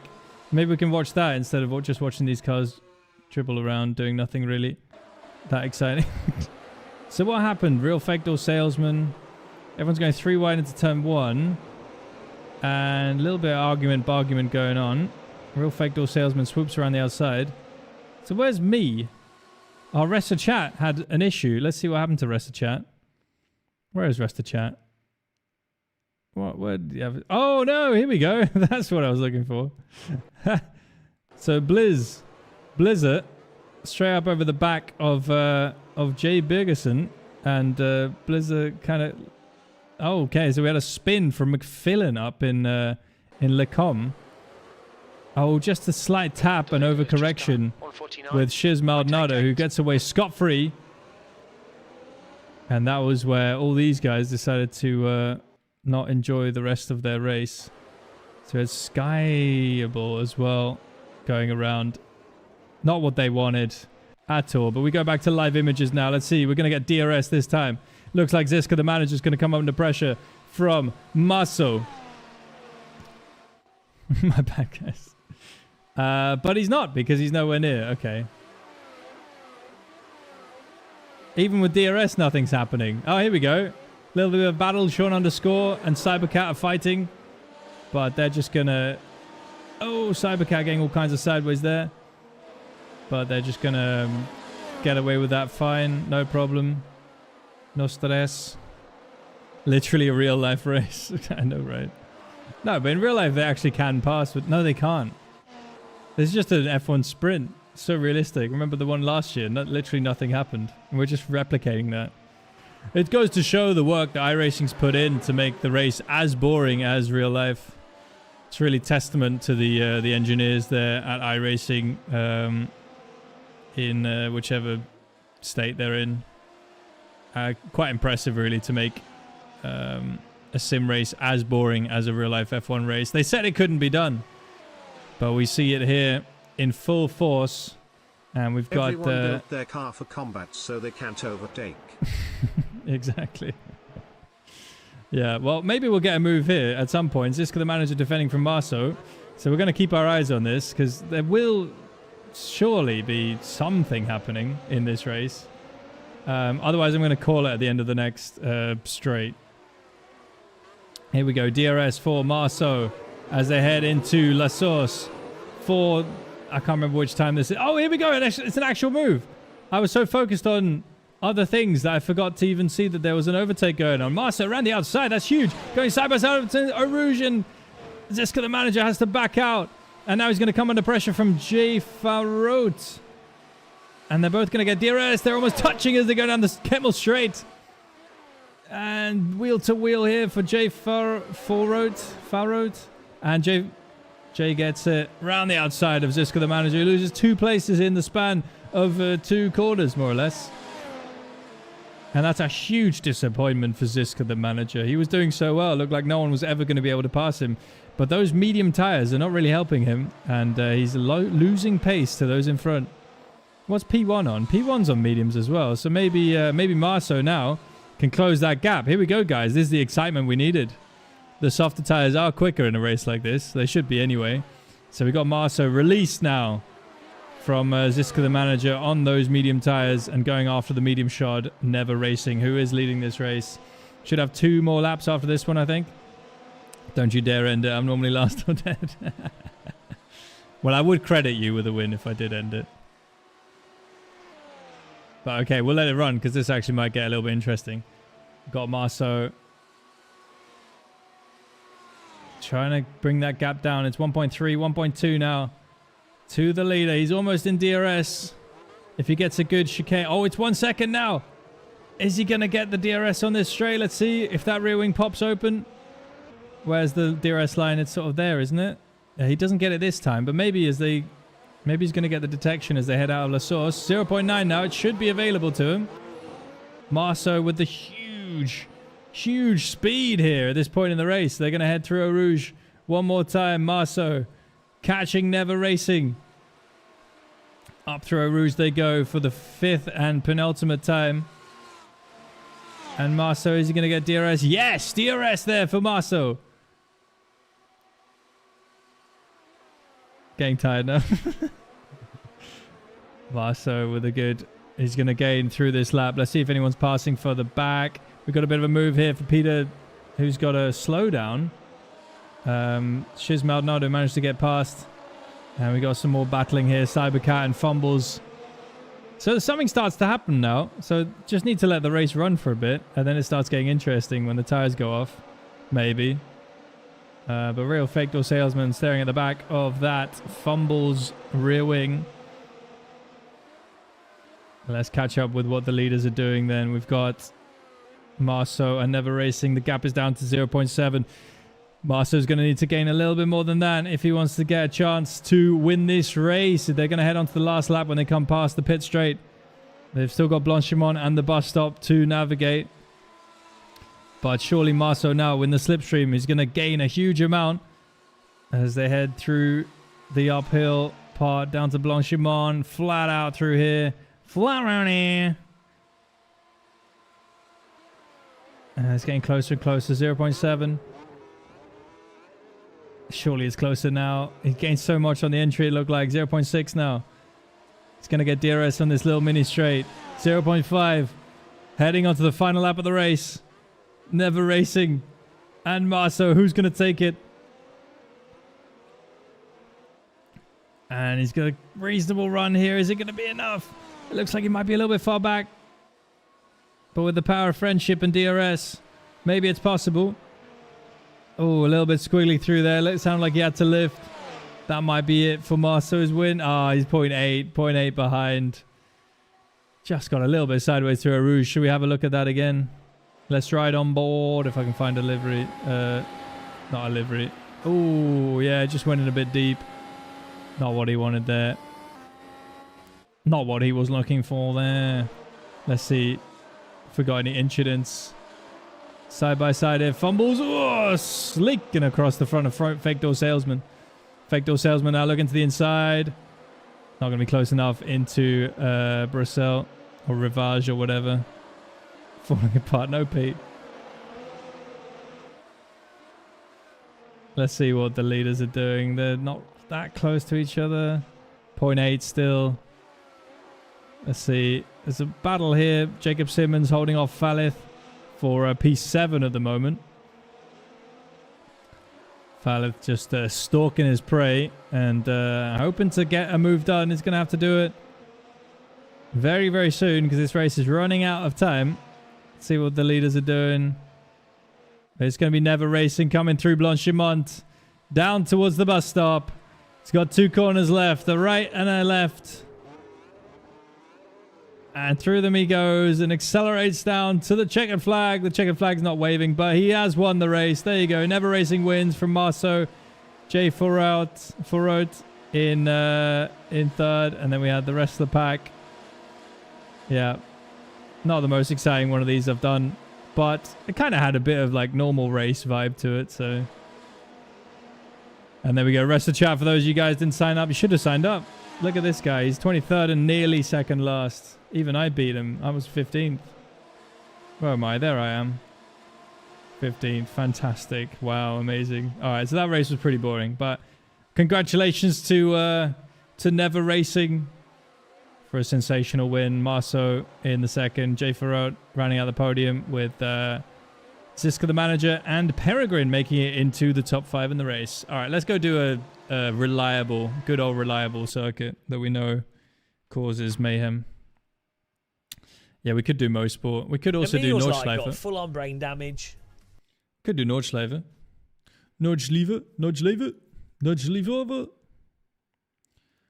Right, track conditions. Weather. How do you change the time? Oh, time of day. Yep. May. We'll make it like August because then it's hot. Why can I not change it?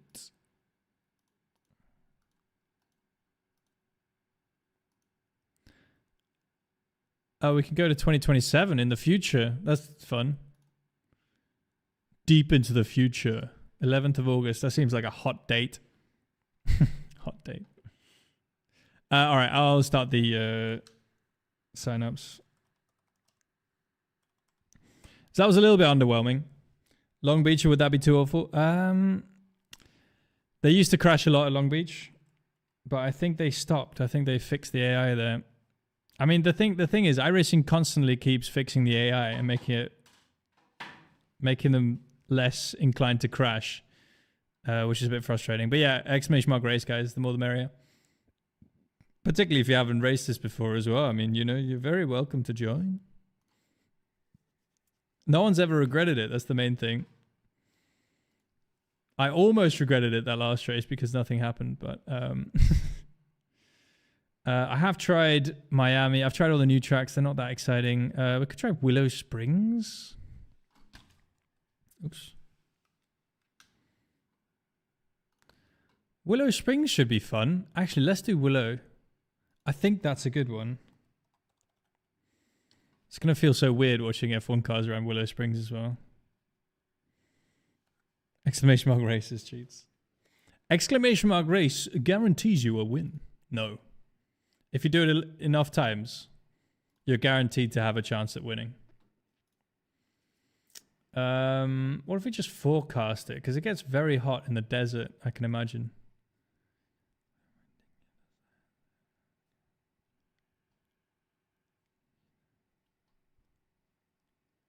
It's going to be lava track conditions, so we'll do like 10 laps or so.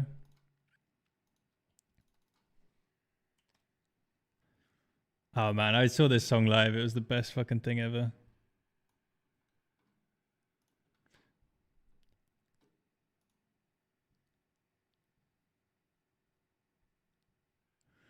Lime Rock, make them do the jump. Lime Rock is good. But yeah, exclamation mark race, guys. The more the merrier. Exclamation mark race. Do it now. It's an AI race with chat names. It's good fun. Last race was a little bit boring, but the next one will be much more fun.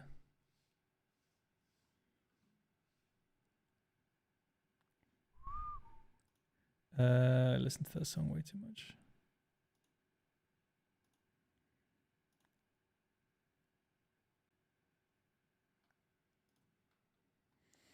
But yeah, guys, exclamation mark race. 30 seconds left, not too long.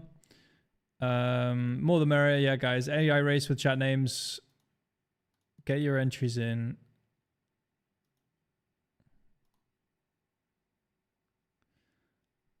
Actually, I'm just going to do static.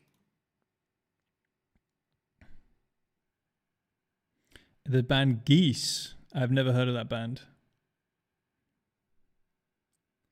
All right, guys, last chance, last chance. I'm going to chuck an ad as well so we don't get one in the middle of the race. But we'll be back before the ad. But we'll be back. We won't start the race before the ad ends.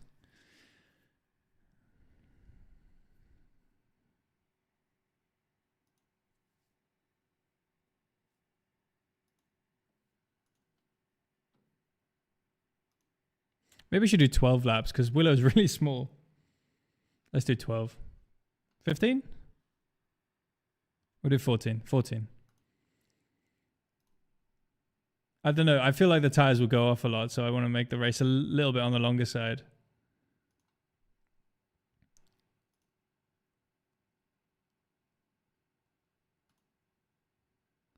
$30 cars this time. Let's go.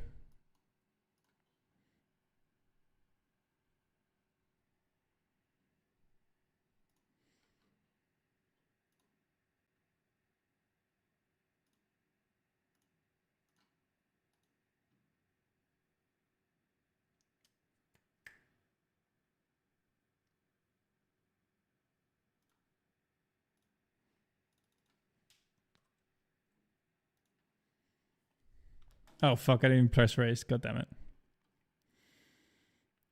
Have they played an egg? Then I would never have known. So we have rest of chat down here. Same car color, pretty much. Slightly different design. But yeah, these are your Twitch chat colors. Same as your car colors are the same as your Twitch chat colors. So look out for that. Obviously, it's the W13, so everything is grey, but not rest of chat. Rest of chat gets a red and blue livery. Spicy.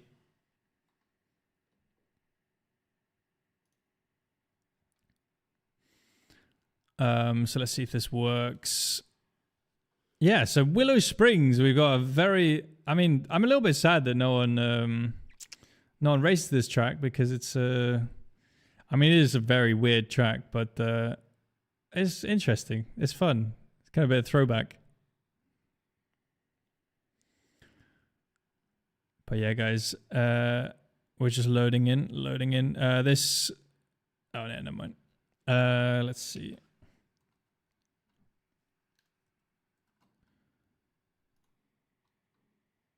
There we go. That's better.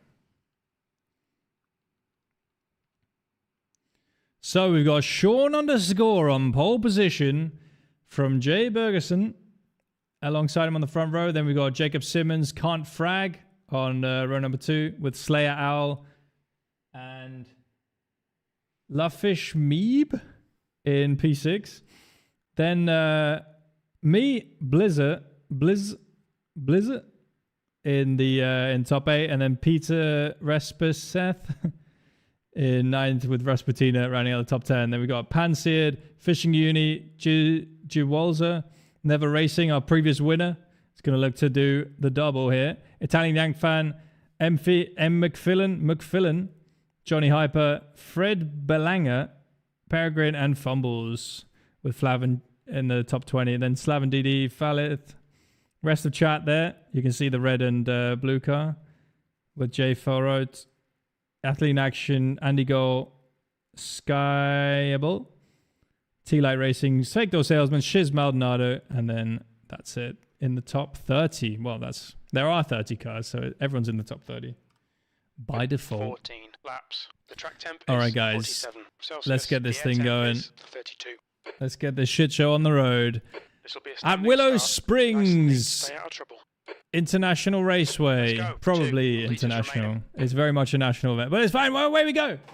Sean underscore with a great start there. Time, I think. Fantastic. Jay Bergerson slotting in behind, and we got side by side right behind. This is Jacob Simmons and Can't Frag going side by side. Jacob Simmons managed to get the better of Can't Frag that time.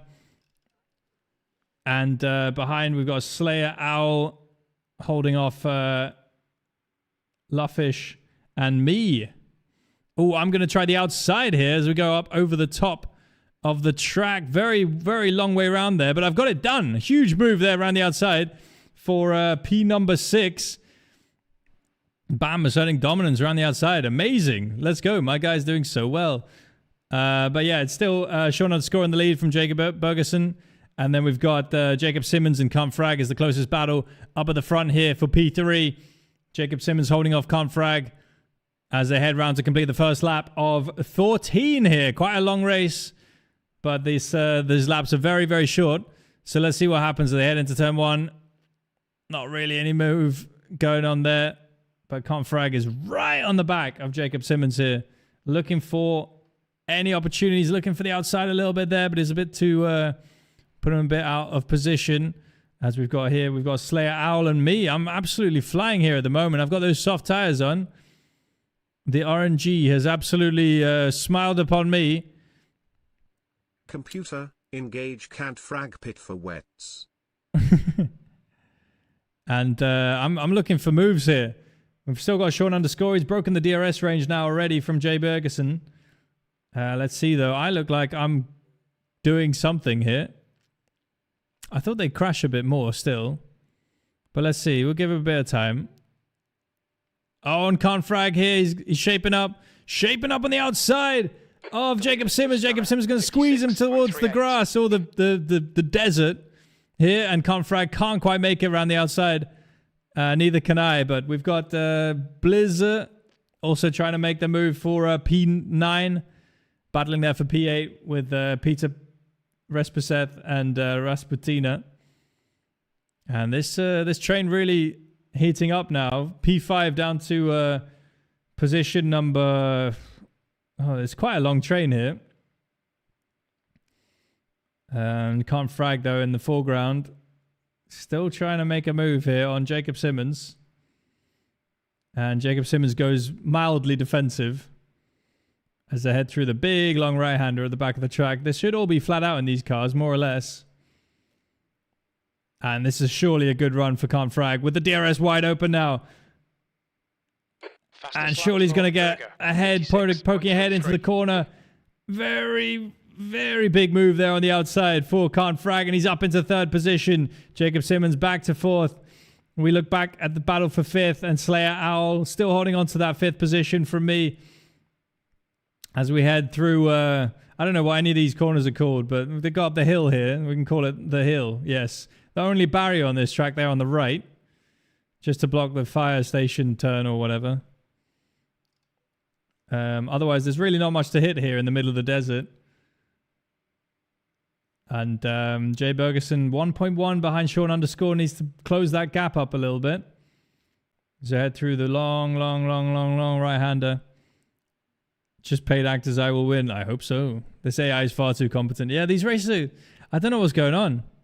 I changed the track conditions a little bit. That might have messed it up. Oh, here we go. I'm going to try around the outside here. We've both got DRS. Me and Slayer Owl. Oh, a huge move around the outside there. I've got it done. You know what happened is it's the wind direction. The wind direction makes a huge difference in these cars. And this is too clean. Too clean. The humanity-ending crash you want to see in the world. Lovefish. I mean, it's...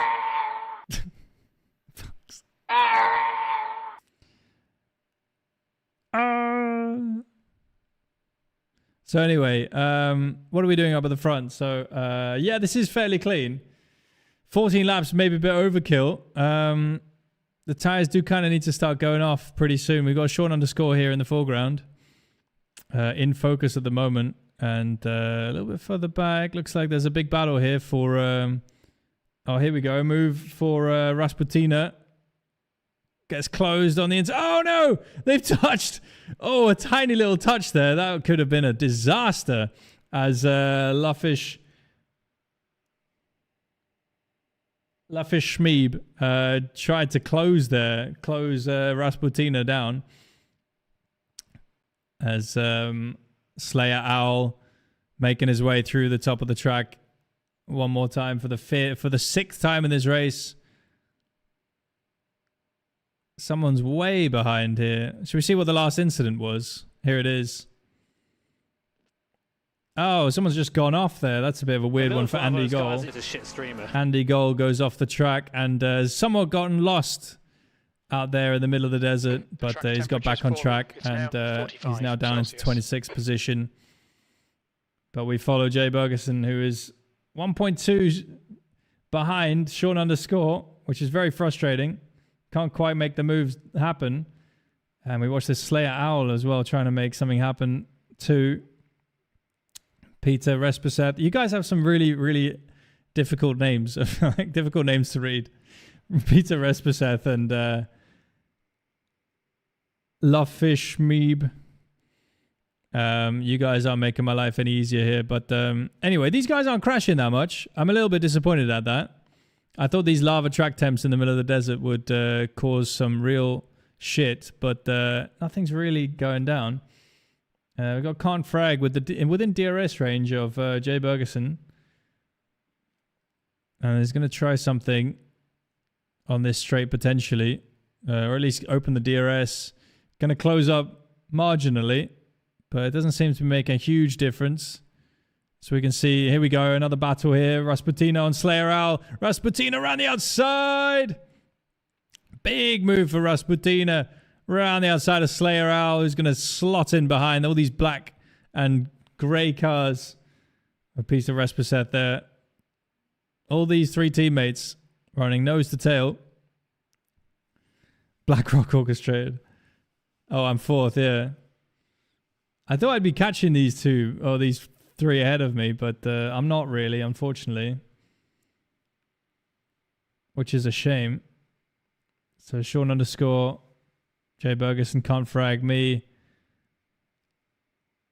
Lovefish Meeb, Rasputina, and then Slayer Owl. Oh, hang on, something happened. Oh no! There's the incident! There's more incident. Someone else is off. Jay Bergeson. Lovefish Meeb. Who's that? Pan Seared is off. Lovefish Meeb, and then someone's stuck. Oh no, that's a disaster for Johnny Hyper. Let's see what happened to these guys. Where's Jay Bergeson? Jay Bergeson, they just decided they didn't want to take that corner anymore. Jay Bergeson just goes off a little bit too wide, and that's blowing the race wide open. We got Sean underscore with 2.2 lead, and then Can't Frag in second place. Jay Bergeson says they're in the pits, or they pitted last lap, maybe because they went inside of the cone there. So that's sort of shaking a few things up. Let's see if the same's going to happen to anyone. Oh, he's running it so close there. As we see the tires fade. Oh, there's another one off. Rasputina off into the bank. And following Rasputina is, that looks like Slayer Owl. Oh, he's going to get torpedoed by Peregrine. Has gone off as well. Rest of chat now going up into P14, I think that is. And side-by-side action here for Skylable and Fumbles, I think it is. Oh, through the big bend here. Oh, the rabbits. Oh, nearly came back on track there. Skyable.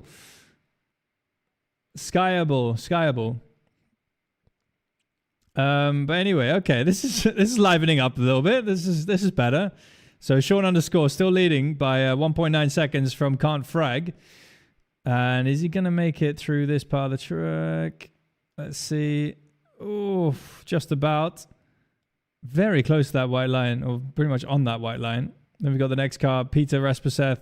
That looks a bit wide. Oof, just about holding on. Oh, there's one off. No, it's McFillin. McFillin goes off. I thought it was me for a second. That's why I said no.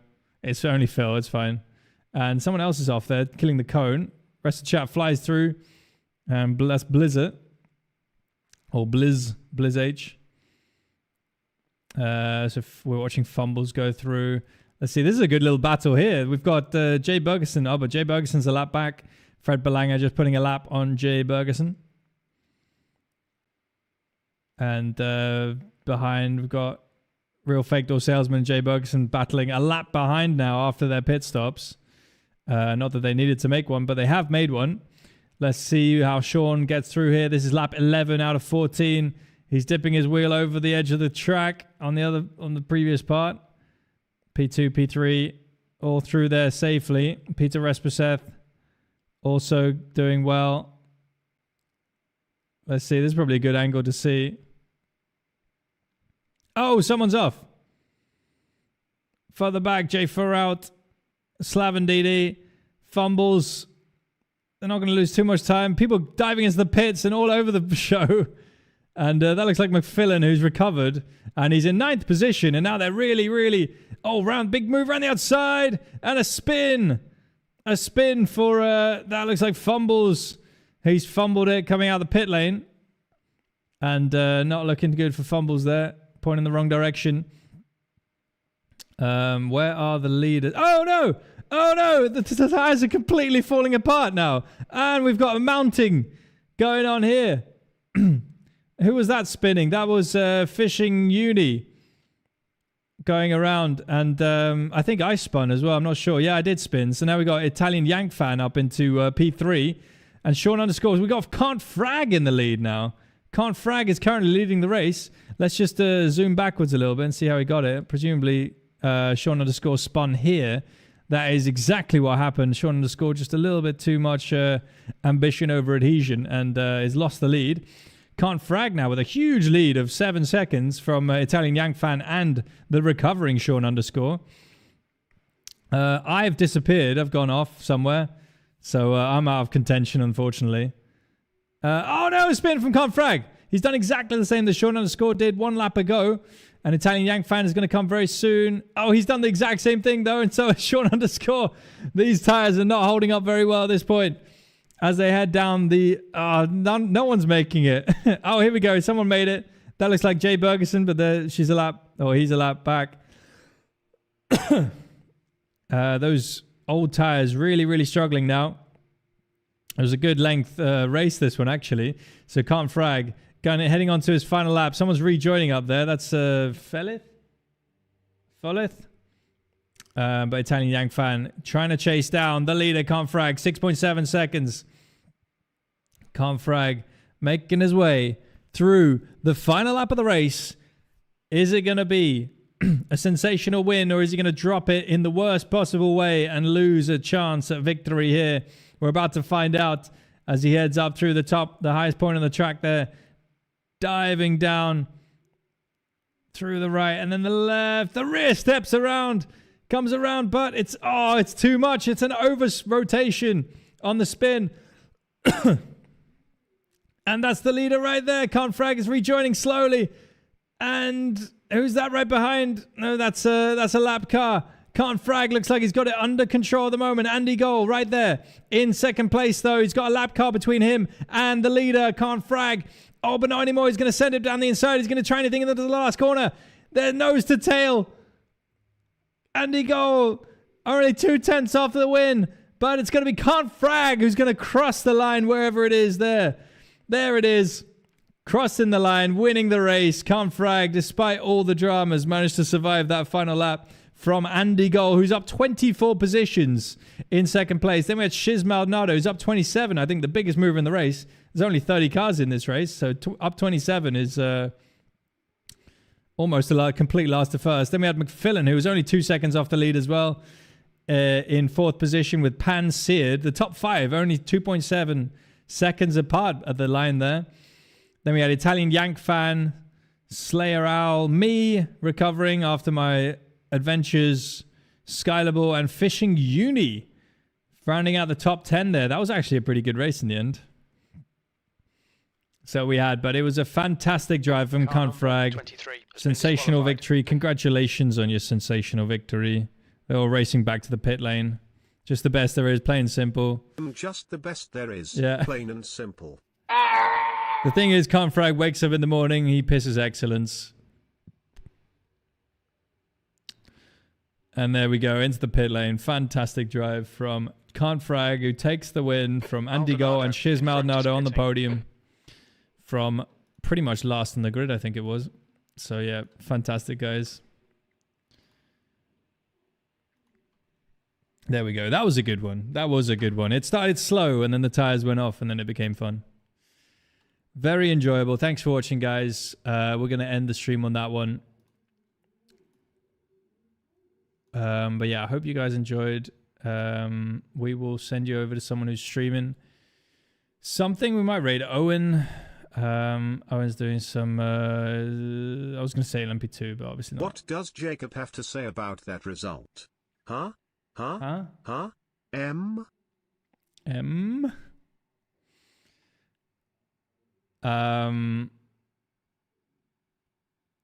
Yeah, we'll chuck you over to Mr. Carroll if he's in the... Is he about to start a race? Oh, he's in the middle of a race. Is he... Oh, he's just taking the win, taking the lead.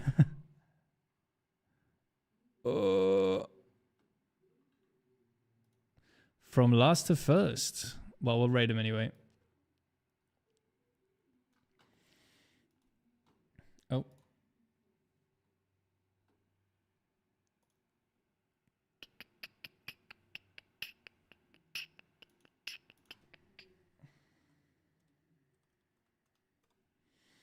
Yeah, guys, thank you for watching. Hope you enjoyed. Have a good rest of your day. And I will... I'm not sure when I'm going to stream next. Probably on Tuesday, but hopefully I'll get one in before then. But yeah, we got 9K. Let's go. Back to 9K. I'm actually really happy with that. It was a little bit... I felt a little bit disingenuous telling everyone it was 9K on the videos.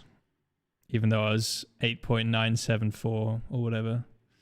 Not that it makes a big difference, but yeah, guys. Thanks for watching. See you later, guys. Thanks, Sean. Thanks, guys. Yeah, I'll see you guys later. Enjoy your own stream. And bye. Cheers for the follows and the subs and that.